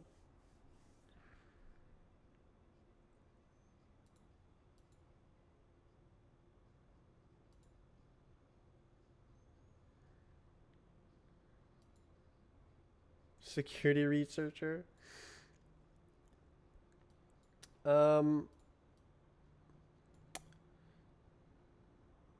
So remember what I said about the task stuff?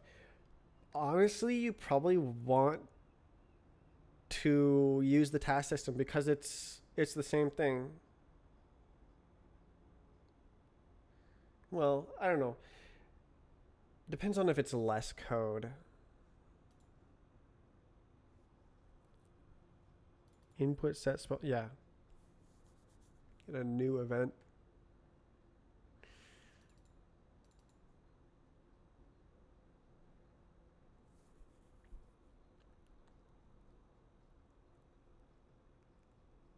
If saved spawn. No, you gotta have the saved spawn be the correct position on the map. Oh my god. Wait. The start zone velocity? Oh my god. I'm silly. Moving start zone. What?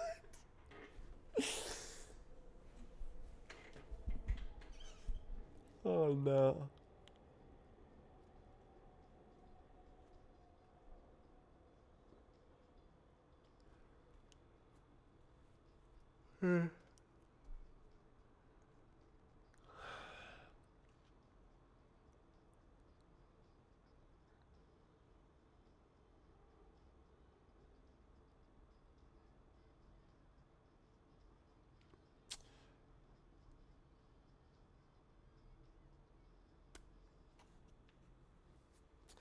Yeah, this is like tasks. But I can also see that like it's slightly different.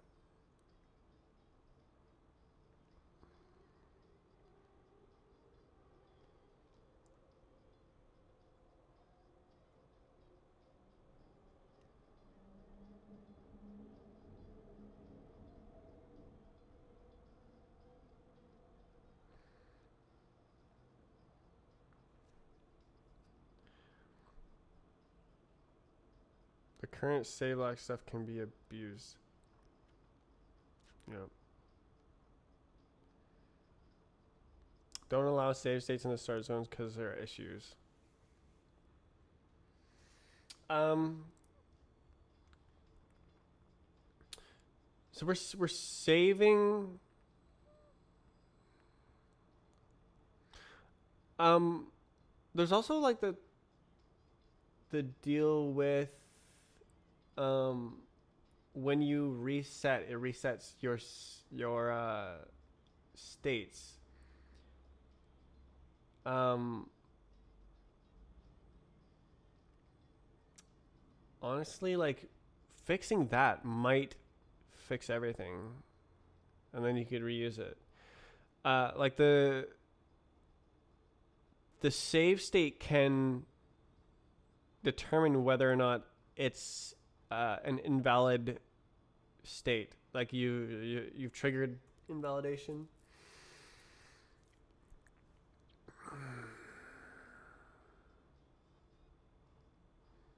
Yeah. Yeah, it'd be so nice to just not have practice mode invalidate runs. And it all just works.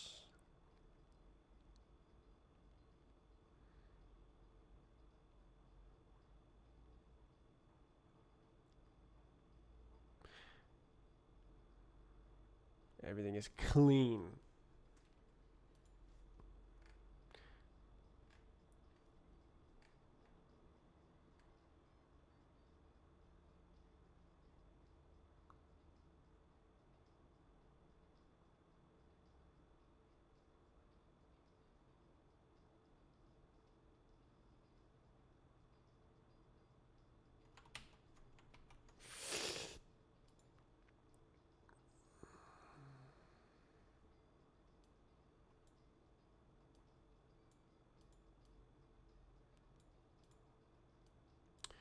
Um, okay, so extending upon this,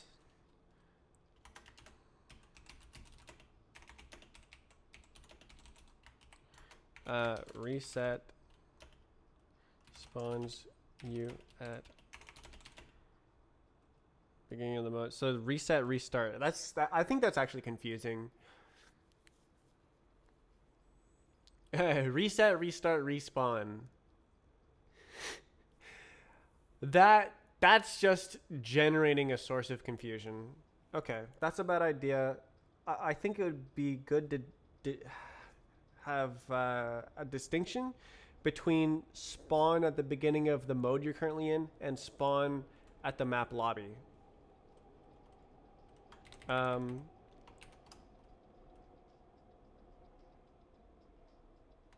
Respawn is. What about respawn and restart? No, yeah, okay. Respawn actually respawns you.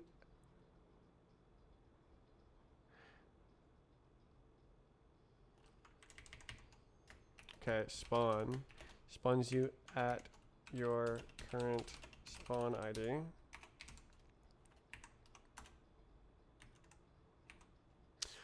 Respawn, spawn, restart, start zone, / lobby.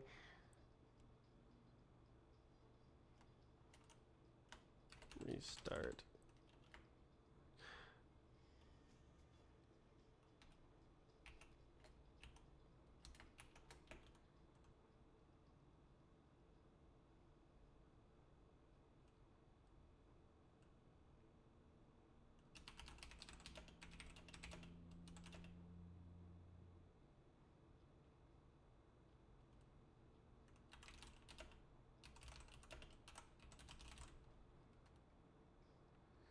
And the mode spawn location falls back to map start.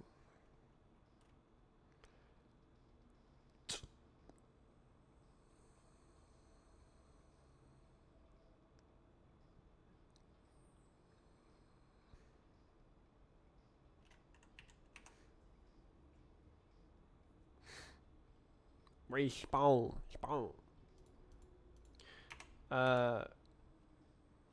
Reset is not real.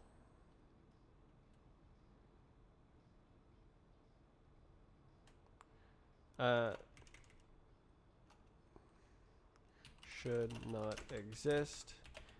It is not. Too ambiguous.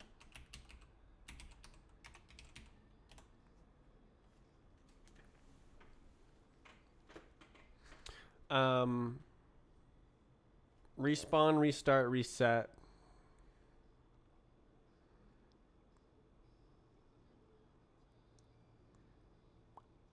Like we could make reset be the lobby spawn command. So /R is restart and then /reset.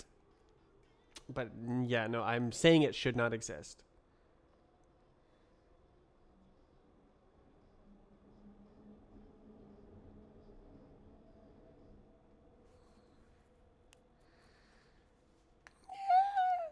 I mean, reset. I maybe not, cause like reset is reset. But I guess people would expect to go to the start zone. Restart. But until you learn about restart, then it's like, oh, restart? Oh, that takes you to the start zone. Respawn, reset, restart. Reload. But reload implies it's loading something.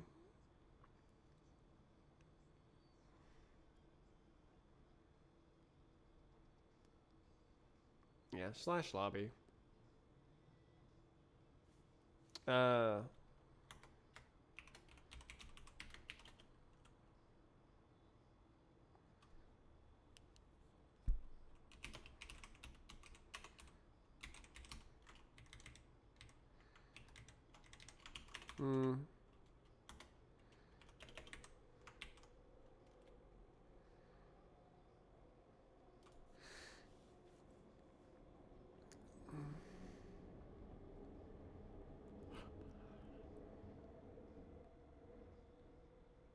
Yeah, because like I can see myself forgetting which one to use. Restart, reset.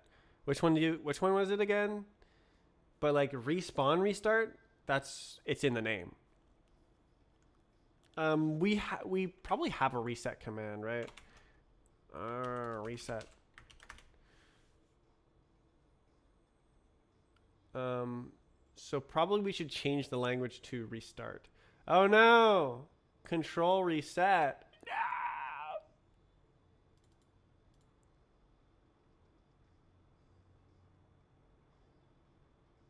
Yeah.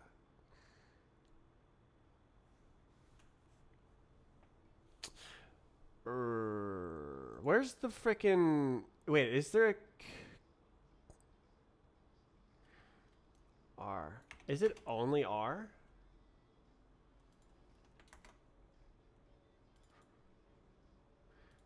Huh. Okay. You can't use restart. Okay.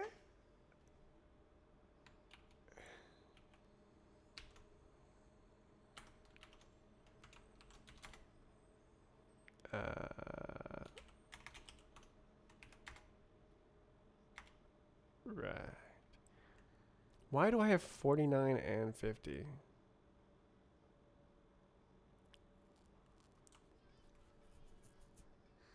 I don't like Flatpak.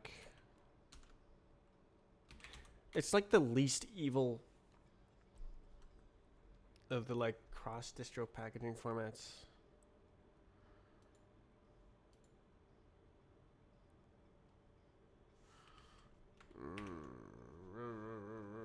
I can't do this, right? Yeah, no. We're tanking performance.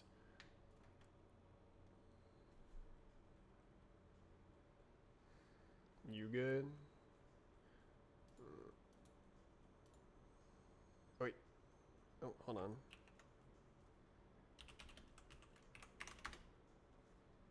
Okay. Hello. Okay. Okay. Okay. Help.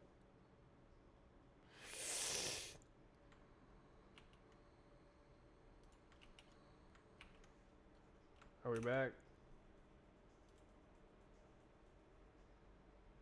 We good? Is it gonna kill me? Who knows?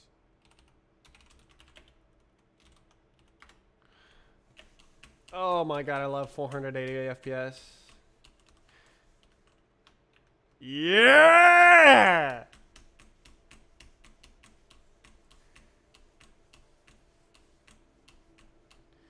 I freaking love locked FPS. High FPS, it's locked.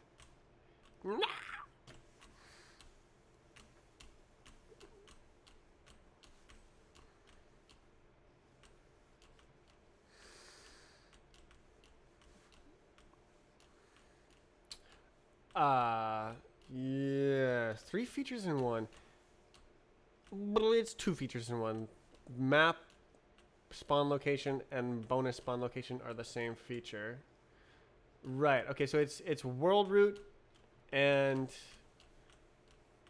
so it is 3 features in one. World route. Alright, this map's too long. I cannot. I said my time was deleted. No way, dude. I can't believe you've done this.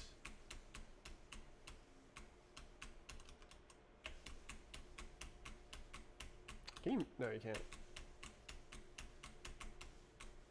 Wait, am I sure? Yeah, okay, well, obviously.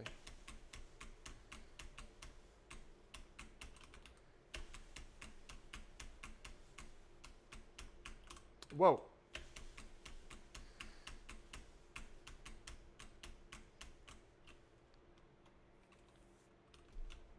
Is the sound working? Yes, it is. Is it kind of low? Whatever. Wait. Is it even working?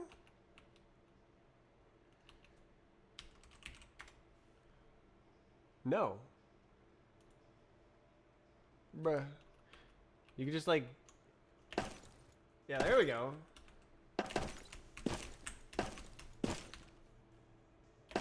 Huh. My microphone was picking it up through my headphones, and I thought it was working.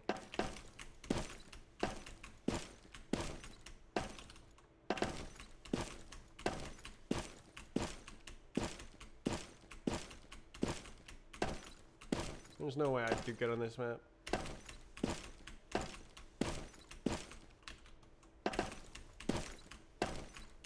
Oh dear. So I approve. Whatever I just did.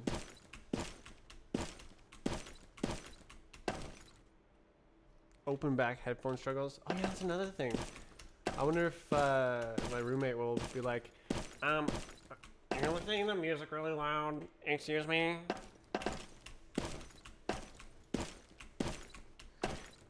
It's bothering me.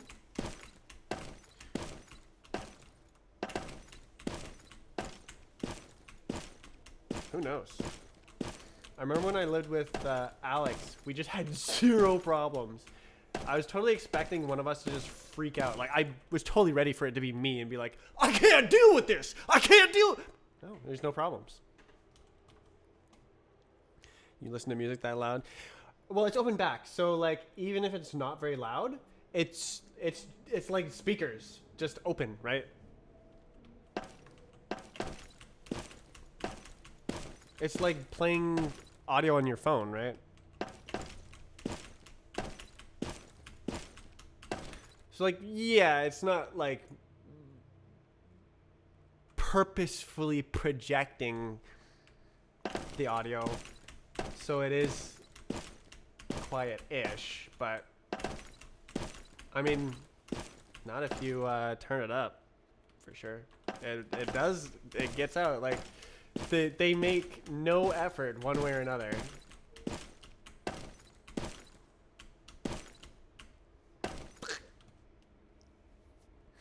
I think I can save like sub 12. Okay. Bot uploaded successfully.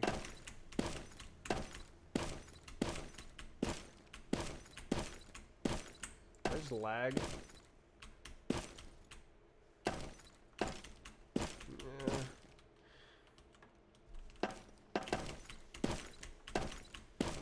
I don't actually know what the route is.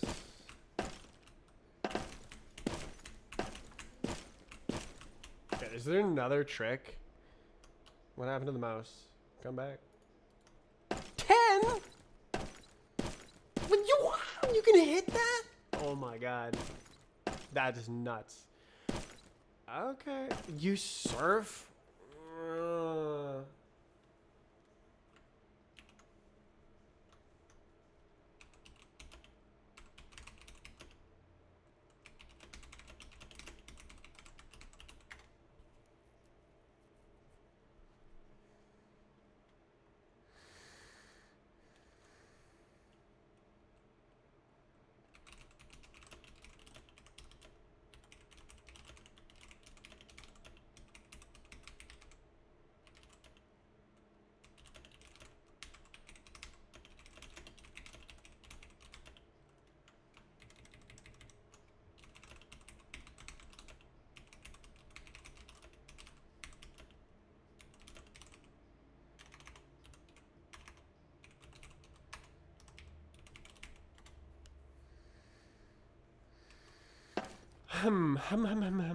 How's the stream? Stream is good. I cannot hit that. I am not that good.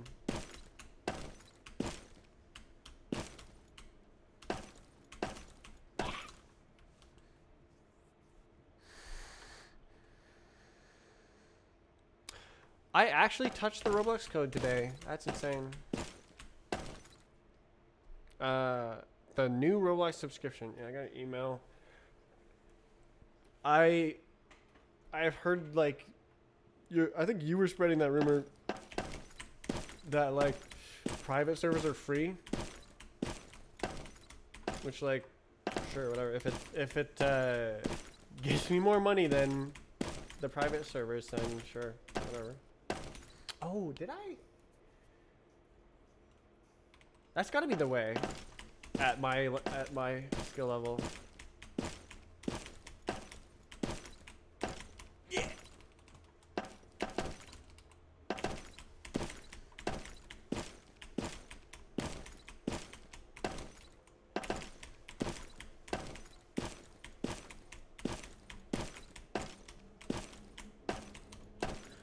Can I make one platform farther? I have no idea. It's not a rumor.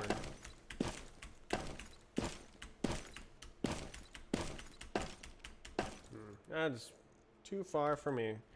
Unless I can...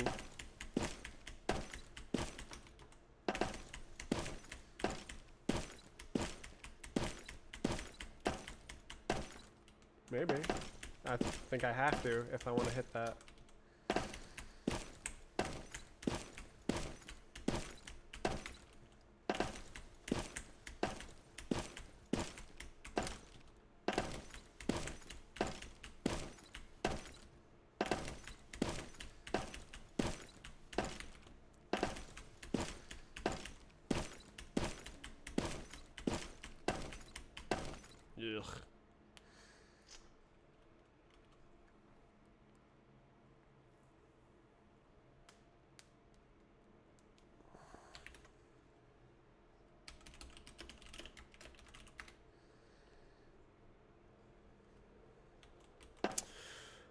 Ugh. Spreading lies. Yeah. It's sad to see a man fall.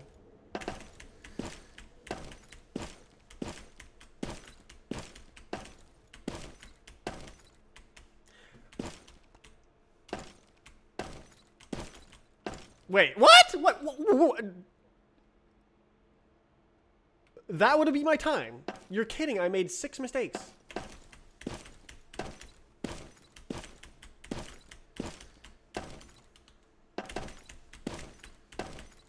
Okay. Surfing is the play, I guess. I gotta go like woo instead of like surf instinct.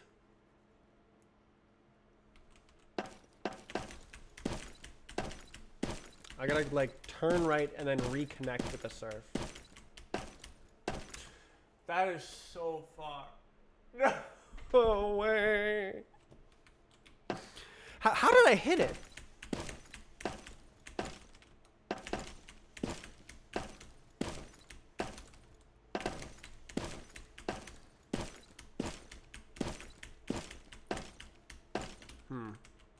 Just, I don't know.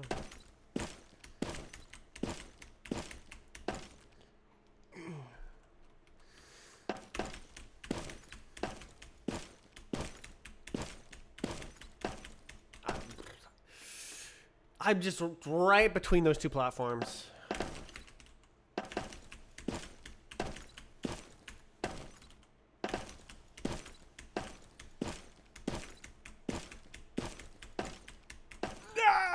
That was pretty close.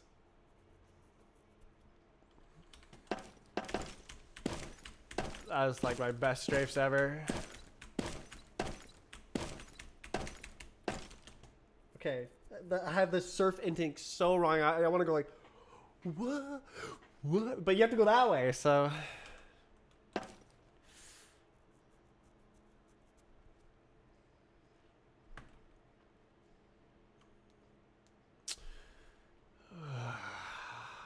I don't even. I'm like avoiding thinking about how to implement this.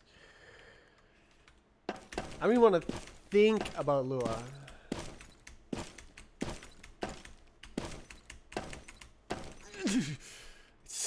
It's really hard.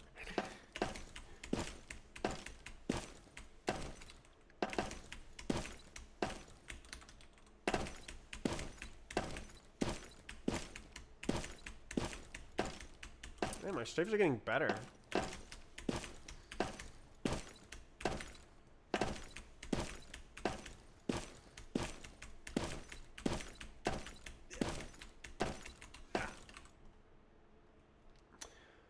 I kind of like I feel like I'm gonna like hit just before the trigger. Like I can't make it to the thing below. I guess that's a whole second.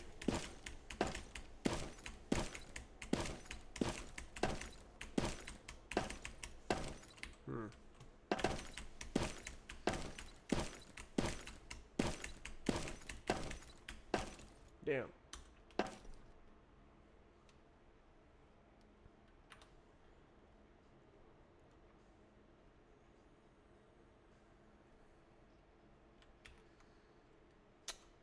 Uh,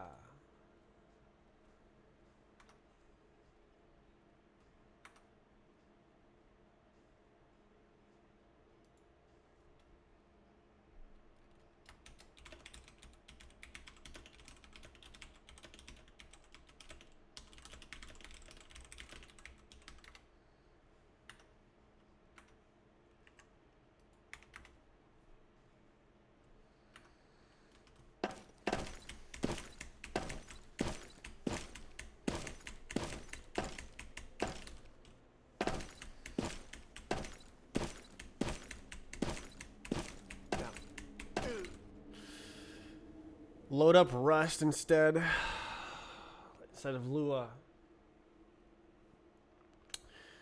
Yeah, I have it open. I was like prototyping the like lobby thing. That is too far. I cannot do that.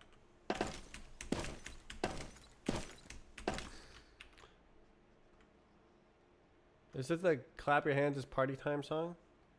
Did he say it? Yeah.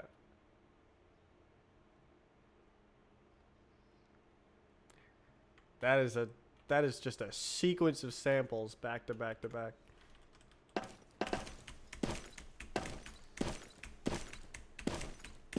Alright. Nah, I didn't get it. I have to like cut it as close as possible. Oh, that was pretty close. This is bad. Bad run. Why?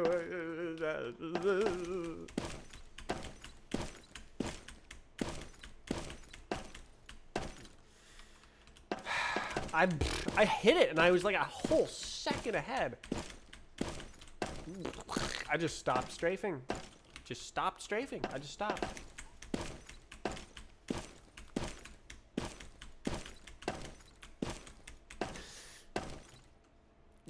Yeah. Man.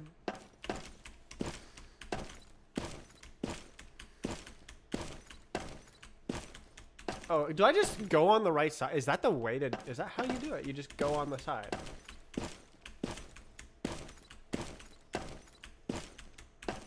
Oh my god, that was pretty fast.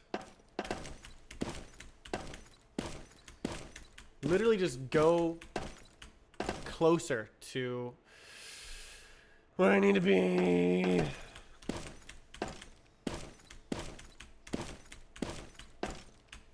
Now. I don't want to grind strafe speed that I can't reach.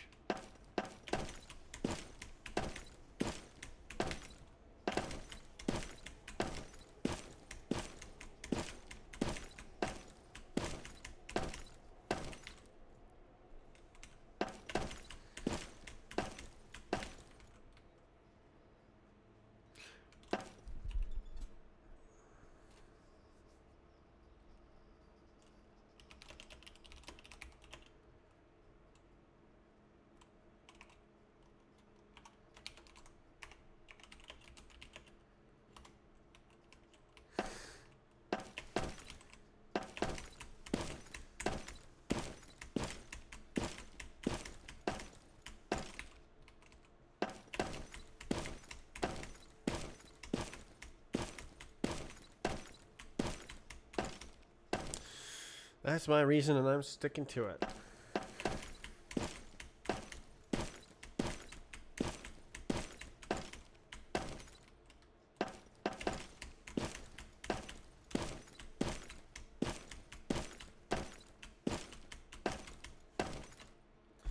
All right, I haven't hit this.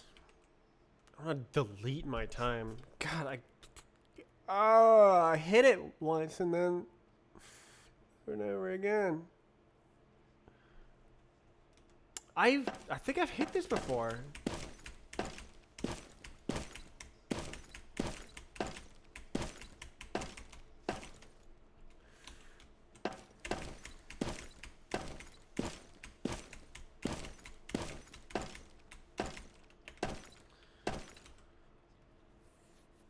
Yeah, it's too hard. Too hard.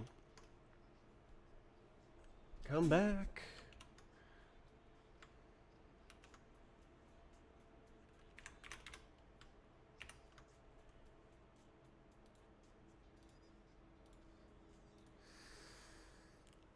Okay. Do we have more?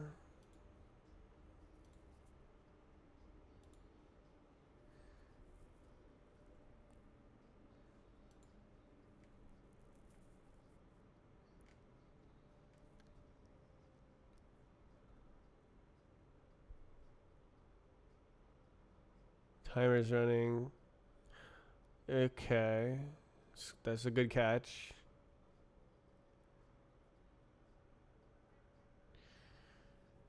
Okay, I know that makes good sense. Because then, well. Actually, so we kind of want to avoid like climbing. Reset. Yeah, what this wants is tasks. It wants a save state, actual state. And like the state also includes the invalidation. And like have you invalidated?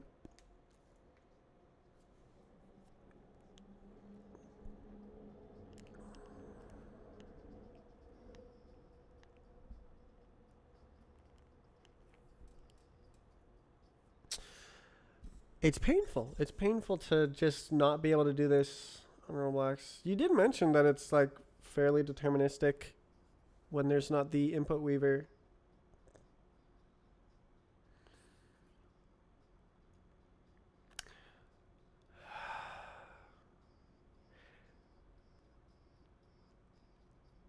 A fix for the input weaving problem. Whoa.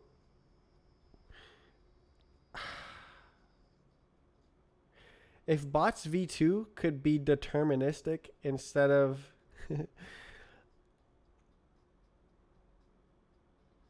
send it twice, lerp xx.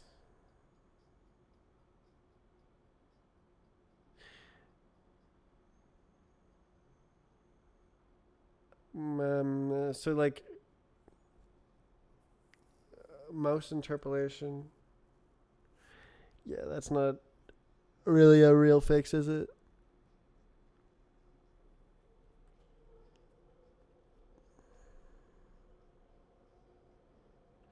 So you just erase the interpolation state.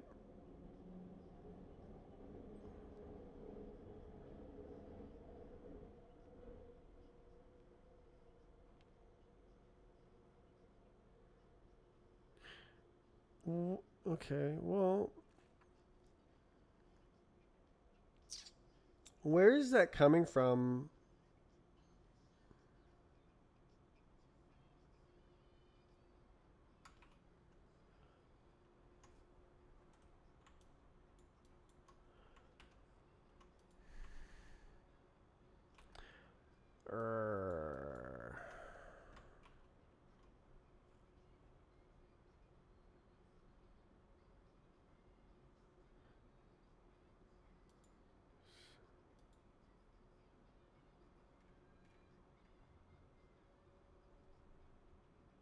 Font.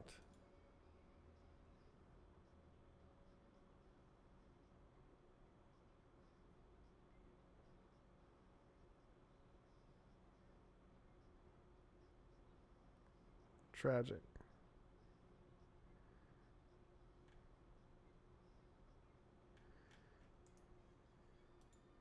Oops.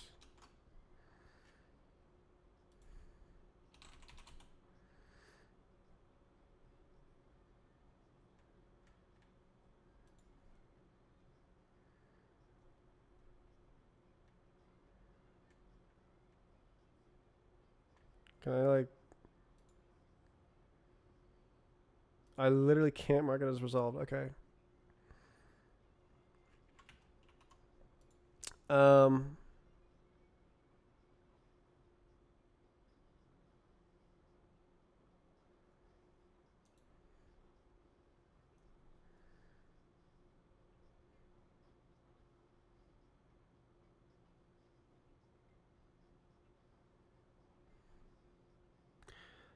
Yeah. Find the source of non-determinism. I basically I was just not willing to play that game 600 times and like find all the sources of non-determinism in the Roblox game.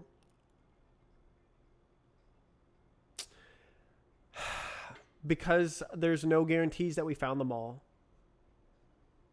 Whereas in Rust, you just remove the random dependency and then it's deterministic.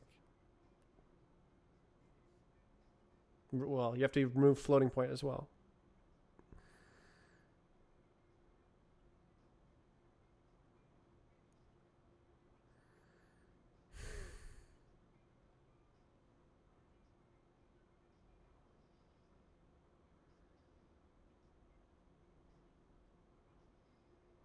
Having a hard time here. Let's see.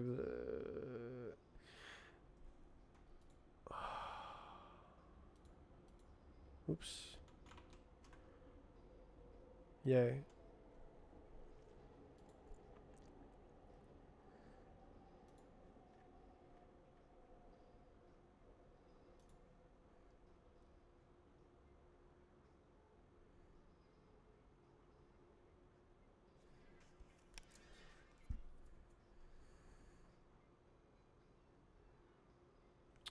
Well, you're gonna have to look at the code, Mr. Guy.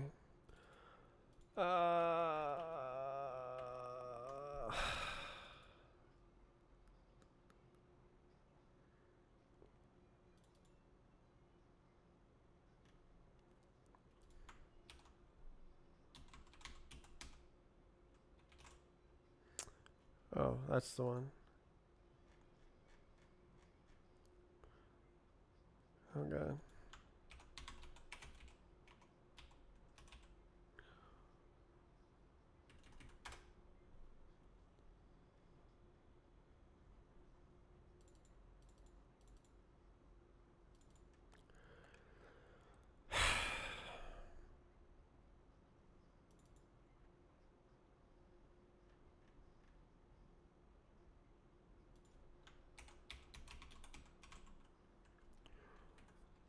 Zones. It's not a zone though.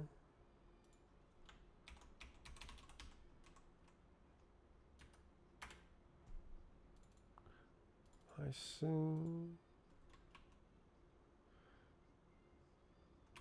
Spawn location.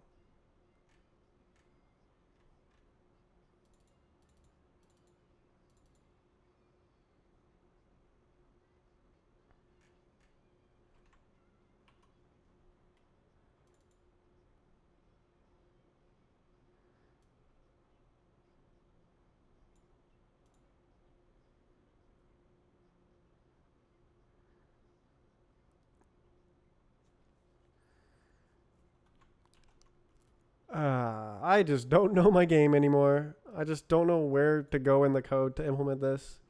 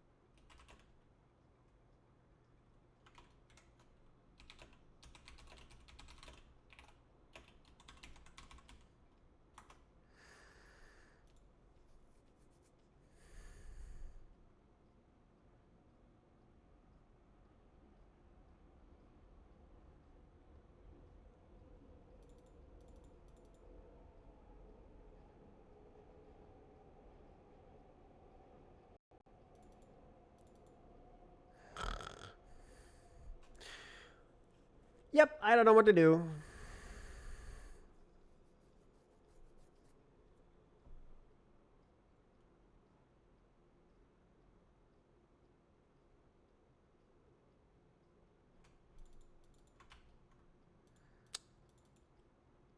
Is that map info?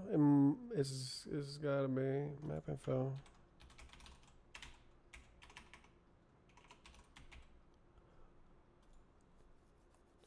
Start, finish. Ooh.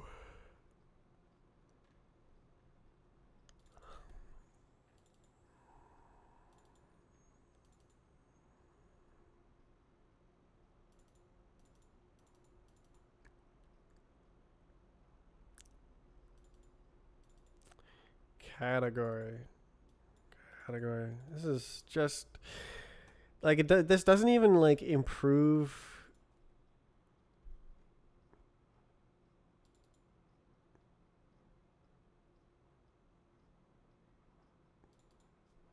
What's it called? Time complexity. It's actually quite bad. I just invented my own custom language that defines the format.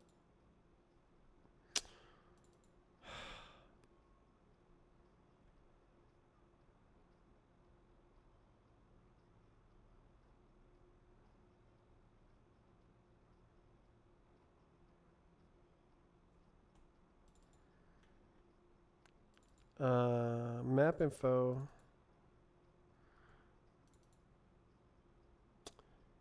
I don't have a concept of like courses.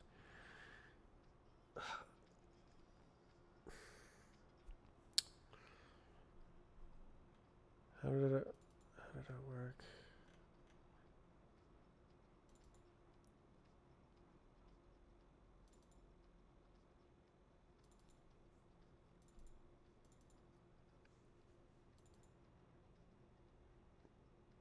This code should work. Thanks. Right.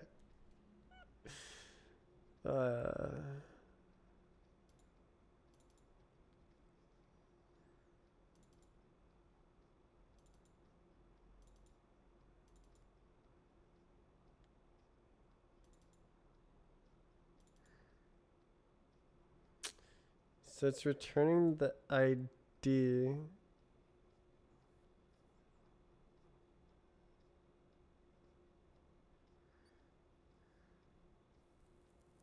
Is this called multiple times? God, this is dumb.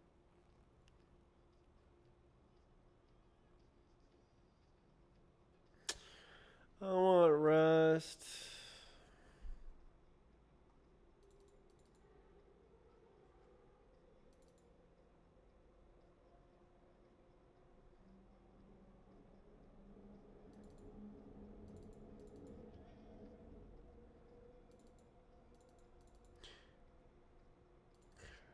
Oh well, I guess so. Okay, so then it's like it's just transposing each. So you get I don't know wormhole number. I don't know. Yeah,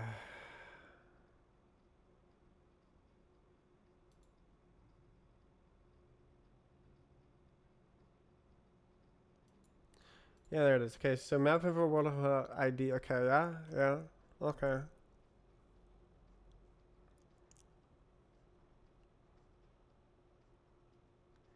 So that could be the same thing.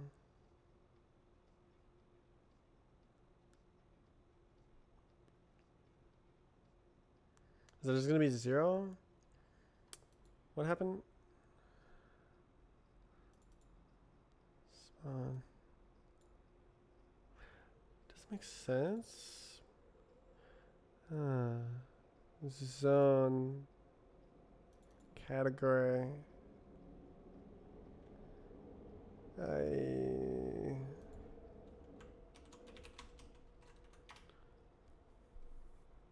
Same stuff. Okay.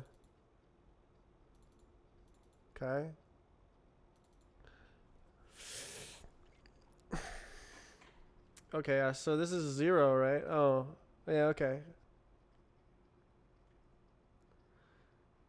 So it's just this.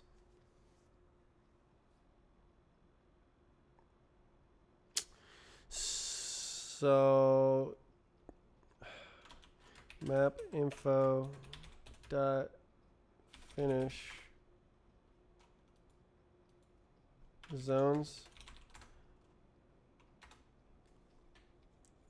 zone dot start. Is that how it works?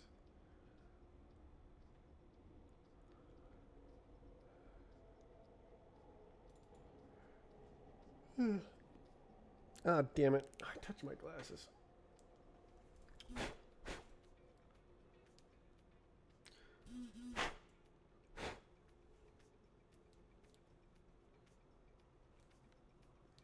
How does it get so gunky?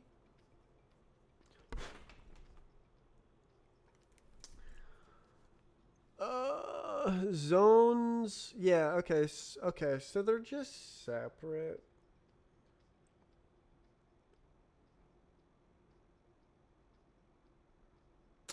Wait.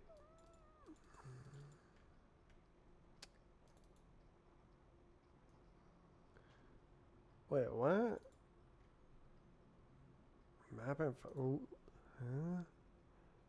Start. Finish.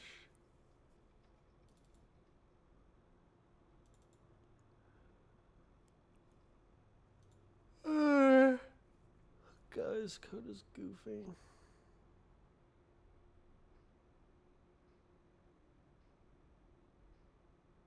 What happened to this? Game mechanics. Okay, well that's why. Okay.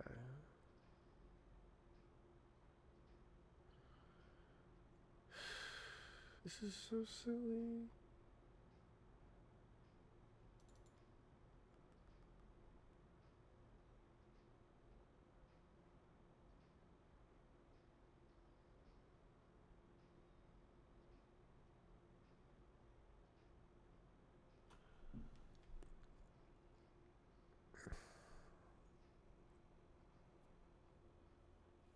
Yeah, I don't know what to do. What do you mean 4 later? 2 years ago? God, I can't believe I wrote this so recently. It feels like it's from decades past.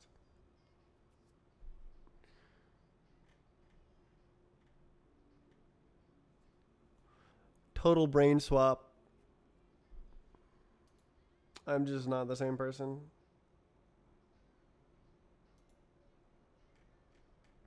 I thought this was good code. Gross.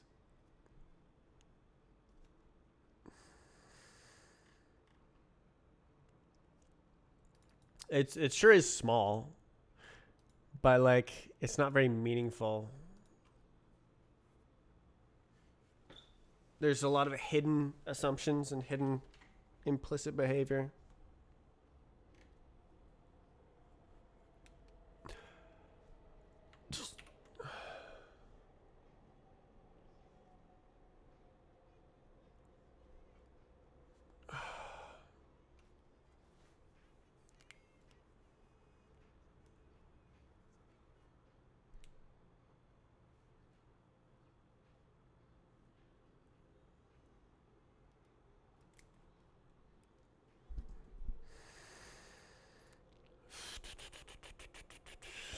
So what I need, I need to make the lobby spawn location.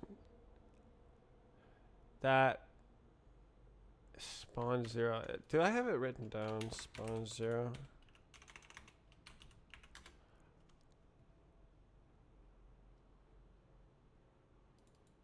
What?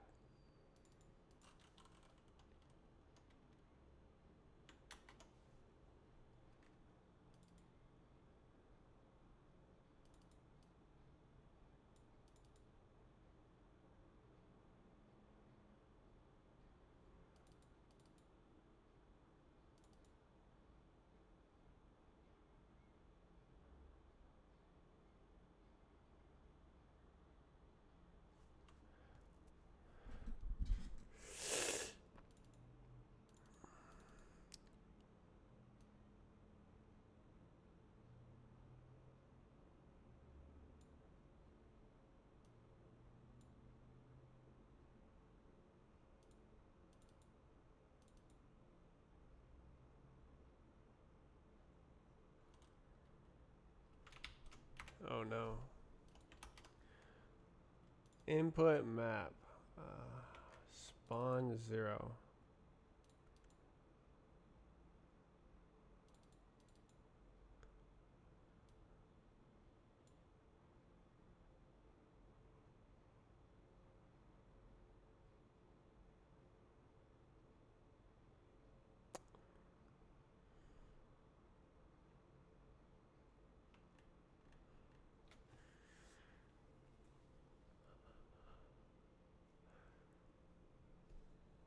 Uh, hmm.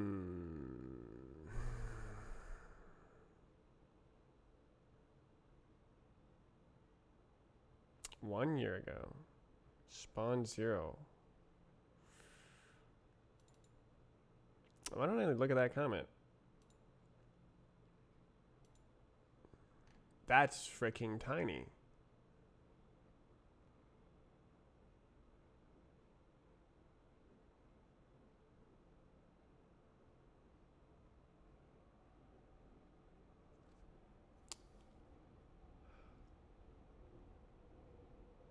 Spawn value true.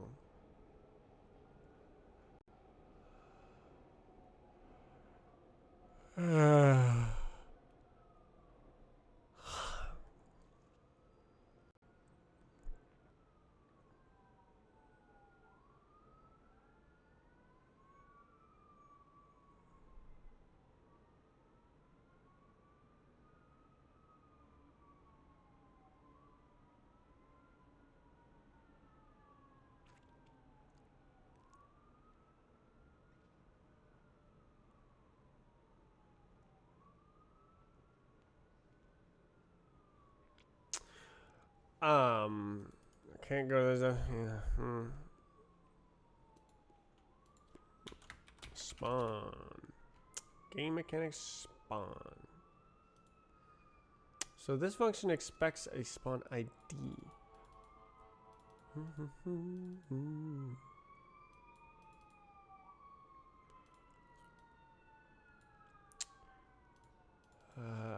The hidden implicit behavior just kills me.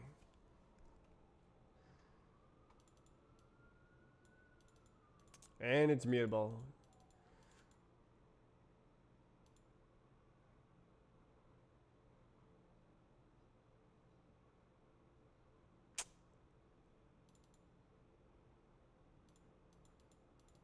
I mean, that makes sense.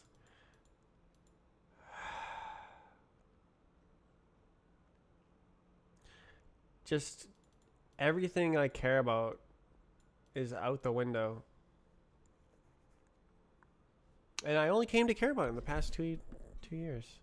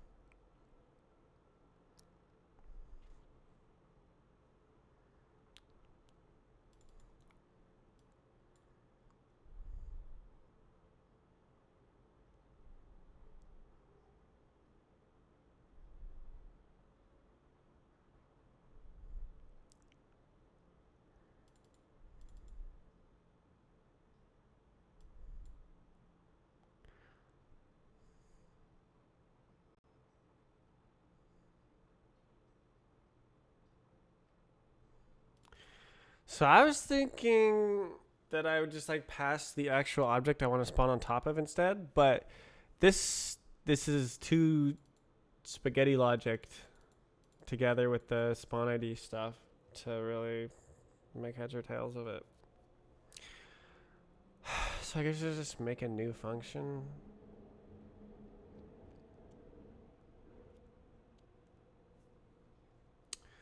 So what's going on? Load map info.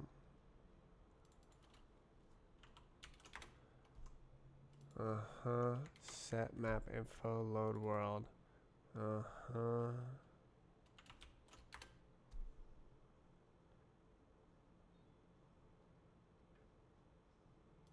Okay, tiny function.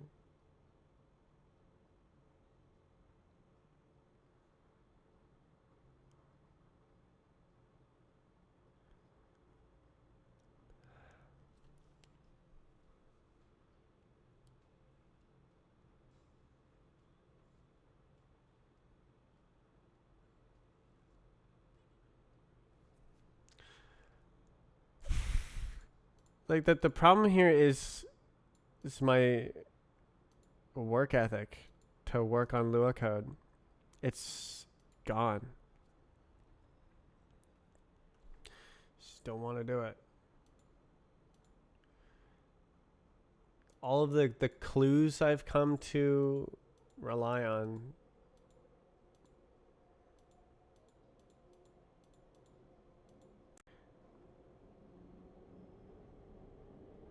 It's not tight.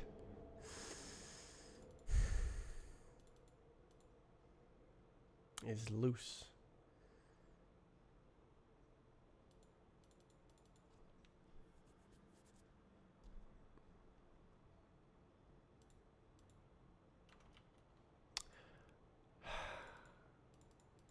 I'm losing it.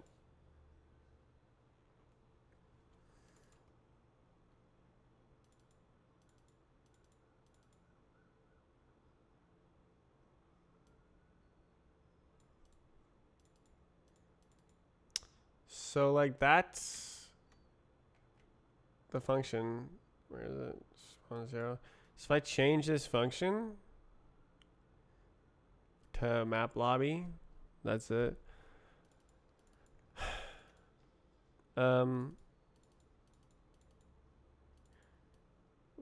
Like it's not an ID'd object.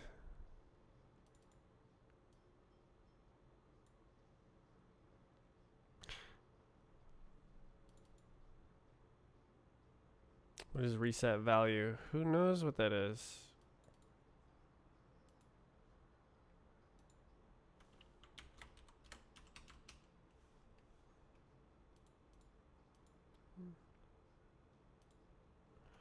Mode. Oh God. God, is that even safe to do? So like, okay. Require explicit restart. So you, when you teleport to the map lobby right now, you leak state. Right.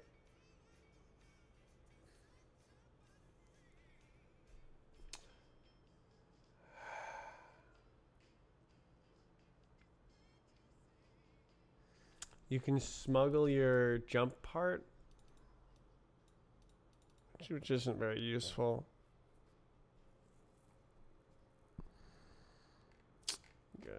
What's the other stuff? There's like a big list here somewhere. Good lord. Density? You kidding? What the hell?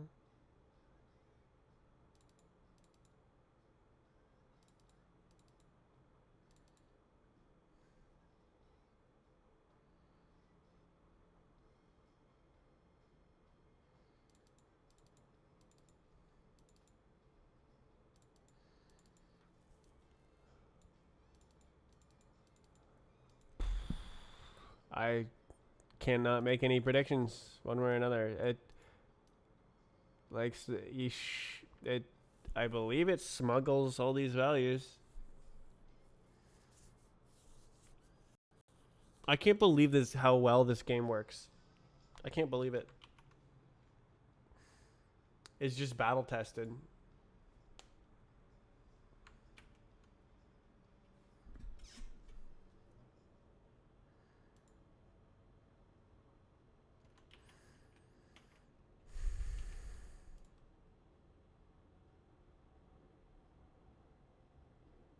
All right. Well, this is not working.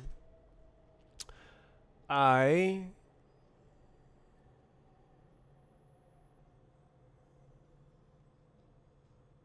am done.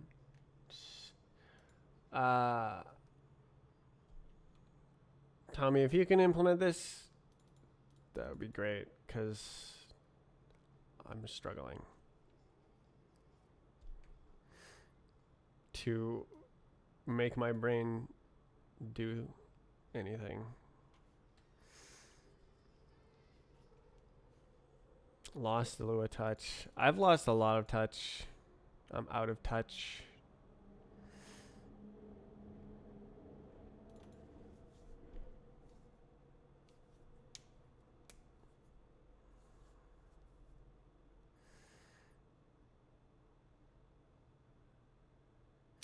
Like the Rust code is almost as old as this. So I'm kind of having the same problem.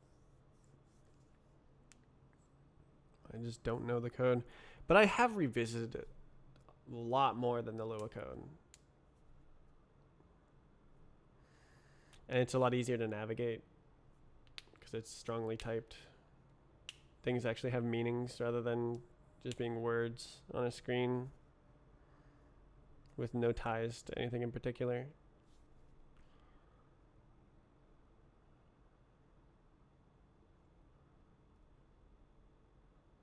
$5 hours, better than I thought I would do.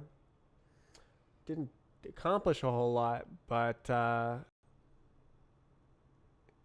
3 days have been nothing, so gotta get back in the swing. We'll see if I can muster the courage to stream tomorrow. Courage isn't the right word. Work ethic. I really have just not known what to do. I just don't know what I should do.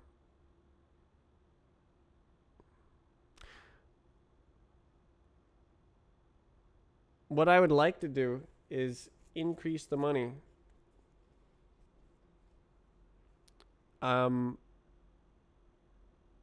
I wrote down that I should like make a tutorial for Yap and Surf, but I just feel like that's not happening. So the problem when I tried the first time was that I thought I would break the code. Interactive tutorial. Yeah. I thought I would break the code. How do I do this? Which is a valid concern, but all I need to do is just make a branch and then make it a separate game, and there's no problem. But yeah, if I can't add this feature, then good luck. Has to integrate tightly with bots. Input. Yeah, like just look at this, right? So in this Strafe client, you can create a new physics instance.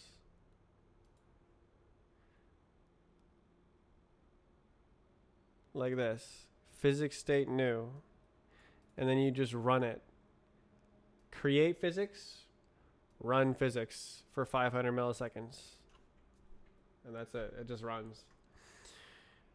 And like you get such strong guarantees about what is happening.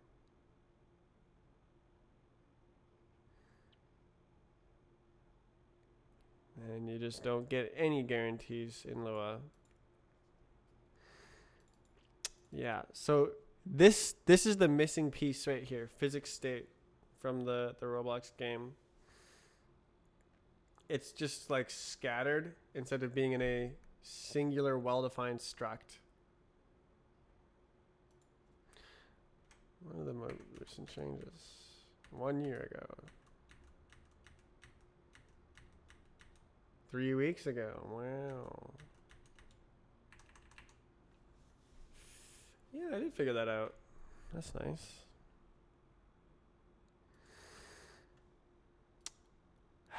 So like the problem is me. The problem is not Lua. The problem is me.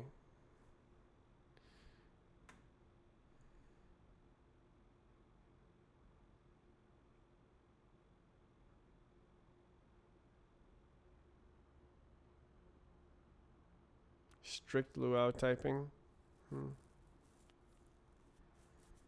Just doesn't sound fun and interesting or productive to me.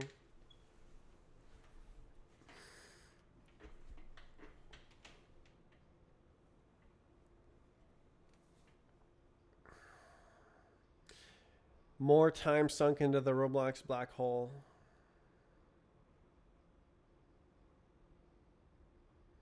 Without really moving the needle.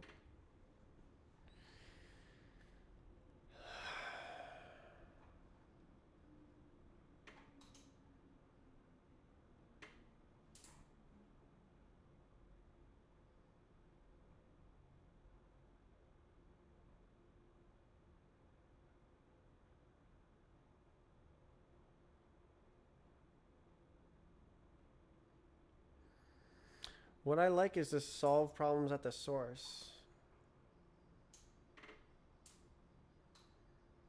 At the root cause.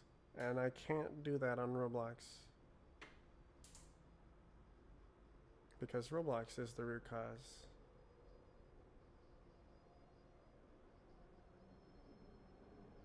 Roblox is the problem.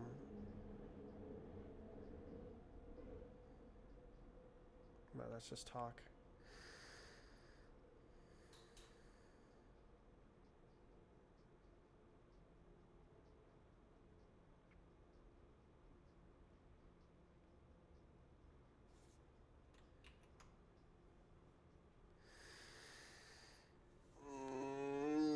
I'm not doing well this week.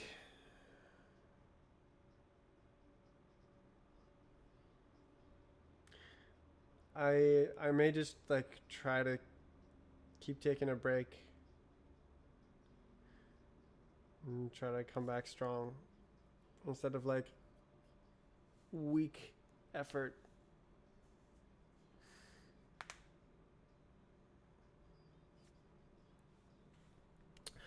Plus, I really want to watch The Mentalist TV show. Yeah. Well, I'm going to stop streaming. I'm going to go do that. I may or may not stream tomorrow. Is it Thursday? It is Thursday. Yeah. Burnout. Yeah, it's like definitely.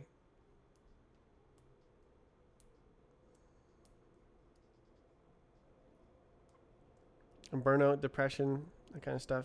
Too much rust, not enough Lua. Too much something.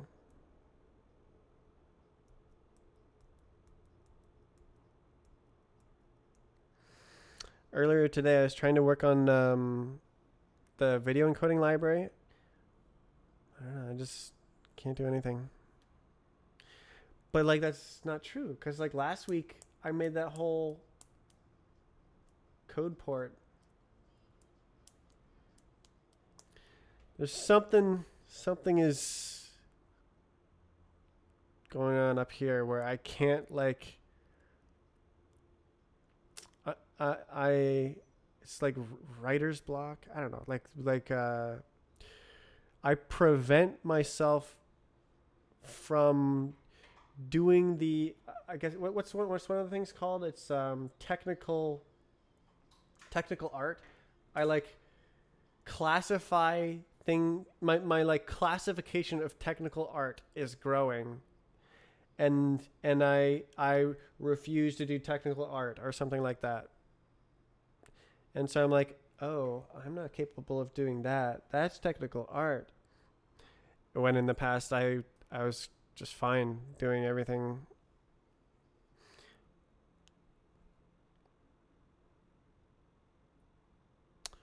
What if I do something that's pure technical art? Just to be like, dude, come on, bro. Shader toy?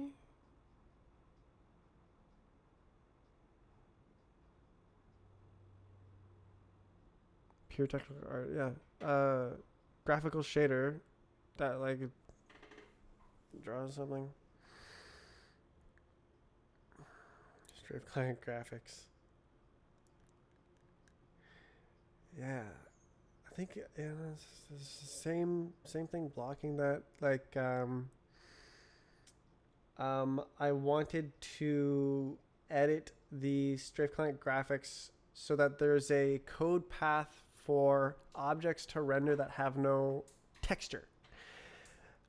But I can't see a way to do that doesn't involve making a new render pipeline.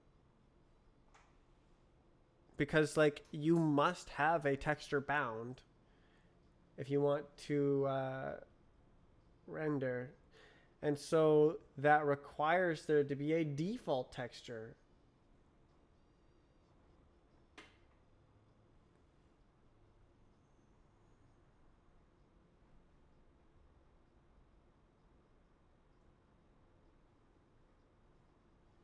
The missing texture, yeah. And it's taking up 1.5 megabytes. Just sitting there. Oh my god. But I couldn't figure out how to get myself to like accept any solution. Yeah, I'm like rejecting code before it's written.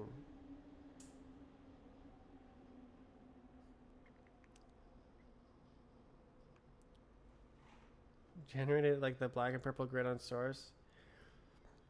No, I'd rather just like statically prevent it. Like assume that no maps will ever have missing textures, and then when you generate the maps, it's an error to have a missing texture, and it will like just inject the missing texture into the map. So that instead of the missing texture being like a fallback and part of the game, it's baked into the map and no maps are invalid. So instead of like having implicitness and fallback, you like move that out of the engine and into the map generation. Do like your fallbacks are at compile time rather than at runtime. I'm very, very into that.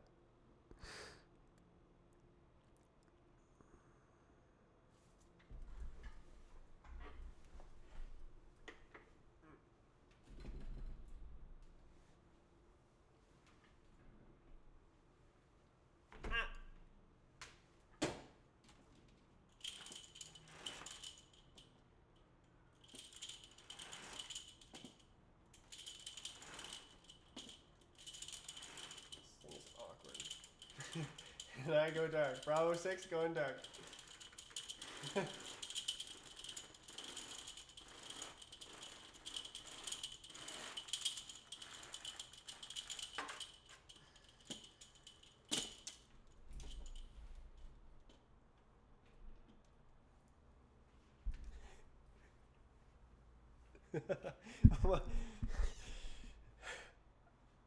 The black shadow.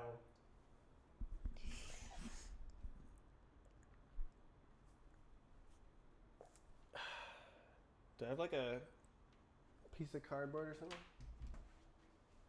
No, I don't. Took it away. Throw it away.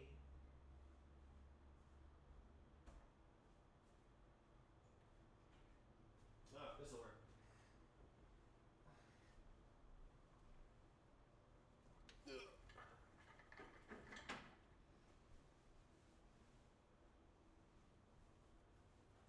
Yes, yes. Playing with light. Where's the edge?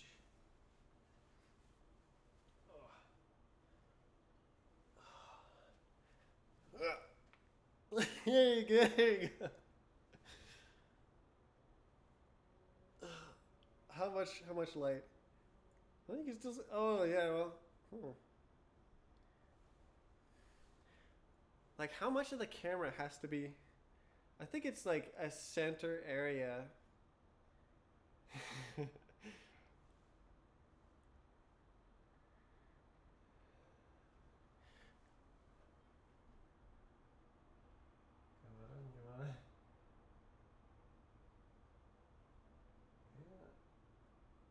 Seems to be a this like region average.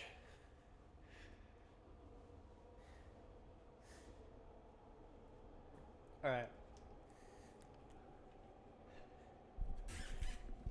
Gonna end the stream there.